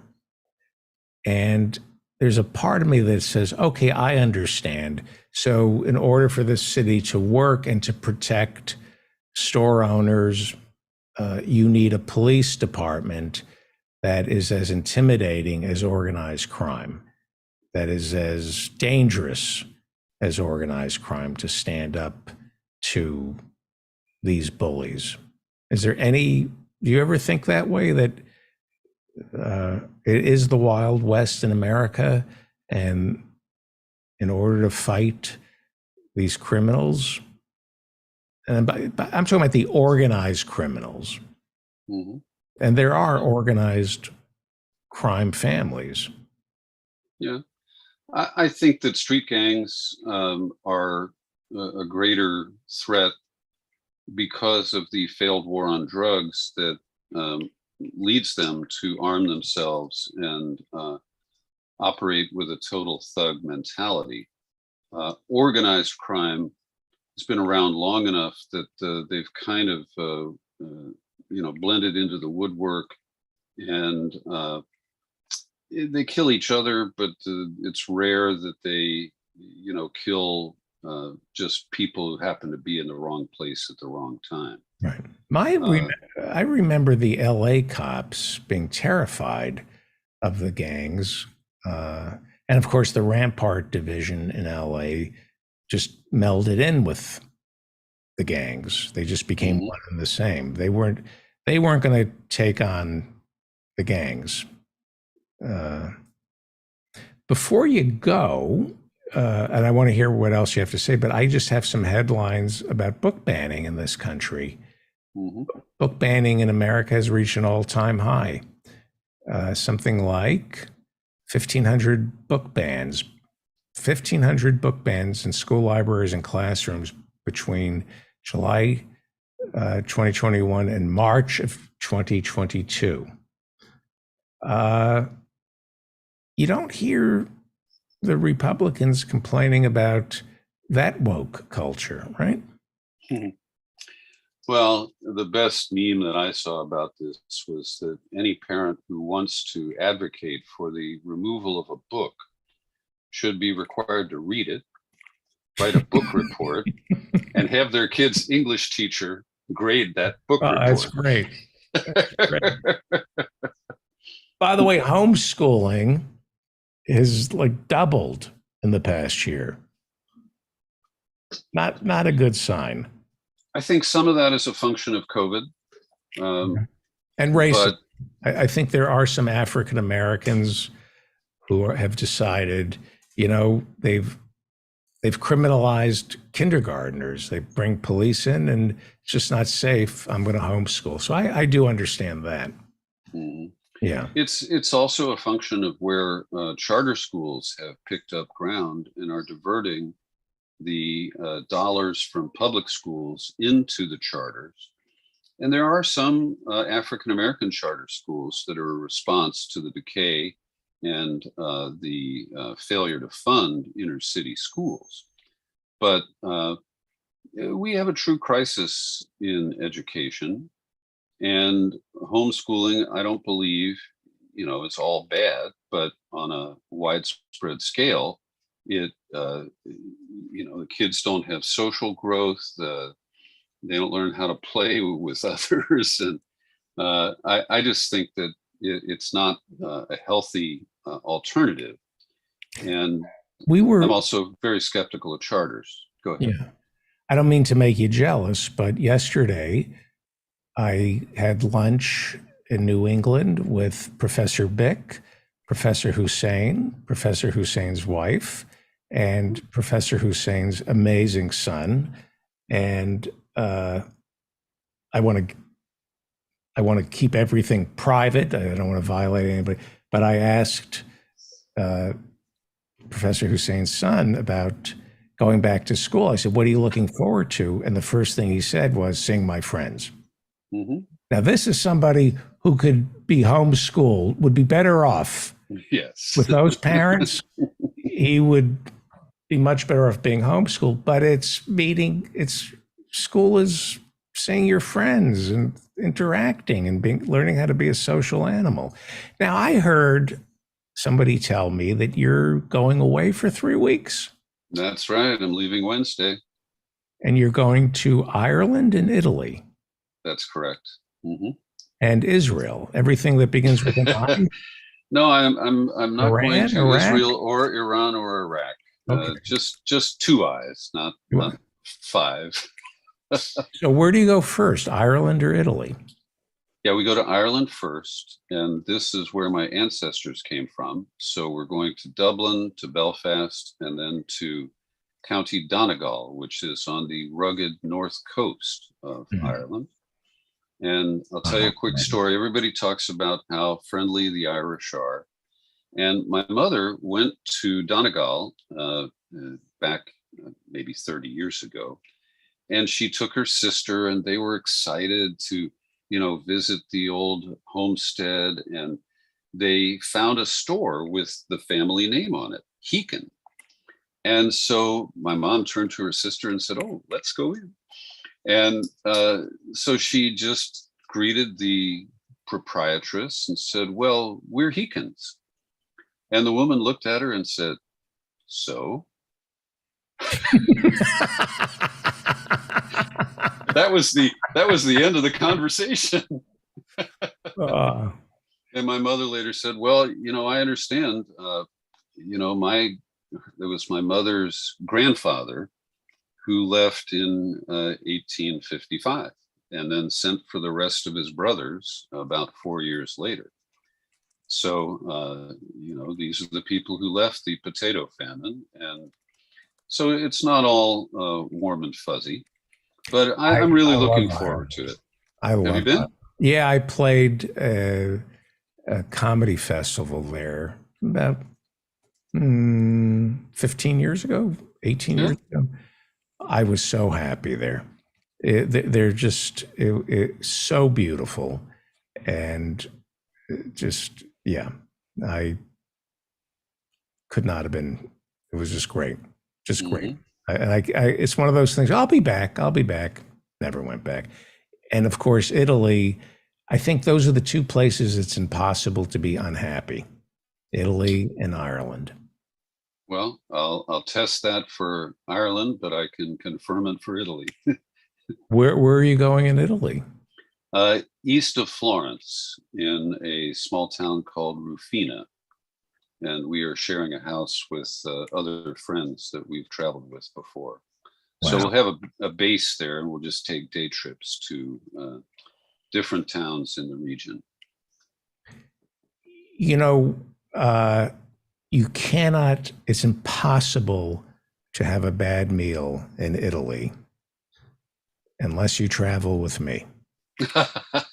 Seriously, I actually found, I haven't been in Italy in 20 years, but it was my turn to pick out a restaurant, and somebody said, I didn't think it was possible, but Feldman actually, I would. I've had one bad meal in Italy, and it was in a kind of small town in Umbria. Umbria is south. That's where I know Umbria. That's where my friend rented a house in Umbria. It's like Tuscany, but it's not, right? Yeah, I would agree. It's a little more rustic and right. Kind of, you got to know what you're looking for. Yeah. So when you go to the small towns, like, a place that specializes in fungi, mushrooms and related things, truffles, you can't go wrong. But in some of the areas which are just kind of not special, you can find a restaurant that is not special. But you have to work at it, I think. I've been refreshing some Stanley Tucci shows from his CNN series. They're great. Oh, they are. And I've been taking notes about the places he went, and I'm going to copy some of that. He mixes drinks. Have you seen him on the internet mixing drinks? No. Women, he is so sexy mixing drinks. Just look up Stanley Tucci mixing drinks. And it's like, I was watching and thinking, that is the most seductive. It's just so, all right, my mind is going to Italy. And Tucci reminds us of just how sexy bald guys can be. Yes, exactly. I have this fantasy of doing what Gore Vidal did, which is just going off to Italy and nobody really knows you're there. Like I think I could do this show from Italy. If I had really good internet, I could do this from Italy and nobody would know. And the time shift is the biggest downside. You're on during the overnight hours in Italy. Right. May not be the worst idea. Thank you. So I'll see you in 3 weeks unless something really silly pops into your head and you have to tell us. I mean, if something does there is this far right election coming up, right? Isn't there a female right wing Mussolini devotee who's running? I think I'm going to have to get up to speed on that. I haven't been following Italian news much. And she might actually win, which would be, her name is Giorgia Meloni. Okay. All right. We're going to miss you. Well, thank you, David. I'm looking forward to being away, and then you can miss me, and I'll be back. Great. Peter B. Collins. Go to peterbcollins.com. For this man's interviews, radio shows, and podcasts. Thank you. Great. Always great. Thank you. My pleasure. Ciao. Ciao. I'm jealous. Or as they say in Ireland, goodbye. Professor Marianne Cummings is a particle physicist and Parks Commissioner, Aurora, Illinois. There is a huge storm in Michigan. Don't you have relatives in Michigan? Yeah, I haven't heard of a huge storm. We just had a big storm that came through here earlier today, this morning. So I don't know if that's part of that. Something like 500,000 people in Michigan are without power. Oh, damn. Well, I haven't heard, I haven't gotten any texts from anybody. So I don't know if it's in Upper Michigan. Or Michigan, or I'm looking. I'll get the information. But now, do you admit? Are you willing now to admit that climate change is serious? Are you fine? I mean, it's the weather. It's always changing in Michigan. Don't like it. Just wait a half hour, as they used to say. even when I was a kid. Oh, it's a, and I think the creepiest thing about this climate change is just how indifferent democratic leadership appears to be to this real existential threat to our planet. And I don't know. I mean, I would have thought on some level there would be some group of adults somewhere, working out a real plan, real energy grid, or, a real plan to seriously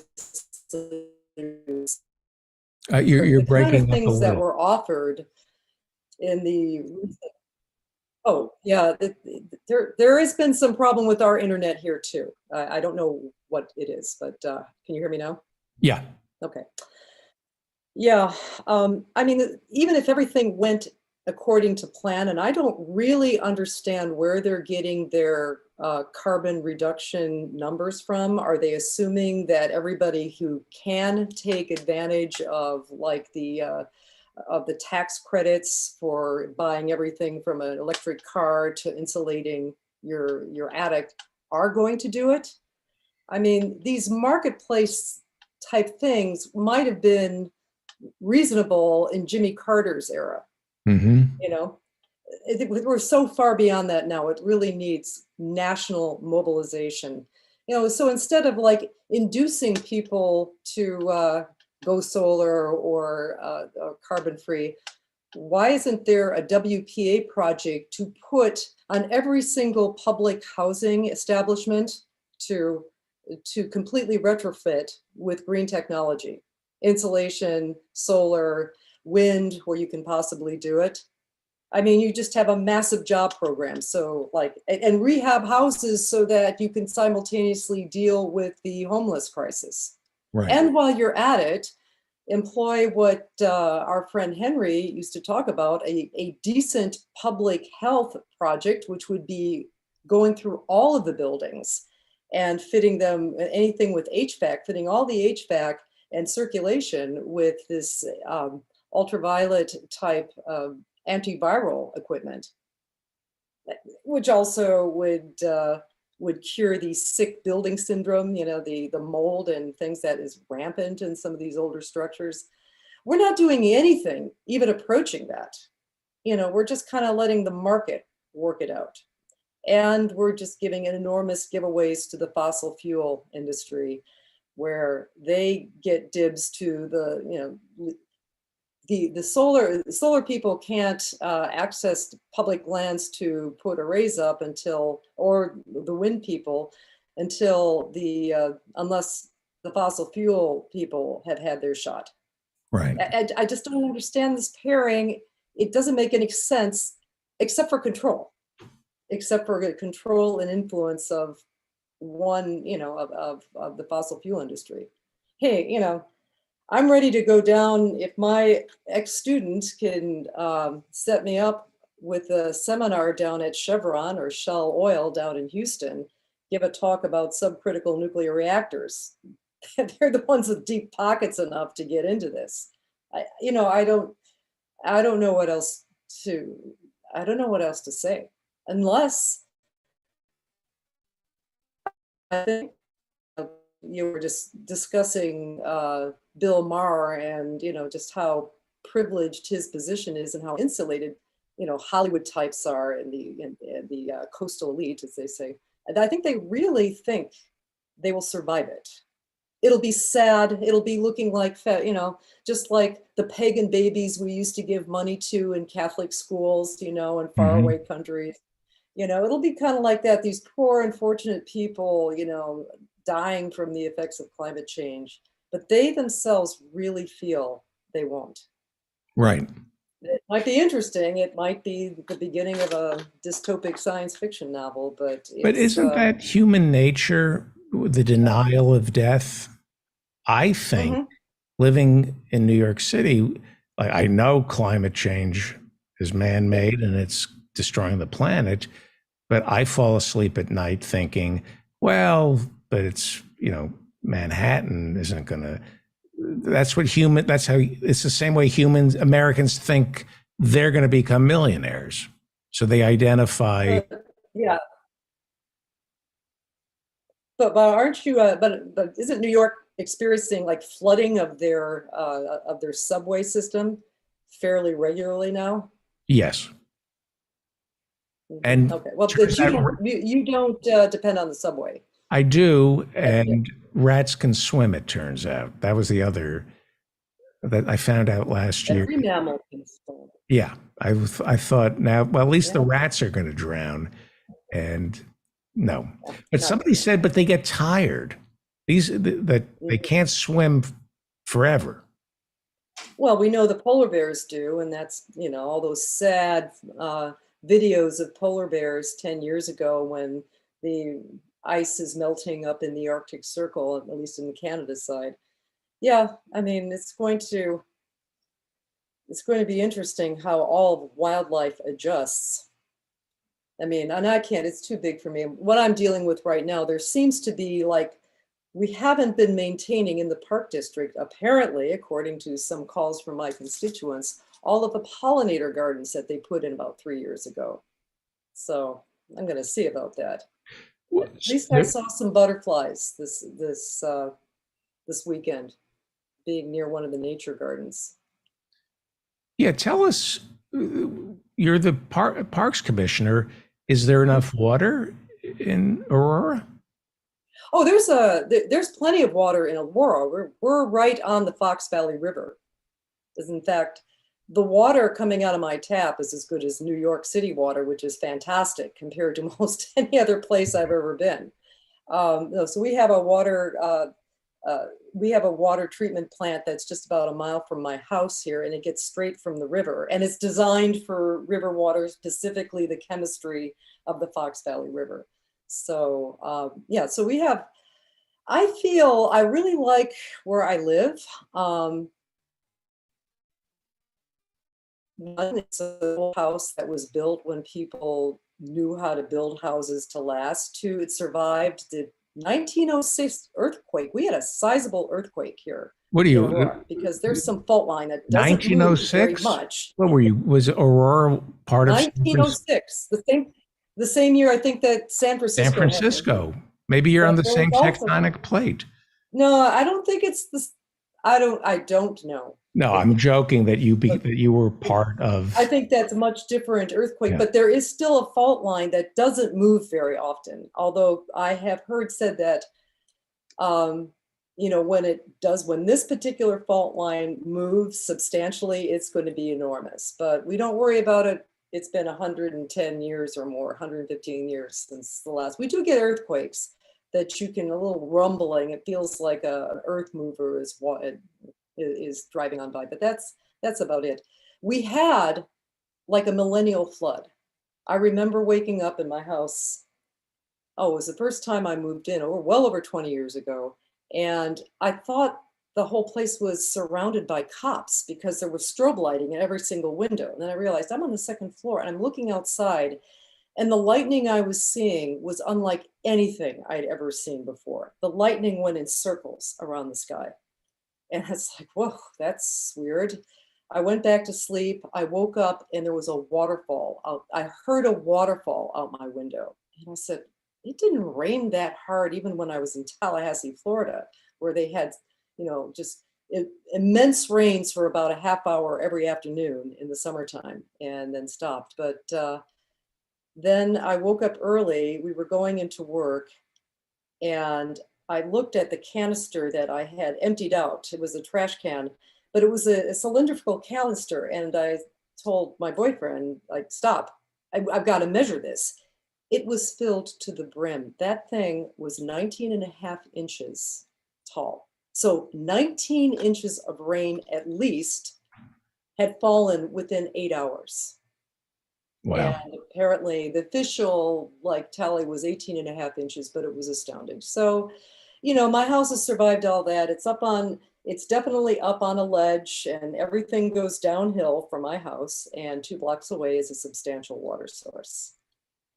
Now, if that dries up, we're in real trouble, but that will likely be the last to dry up. And we have the Great Lakes not far. So there's plenty of, there's plenty to say about living exactly where I'm living right now. Plus, you know, the quality of the soil. I mean, the soil is so rich and it was never scraped away like the new housing developments are. So I've got topsoil that's like, you know, 2 feet deep and could grow enough food to feed a village just on my city lot. You know, it's advantageous. I was thinking about this kind of stuff even 20 years ago. There was weird weather over 20 years ago, and people were thinking, well, finally global warming. That's the problem with global warming. It's a systemic thing. You know, weather is just a local phenomenon. And global warming, the effects of climate change, the effects of dumping heat into a system, also raises the temperature. The other thing it does is drive like mechanical energy, like, you know, more tornadoes, more serious hurricanes. You'll have effects like if you start seriously diluting the major convection cells in the ocean that drive the Gulf current, drive the Gulf Stream. So, you know, where is London? You know, where is Dublin? It's about the same latitude as like the Yukon or something. And suddenly Europe, a continent that can still kind of feed itself right now, has that kind of climate change, then you're in real trouble. So some places might get colder. I mean, that's the problem. It's just, do you really want to play games, you know, and end an epoch that for the last 10,000 years has been fairly stable? We're talking on a global type of stable weather situation that's allowed civilizations as we've known it to evolve.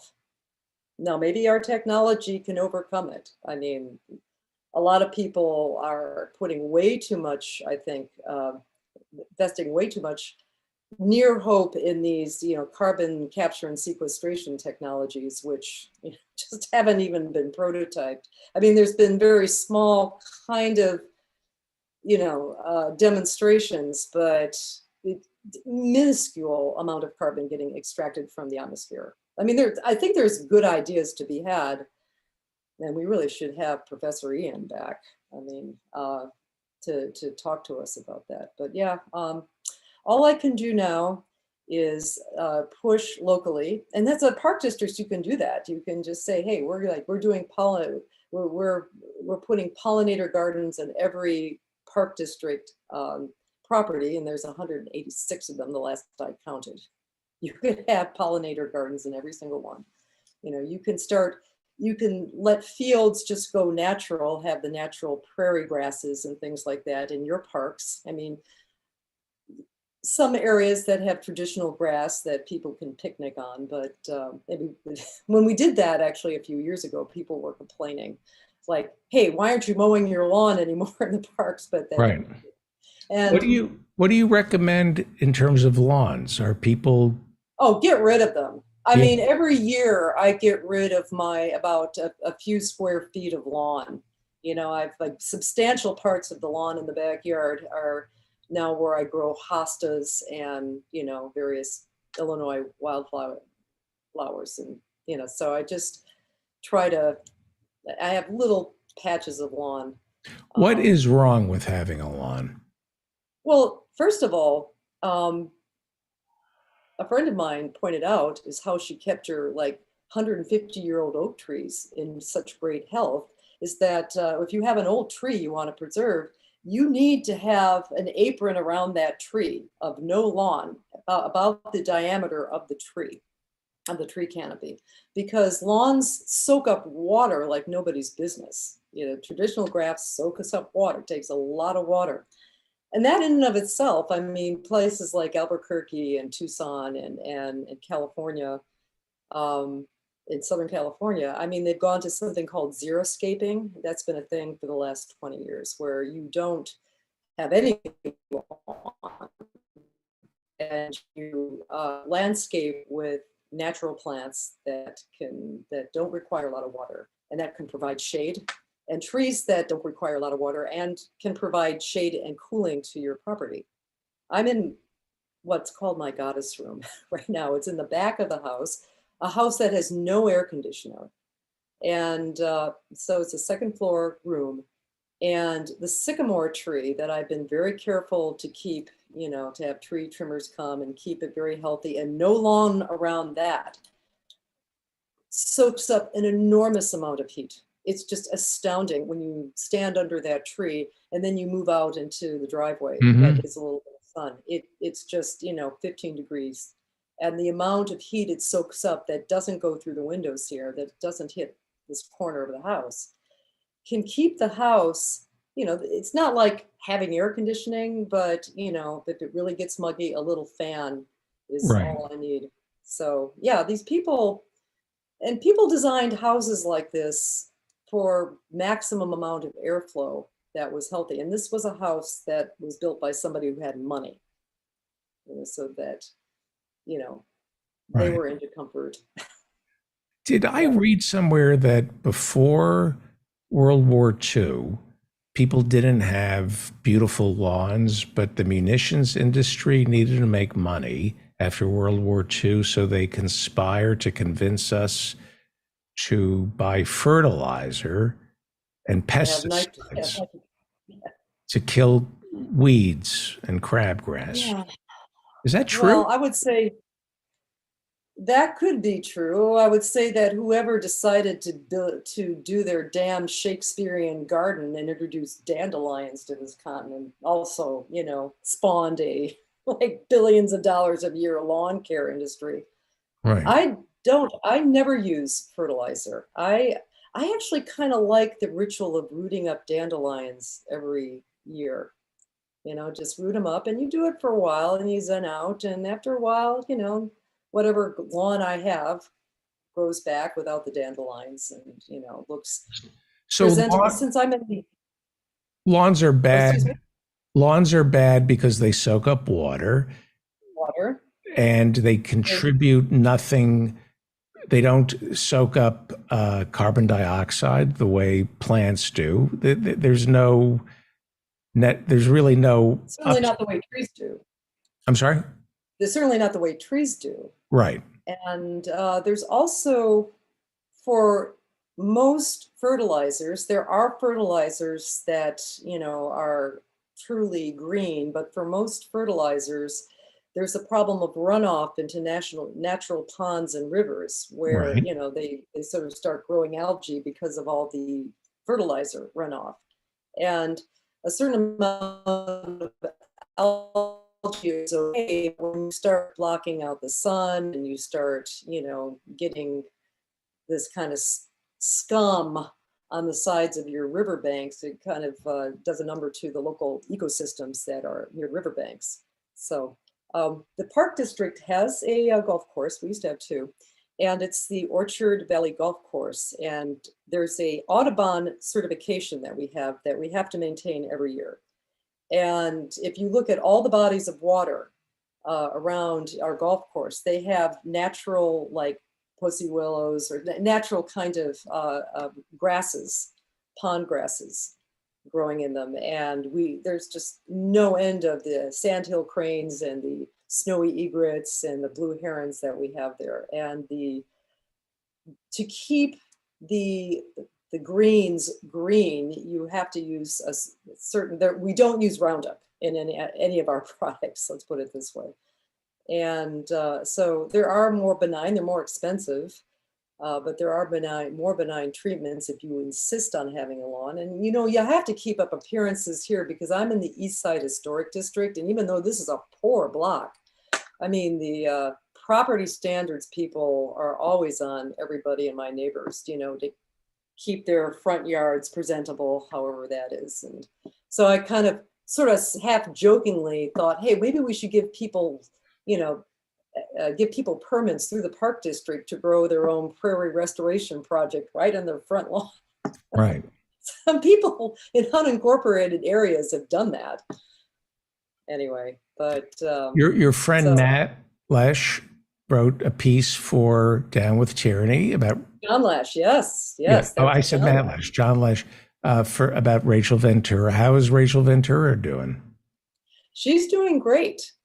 But, there's a lot of butthurt Illinois Democrats because she so soundly defeated Mattson. And, it was just ridiculous. Now, the amount of money that the Democratic Party spent to defeat her, like close to $1 million. And so, but but what I liked about that article was it showed how you build coalitions of people that you can help. So when I was going door to door for her, I was always also going door to door for other people who were local.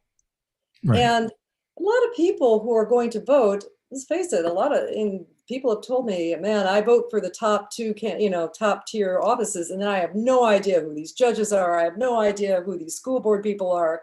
Most people don't really know. Some people go to their local newspapers, they'll have endorsements, but it's good to and all the people that I went door to door for, I met and I got their stories, and they were often their neighbors. So. Right. She's running for Illinois. So it really made a difference. It really gave people the edge. She's running for the state Senate. And it's a given that once you win the Democratic nomination, you're going to win the general, right? Well, we think so, but we really want to win this decisively for Rachel, because, they're already talking about it running somebody against her 2 years from now. And, they did things like she's going to have, when she gets elected, she's going to have to move out of the house she's in now, because they gerrymandered the district and they moved her district literally a half a block so that she wouldn't be in the district. And if you've got about a year to move, if you're like a state senator or a state representative, you don't have to move if you are like a congressperson. If you get redistricted and suddenly, you're outside of the district, you don't have to move, but that's just state reps and state senators. And that's just another way that the party can kind of mess with you and just make life miserable. And they do it. And because they really want to discourage people from, running in the Democratic Party who have different ideas about where the Democratic Party should go. And, but there are several people in her district, like 3 board members, I believe, who are probably going to win their seats in the fall. And that's good. And somebody who is also a state rep. And that's good because Rachel is using her campaign to form a little progressive nexus. And, doing it locally. She's also building coalitions among current state senators. And some people, are seeing the way the wind is blowing and she's going to win. So they want to be on good terms with her. Right. But there are also, if things go well, there's going to be possibly 13 very solid progressives in the Illinois State Senate. And that, if they keep it together, is trouble. They can swing. They can actually make demands. They can use their leverage and make demands. They won't get everything they want, but I say but settle on a couple things and make sure you have at least one that is absolutely non-negotiable. If they need your votes, then you have power. If you're being pressured to vote into something, this is so important, don't give that vote away. Make sure you get something for it. Rachel knows this. She has navigated very hostile Democratic waters on the state, on the Will County board. And unfortunately, and this is basically when you've atomized left like we've done, and you don't have any kind of real solidarity movement, which really, as Harvey J. Kaye said, has to be through labor movements. You have individual unions that aren't looking long-term for the community, that are just seeing near-term jobs. So they were very angry with Rachel, some of them, because she fought hard, and they're still fighting against this North Point, yet another big distribution center that would be that would be right up against, like there's a state park that's like one of the few like native grasslands that we have in Illinois. It's a very unusual place, very unusual ecosystem where you can see lots of butterflies and other pollinators, and would also increase the traffic and ultimately just provide not many jobs and mostly low-wage jobs. And they're not only asking to do this, build it here, but they're asking for an enormous tax break, of course. You know, the usual kind of, you know, corporate. And she has been successfully, and she and a coalition of other people have fought against it. She's even gotten a moderate Republican to go along with her. I mean, to join them. So I like that she's not naive. She understands the dynamics. She doesn't put up with any nonsense. You know, she's kind of the ideal candidate that, you know, and this is, you know, we all thought that the whole system would be saved by electing Barack Obama. And then I guess, you know, Bernie filled us with all kinds of hope. Oh, if we only got a charismatic FDR-like leader like Bernie Sanders, you know, this ship could right itself. And it's just not on its own unless we are kind of all struggling to, you know, change it ourselves. And let's face it, when everyone tells you about, you know, political reality, just become the political reality. My turning into She-Hulk on occasion over the last year is a political reality. Become the reality. People don't want this. People want to stay out of my. People want to stay out of my blast radius. So you know. Anyway, but I was out with tree trimmers yesterday. Saw somebody canvassing for Lauren Underwood, who is another kind of blue dog, very corporatist, very hostile, openly hostile to Medicare for all. Not surprising. She claims to be a nurse. She never was. She got a degree in nursing, but was never a nurse.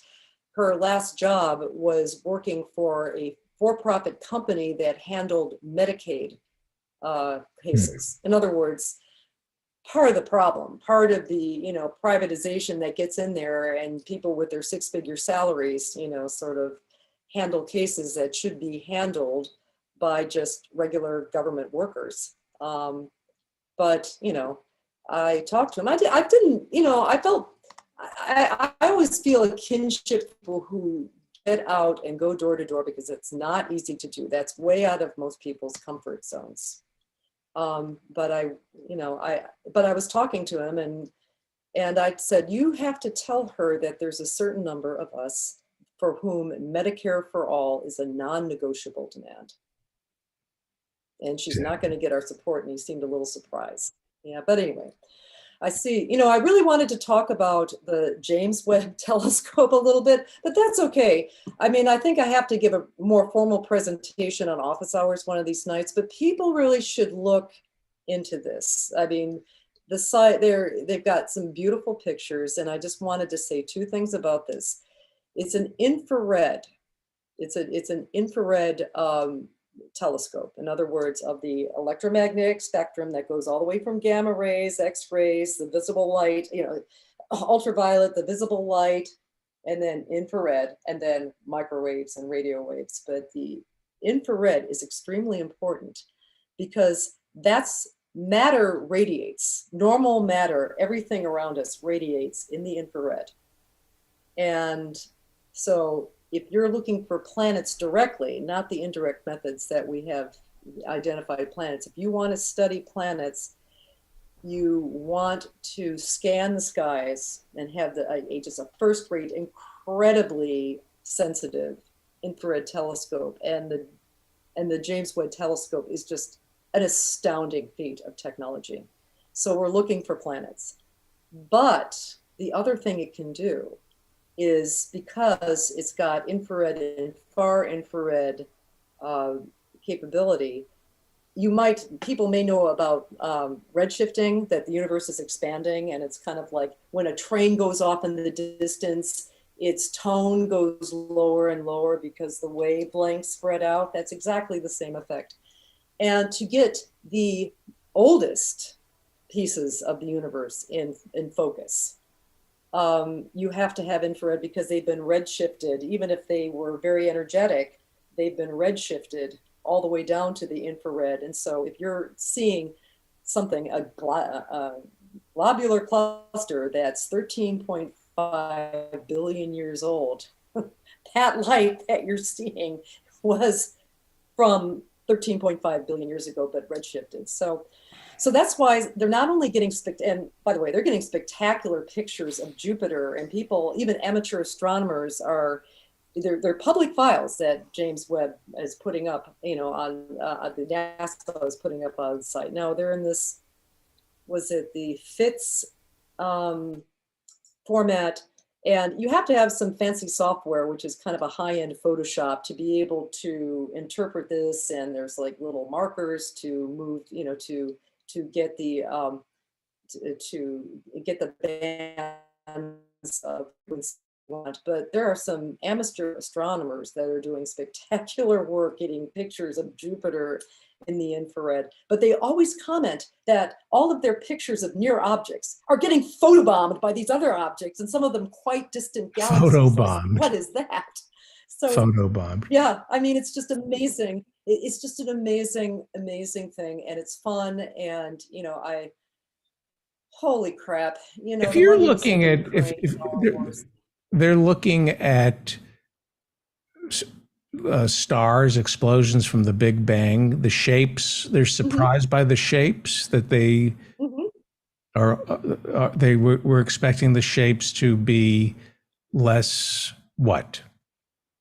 Well, I don't know if the surprise, but they just didn't know the whole evolution of, the Big Bang is quite astounding to look at, like tiny, minute fractions of a second where, like matter appears and protons appear and neutrons appear and all this kind of quarks and gluons come like in the first 10 to the minus 13th of a second type point in time. But if you're looking at, is it conceivable that you are looking at stars that no longer exist, that now? Oh, it's quite certain you're looking at stars that no longer exist, because stars have lifetimes depending on their initial mass, from like 1 billion years or less than 1 billion years to like black and brown dwarfs. Lifetime of stars goes roughly inversely proportional to mass, so the bigger the star, the initial mass of a star, when it starts doing fusion, that kind of sets its whole lifetime and how it's going to die. So so some of the bigger stars definitely died out billions of years ago, and you're just seeing them now because that light took us there. But the biggest question cosmologically is about the dark matter. And most stars, most galaxies end up forming disks because of angular momentum, and it's for the same reason that when you spin like wet clay or molten glass, you start getting a flat disk. You have surface tension pulling it in and the centrifugal forces moving it out. However, dark matter doesn't, that's regular matter that emits radiation. Dark matter is something altogether completely decoupled from all these other forces. So there's no friction, there's no surface tension, so to speak, on a galactic plane. There's just gravity. And so the dark matter is arranged in kind of spheres around galaxies. It's very weird. But some of these globular clusters, they're perfectly round shapes. So there might be a star forming phenomenon that we don't know. If there's like a lot of angular momentum, you're going to get you're breaking shapes. up. Some of these things are really huge and they're round. Okay.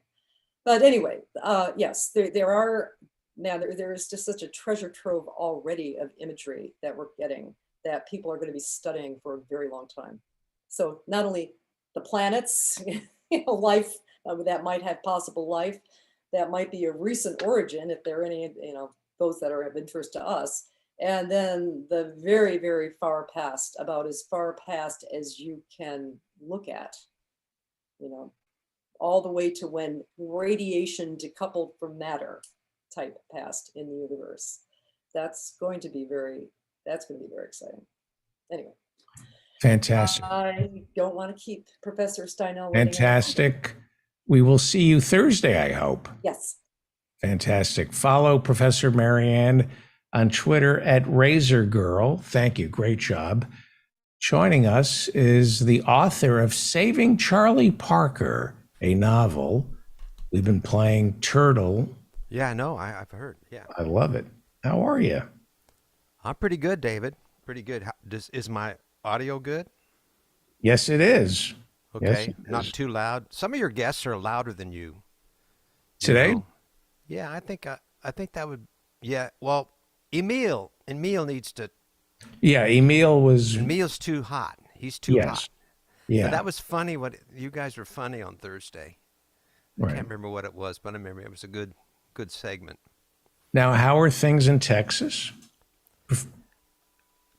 In what sense? How's the weather? How's the climate change? Oh, it's muggy how's the- today.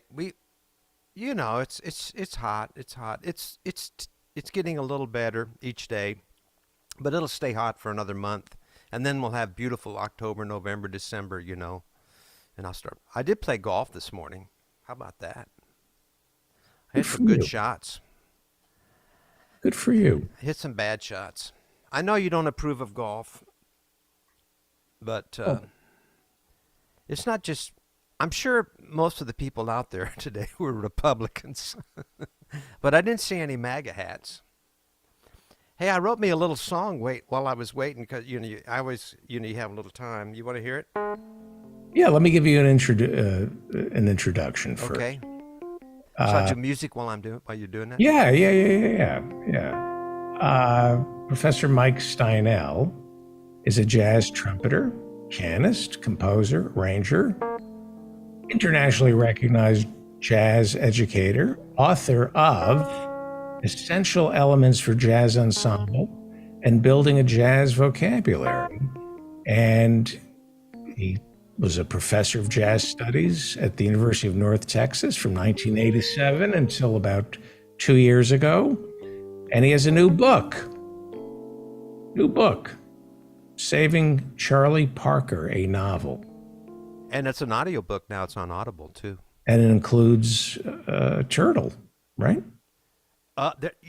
There's a lot of Turtle in it in the chapter on when he goes to Turtle, who's he's the guy that supplies him his oxycodone. My character is oxycodone. Hey, you should feel pretty good about yourself. Why? Did you read the New York Times today? No. In the opinion section, big article, almost the whole page. American real estate was a money launderer's dream. Wow. That's changing. Wow. It's all about this company called Optima in Cleveland, and how they Do they work with Eric or Donald Trump? didn't say it. Doesn't say it. But This is what I've been saying. they were Ukrainian oligarchs. Yeah.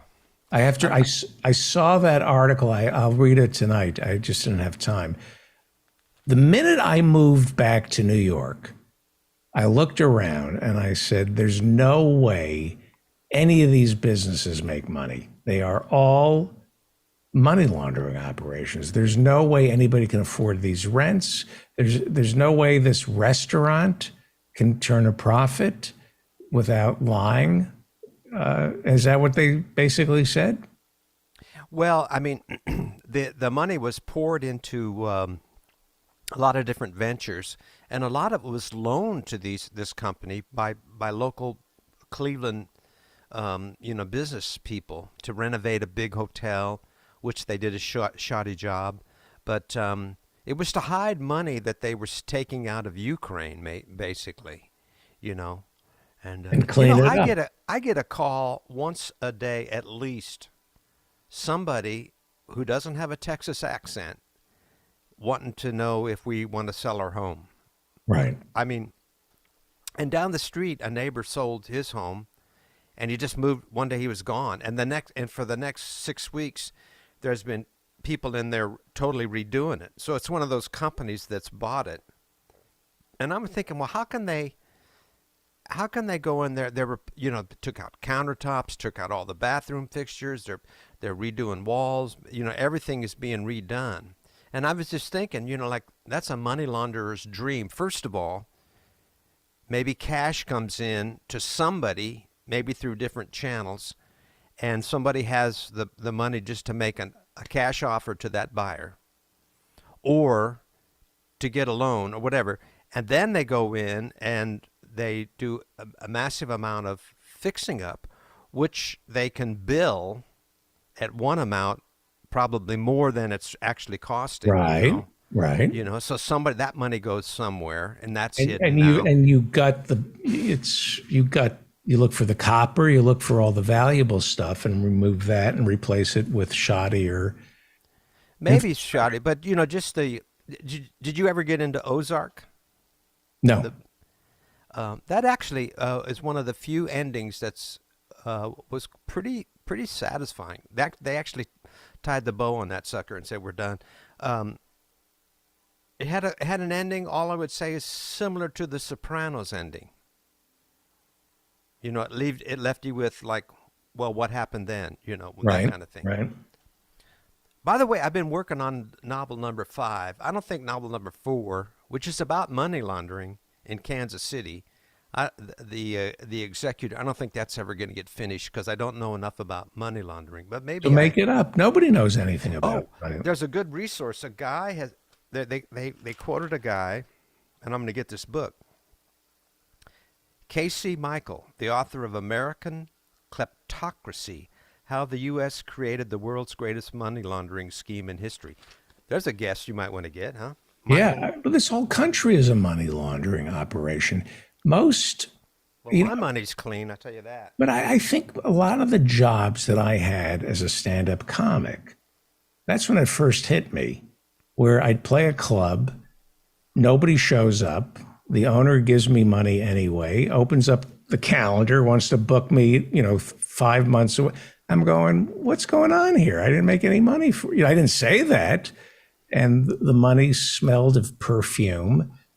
And then, you work in Los Angeles and you begin to realize a lot of these projects aren't supposed to be successful. They're kind of... Well, that's certainly most of my musical endeavors. That there's something else going on where like I've had jobs where everyone there is pretending that this pilot is going to get sold, but it's not. Yeah. It's not supposed to get sold, and you just cash the check and don't ask any questions. I think most of America is just one big money laundering operation. Well, I think certainly jazz clubs have been. Dutch Schultz owned the Cotton Club. The Cotton Club was interesting. It was in Harlem, and it had black musicians and black dancers, but it was a white clientele. It was whites only. You couldn't go to the Cotton Club if you were African American. Really? But you could perform there. And I may have mentioned before, Doc Cheatham, who died in his 90s, he was a great trumpeter, played up until the very last. We had him on campus, and he was 92, to do a lecture. And I squired him around for 2 days, and he was personal friends with Louis Armstrong. He goes back that far. But he was telling me how he played with Cab Calloway on the road in the 30s. And the Cotton Club featured 6 months out of the year Cab Calloway, and the other 6 months the Duke Ellington Orchestra. Wow! And then they would tour. They would tour for 6 months. So he's on the road for 6 months, all over the country with Cab Calloway, maybe in Europe. He did go to Europe, and he says they get to the Cotton Club and goes, "Oh, this is great. We're going to sit down in New York City. I'm going to play, 4 or 5 hours a night." 10 to 3, 10 to 4 maybe, And so they play the first night, and then the band manager says, "Okay, the bus leaves at 10. They go, "What?" They would take the bands, and they would take them out to theaters up in Westchester County and Connecticut and over in New Jersey, maybe into Pennsylvania. They drive over. You know how that you can do that. Everything's an hour away if you live in Manhattan, isn't it? Yep. Everything you need to see. And Yeah, then like the West Side is an hour away. then you would play. They would play at movie theaters between the shows. He said they would sleep. The guys would bring like hot plates and Bunsen burners and cook bacon in the pit. They had, because every theater had a pit. In the 20s, before there was talkies, there was something like, there's a really good article about Philadelphia film musicians. They did a study, and there was something like 800 musicians who worked full time in the theaters in Philadelphia. Wow. In the 20s. Was that the best time to be a musician? I don't know if there's ever a good time. It's probably, you know. When was there the most work? 30s. The 30s, because I would. And then in the 40s, what happened is all the able bodies. You know, there's first of all, it's been a long time since instrumental musicians have been stars. Name an instrumental musician who's a star right now.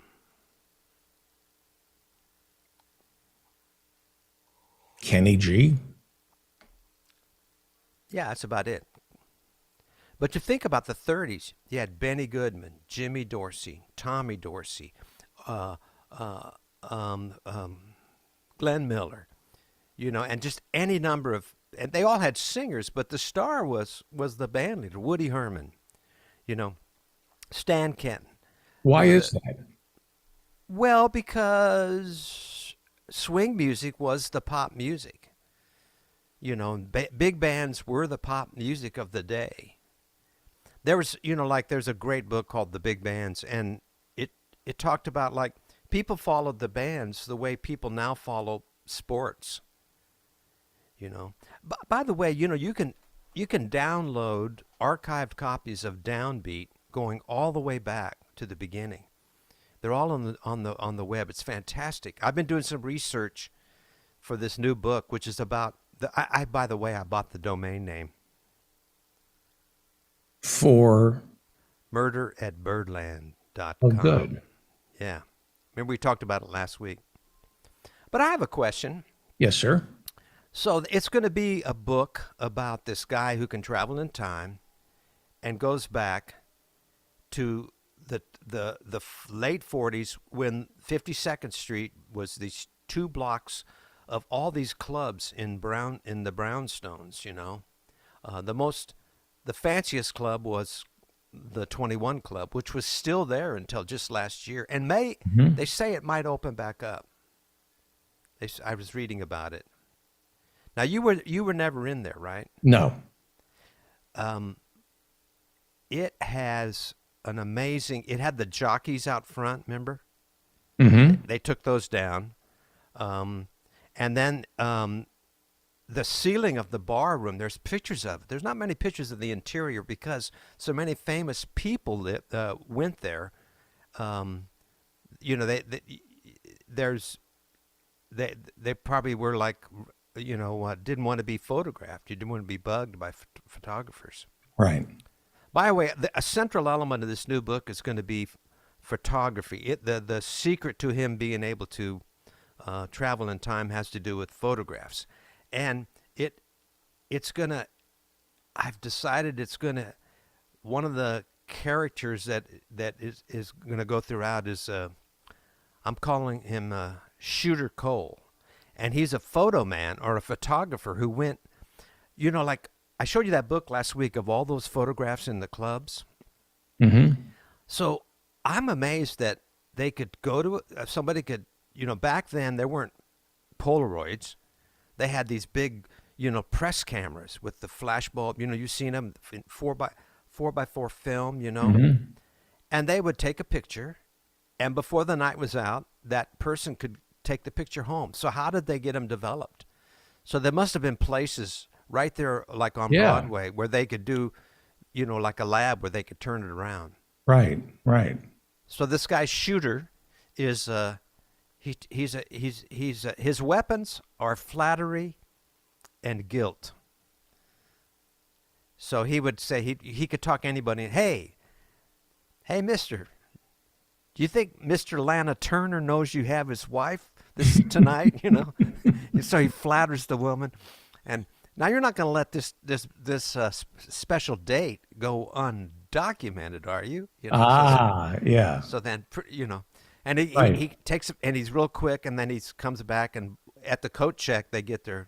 So that's going to be part of the thing, and I'm just fascinated by all every club they took photos.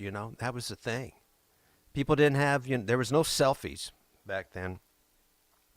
But anyway, so I'm working on that. That's keeping me busy. Good. Yeah. Should we play? We have two things. We have a sample track.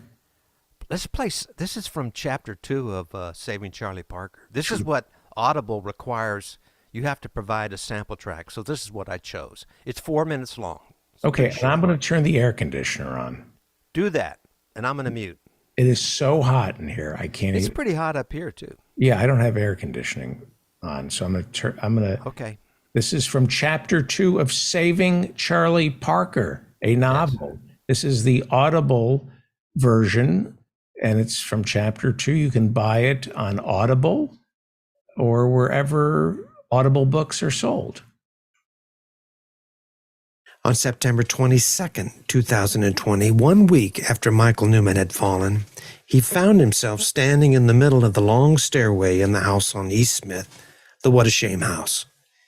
He looked at the half-finished tile floor of the atrium and felt the wound on his head. He was holding the same 3 books he had been carrying on his first tumble. One was open to the black and white photograph of the stately Massey Hall in Toronto. For a week, he had spent most of his waking hours trying to figure out how he had traveled back in time and met the greatest jazz musician of the 20th century, Charlie Parker. He started with a Google search. Online, he found sites dealing with ancillary topics like the history of time travel and literature, and some pop science posts about the theoretical possibility of traveling to the future or the past. Eventually, it was wormhole theory that caught his eye. The theory posited that bodies, or any kind of mass, could travel to the past through what scientists had labeled as wormholes. The idea dates to 1916 and has some relevance to Albert Einstein's theory of general relativity. Because of that, a time wormhole is sometimes referred to as an Einstein-Rosen bridge. The written descriptions in Google were beyond him, but the illustrations showing how space and time could be curved and in a way folded back onto itself made sense. It appeared that 2 points years apart could actually be bridged by a wormhole, a tunnel in a way, that would be a shortcut between those points. He had decided to recreate everything that had landed him in the ER 7 days earlier. He took a deep breath, leaned back slightly, and plunged headfirst down the steps. He was hoping to somehow induce the state of unconsciousness that allowed him to pierce the time barrier, so to speak, or enter the wormhole. He didn't really know how to label what he was doing. He just hoped it would work and render him unconscious like before. However, this time his instinct of self-preservation kicked in. The books went flying, and his hands reached up to catch his fall. They did an admirable job. He did not land head first as before, and he did not lose consciousness. As a matter of fact, he was so conscious that he heard every crack and crunch as the bones of his right wrist shattered. He moaned and called for Jean. The pain was the worst he had ever experienced, and after McPherson set the arm in a cast and offered to give him something a bit stronger, Michael didn't hesitate. He listened carefully as the doctor explained the dosage instructions and possible side effects. When he got home, he watched TV for a bit, grimacing with pain every few minutes. After Jean had gone to bed, he went to the kitchen, poured a large glass of red wine, and drank it down. He took 2 pills out of the bottle of OxyContin. The label read, "For pain as needed, but not to exceed 1 pill every 8 hours. Do not take with alcohol." He washed them down with the second glass of wine and walked to the stairway. He gathered the books he had been carrying, opened the one to the photo of Massey Hall, and sat down. He ran his fingers over the photo as his eyes grew heavy, and within 3 minutes, 2020 had slipped away. This is how his travel back in time would begin for the next 8 weeks.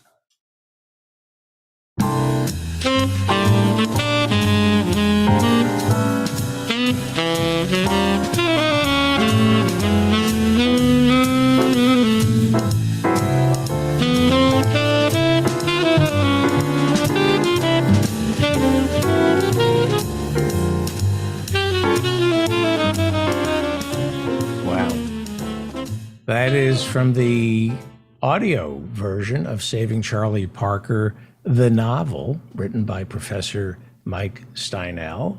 Also doing the narration. That was chapter 2. Go buy that book. That's a little bit of chapter 2. A little bit of chapter 2. It sounds great. By the way, can you hear the air conditioning? Cannot. You cannot hear the air conditioning? Not really. Oh, really? I couldn't think straight. It's so stuffy in here. What else is new? Not metaphorically. Oh, okay. It was actually stuffy in here. Should we play Amazon Hell? Now, what makes you want to play Amazon? Very, very special person to us. Rosanna Eckert had a birthday yesterday, and she's on Amazon Hell Part 2, and she does an amazing bit of work. Amazon Hell is about my struggles, and I'm still having them because I can't get the record on Spotify. I've hit a snag with my BMI membership, so I'm trying to work that out. And nobody at BMI and they have tons of people on their staff. No one will return my call. But what is BMI? Broadcast Music International. Most people sign up for ASCAP. I should have done that, but for some reason, BMI was around way back when I did my first recording in 1974. And I assigned my rights to BMI. They take care of your performance royalties, and they're pretty good. Every now and then I get a check. It's always they're much better in overseas than in America. About keeping track of when music might be performed or recorded. Right. But anyway, so I can't get. I'm not on Spotify yet. And I really am trying to work on that. We're going to submit the audio book and the CD for the Grammy to the Grammys. Rosanna's helping me with that. Great. But we have to have, they have to have files to listen to. Anyway, the deadline's on Wednesday, so it's a little crazy. But so anyway, Rosanna Eckert, we did this. Amazon Hell was about all the companies that Bezos owns, and then Amazon. I remember I called her the day after I did that for you, and I said, it'll be really cool. I'll do this song again, but I'll just say the name of these companies, and you improvise something. Mm-hmm. And she went way over the top. It's fantastic. I remember this. Yeah, let's listen to it. But before, I wanted to ask you about Turtle, because when you did it live on this show, wasn't Rosanna Eckert's husband playing drums? He was. We added Gary on percussion for that. He was playing congas. He was playing congas, but he's not on the original recording. No. He's on a number of tracks on the CD, but not on Turtle. And it just worked out that it sounded fine without the percussion, so we just kept it that way. Fantastic. This is Amazon Hell, written and performed by Professor Mike Steinel and featuring Rosanna Eckert. Yeah.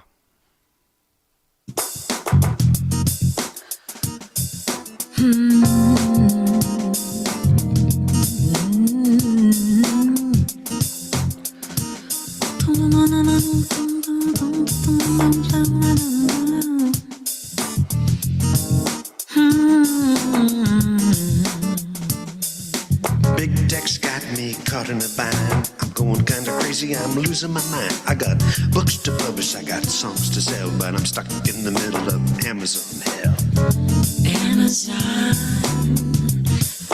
Amazon,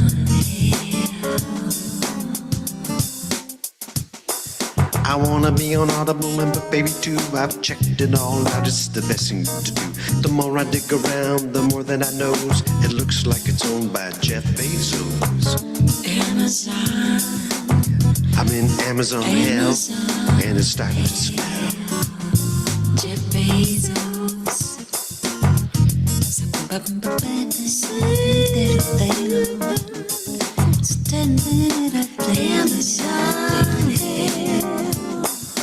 I just wanna sell my little old book, but Amazon is everywhere. That look, I'm not gonna say that he's a bad guy, but he's got his fingers into every pie. He owns Audible, Twitch, Love Film, Zappos,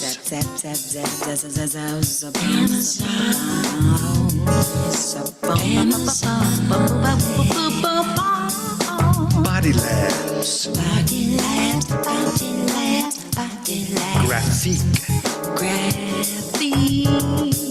Graphique, Quidzy, What was that? What? Whole Foods Market, Whole Foods. Hey, I like Whole Foods. Have you tried that balsamic vinegar? It's pretty good. Pill Pack,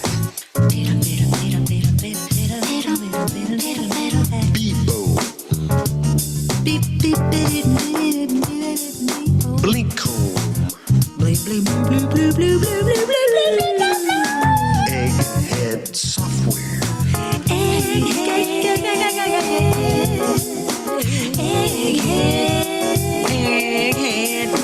Book Pages, Read a book. Shopbop, Goodreads, Digital Photography Review, Digital photography review. Reflexive Entertainment, Without a Box, Box Office Mojo, Box Office Mojo. Custom Flicks, Book Surge, Snaptel, Touchco, Toby Press,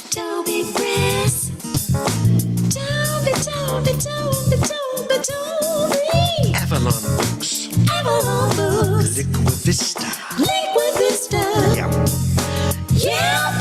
Push Button. Nobody puts baby in a corner. Amiato, Shoe Fitter, Apthwack, Orbeus, Nice. That's fantastic. I remember that. Isn't she amazing? And she Yeah. just knocked that out. I sent it to her like on a Sunday night, and then by like 11 in the morning, she sent it back, and I went like, "Whoa!" Wow. Because we had done one with crypto Uh-huh. asset names. By the way, I feel kind of like that I was Vindicated. ahead of the curve. Everything that's crypto is crashing. Yes. You know. I guess people want to put their money in something that's real. Well, yeah, like a piggy bank or something like that under the mattress. How could that have been? I mean, Isn't that just, I don't understand any of it. It just sounds like end stage capitalism where people have excess cash. The wrong people have excess Yeah. cash. They stop buying baseball cards to invest in and they start. Oh, putting them- I love your discussion of baseball cards and postage stamps Oh, right. with Barry, Yes. Reverend Barry Lynn. Did you ever have a postage stamp? I did. Me too. Collect stamps, in Scouts, just for a little bit, but it was, not really. I had an insect collection. That was kind of gruesome. You had to put the pins in them. And Yeah.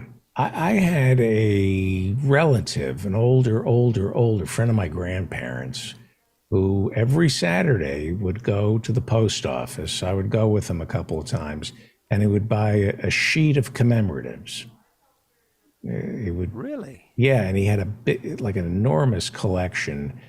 And I'm trying to remember, I think that it wasn't the great investment.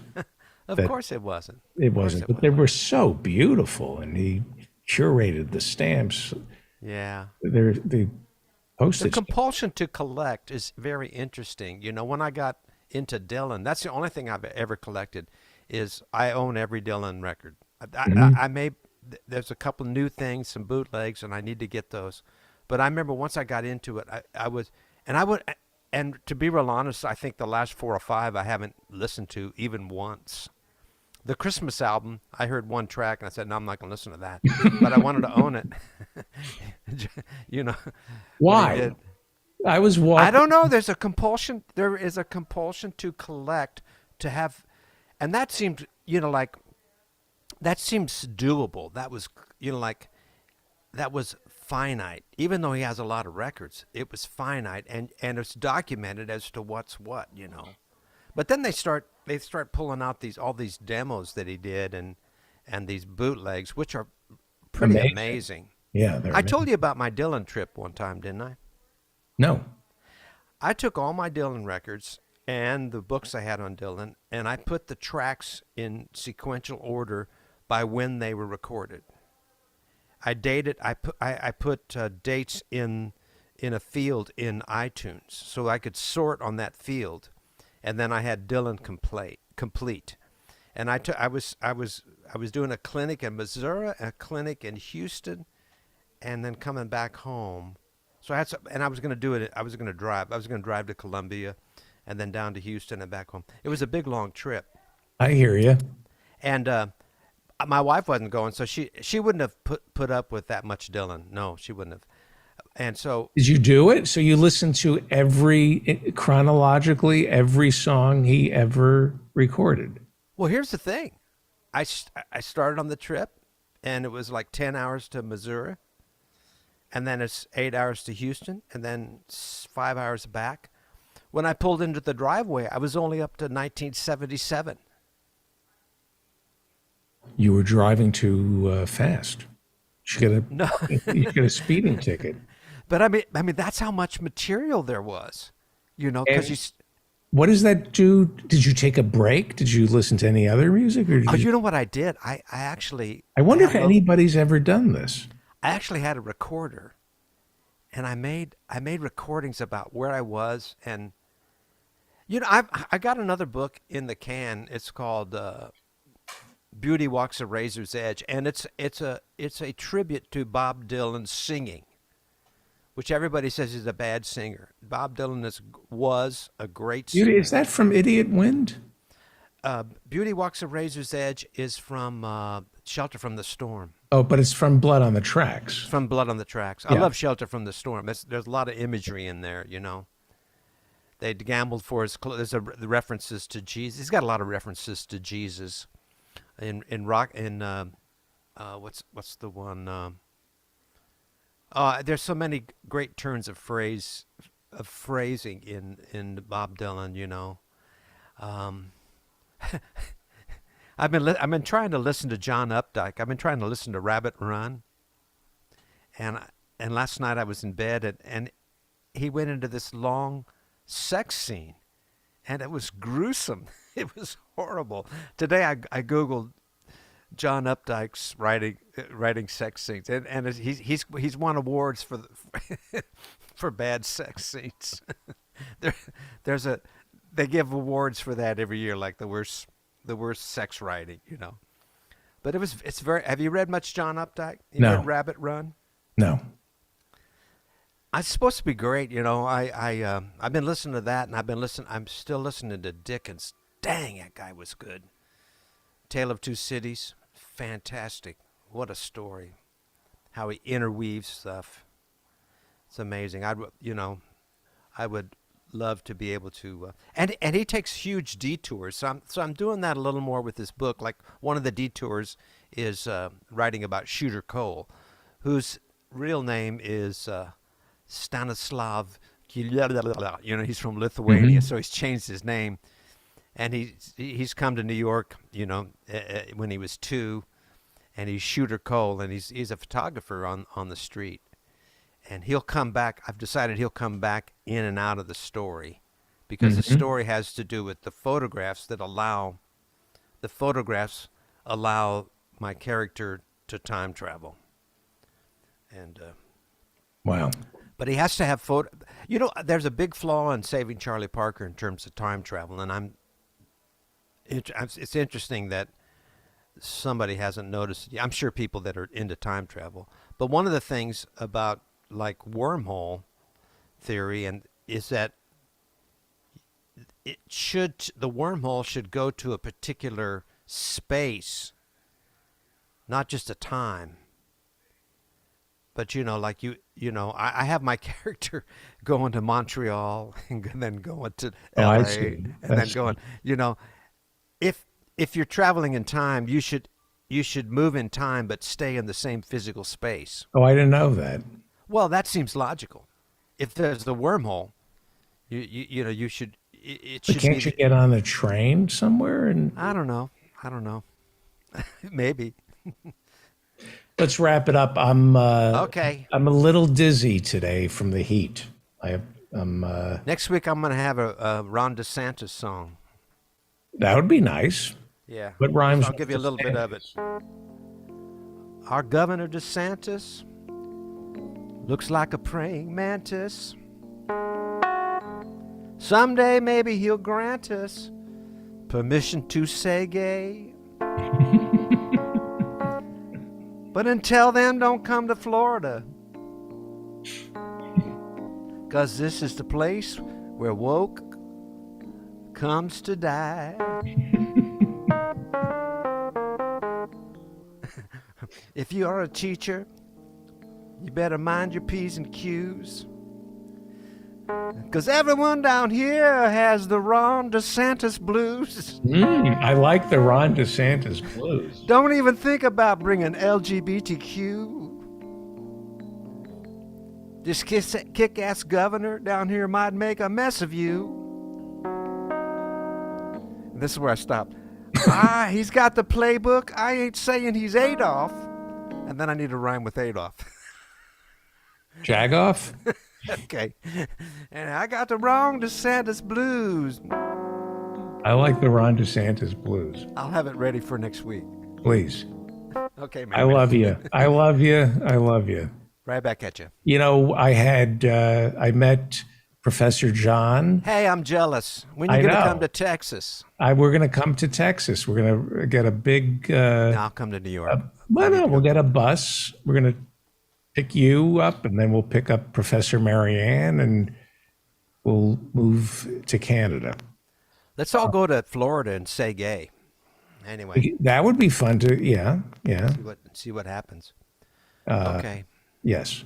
All right. I love you, buddy. Thank you. Same here. Bye. Rodrigo, let's go to Mexico. Professor Bick raised his hand. Hi, David. I have a short video for you of Dr. Oz telling his followers of who? Their driver's licenses away from their friends who aren't voted for him. I'm sorry, I didn't hear what you said. Please say that again. I have a short video for you of Dr. Oz where he tells his followers to take driver's licenses away from their friends who aren't voting for him, and he says they shouldn't be driving. It's on the chat. Okay, I'll play it on Thursday's show. He was probably joking. I mean, he's pretty horrible, but I can't imagine him being serious. One of your listeners is not a fan of Mike Steinel, and he invites you to look at his YouTube channel, quote, Rick Mahurin, end quote, and to use his songs free of charge on the show. Just you, not anyone else looking for free music. Wait, hang on for 1 second. Somebody isn't a fan of Mike Steinel? I know, it's wild, and I want to meet this person and have them on the show. This is like a unicorn. he's offering to give you free music, so he doesn't have to listen to Mike Steinel with your show. Well, don't listen to the show then.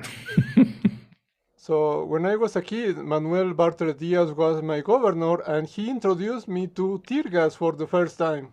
Today, I was downtown, and there was a protest about the murder of a young woman 5 years ago, whose name you'll find absolutely unpronounceable. And they're accusing previous governors, the current one, and even the president's people of covering this up. And the cops were escorting them to make sure no one in a hurry ran them over by accident. Progress when compared to a few decades ago. I have a quote from the Heritage Foundation you may find funny. Quote, "There's a rich debate about whether or not a document is declassified if a president has decided but not communicated it outside of his own mind," end quote. Okay. I don't know if you heard that Bob Lupone, family physician on The Sopranos, has died at 76. The Polly Walnuts. The actor is Bob Lupone. I don't remember the name of the character. Hold it. Polly Walnuts died. Who else died on The Sopranos? Bob Lupone. He was the family physician. Oh, Dr. Cusimano? I guess. Did he play Dr. Cusimano? Oh. I haven't seen The Sopranos in years. Oh. I thought you'd like to know that another actor Very from sad. The Sopranos. Yeah. Very sad. Also, two comedians pretended to start a hunger strike protesting Teslas at an oil and gas conference. You may find that funny. And I'm going to read a page from a book that I hope explains better than I have an issue I've been trying to explain for the last 2 or 3 years. Please keep in mind that all victims of microaggressions and ableist jokes feel this way, not just the Asian Americans. The term racial microaggressions was first coined by Chester Pierce in the 1970s to describe the daily slights and insults experienced by black people in the United States. However, the use of the term microaggressions has broadened to include all marginalized groups. Psychologist Derald Wing Su defines the term as the brief and commonplace daily verbal, behavioral, and environmental indignities, whether intentional or unintentional, that communicate hostile, derogatory, or negative racial, gender, sexual orientation, and religious slights and insults to the target person or group, often involving the projection of stereotypes. They can occur at any moment of the day, a constant potential source of stress. When Michael Luo, a Chinese-American journalist, experienced one of those moments walking with his family after church on a Sunday morning in October 2016, he posted this message on Twitter. "Well-dressed woman on Upper East Side annoyed by our stroller yells, 'Go back to China, go back to your effing country,' hashtag this is 2016. In another tweet he wrote, "Now my 7-year-old, distressed by what happened, keeps asking, why did she say go back to China? We're not from China."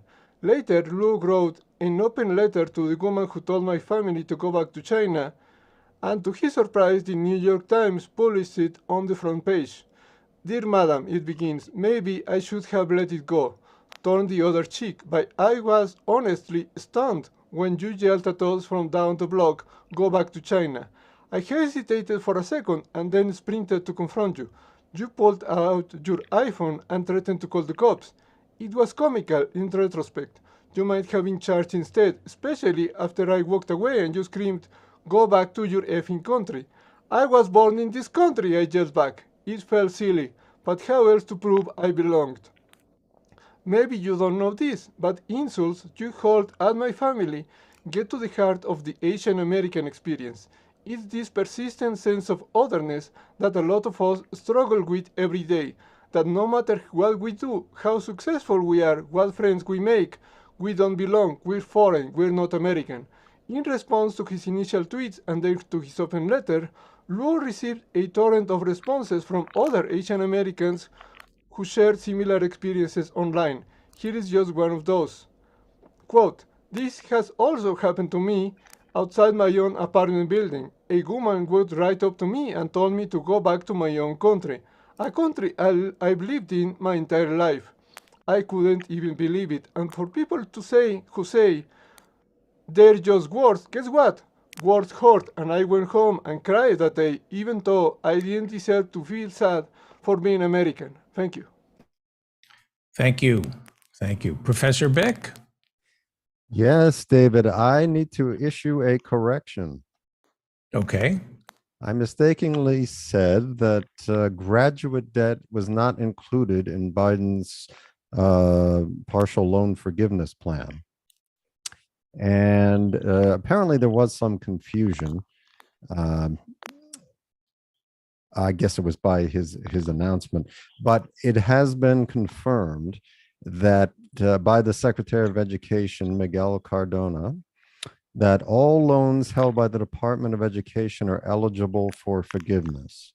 That includes graduate loans, as well as grad plus loans, parent plus loans, and spousal loans. Okay. We correct ourselves on this show. Yes, I do not want people to be misled. So graduate student loans are eligible for this forgiveness plan. Great.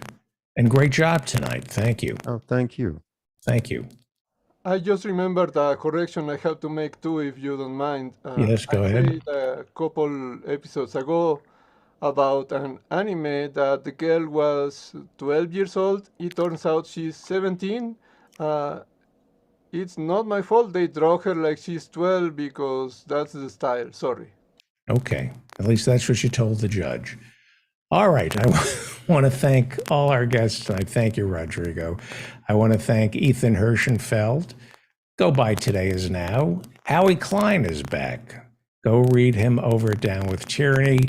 David Cobb, Dr. Harriet Fraud, Professor Jonathan Bick, Peter B. Collins, Professor Mary Ann Cummings, and of course, the author of Saving Charlie Parker, a novel, Professor Mike Steinel. Today's show is put together, produced by the brilliant Dan Frankenberger, Andy Brown, Sarah Bush, Grace Jackson, Hannah Feldman, Professor Jonathan Bick, the Invisible Ninja, and Joe in Norway. Did I leave anything out? I don't think anyone. Thank you to all the mods who keep the chat rooms honest, and I do need a printout of their names. We're going to have a meeting on Wednesday. Office hours every Friday night at 8 p.m. It's office hours and hours. It's the first, I can't believe it's going to be September. Unbelievable. First Friday of the month is this Friday, so it's 24 hours of office hours. Did I thank Professor Mary Ann Cummings? Yes, I did. Okay. I think I thanked everybody. Go to my website to sign up for office hours, and while you're there, sign up for my newsletter. I think that's it, right? Okay. I'm David Feldman. Remember to stay strong and protect the weak. Take it away, Professor Mike Steinel.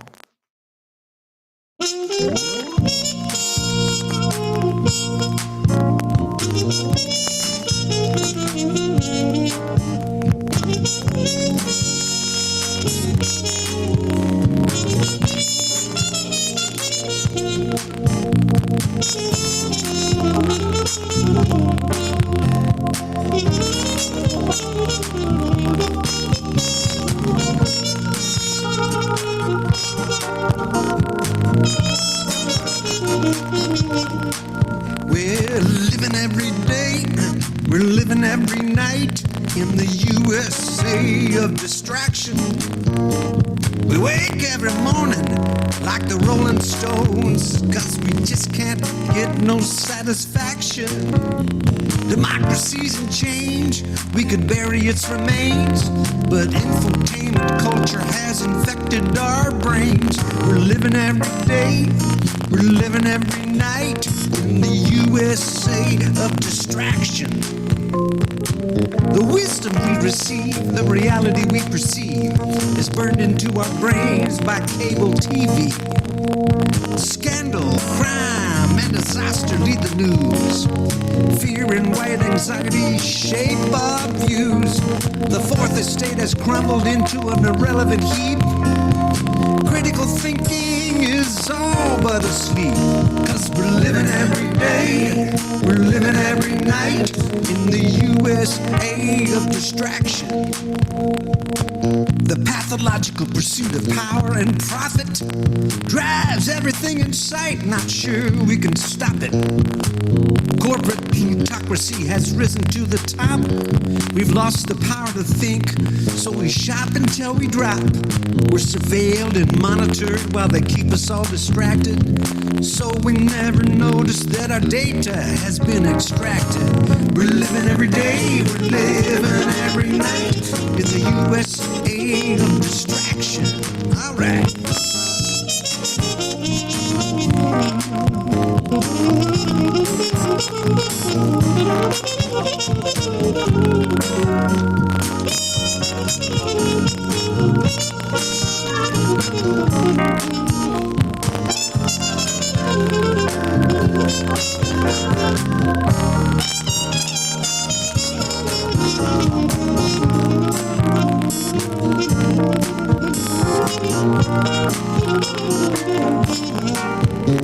The Reagan agenda, a libertarian notion of sweeping deregulation, has been put into motion. Our eyeballs seldom stray too far away from the mega monopolies that command the day. Diversity in media is gone, gone, gone, slowly fading out like a sad, sad song. We're living every day, we're living every night in the USA of distraction. The telegenic spectacle of tabloid celebrity has squeezed out any room for social integrity. With profits to be made and minds to be molded, the media crushes the truth even when it's been scolded. It's books now more than ever that people need to read. Folks are hypnotized by their Twitter feed. We're living every day, we're living every night in the USA of distraction.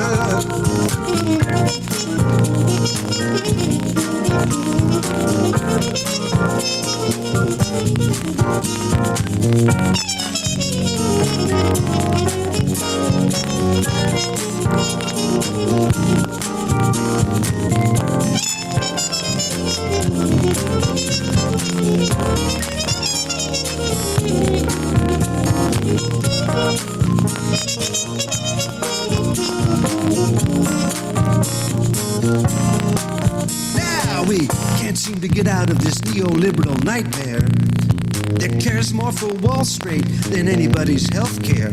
We've been bruised, battered, defunded, and dismantled. We've been diminished, infiltrated, manipulated, and manhandled. The sovereignty of citizenship, the bulwark of democracy, is under full attack by the cult of meritocracy. We're living every day, yeah.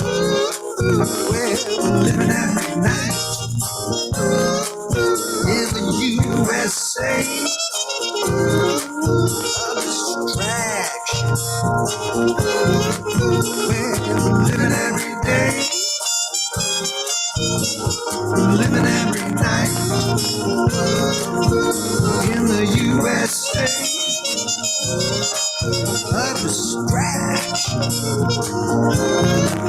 where we're living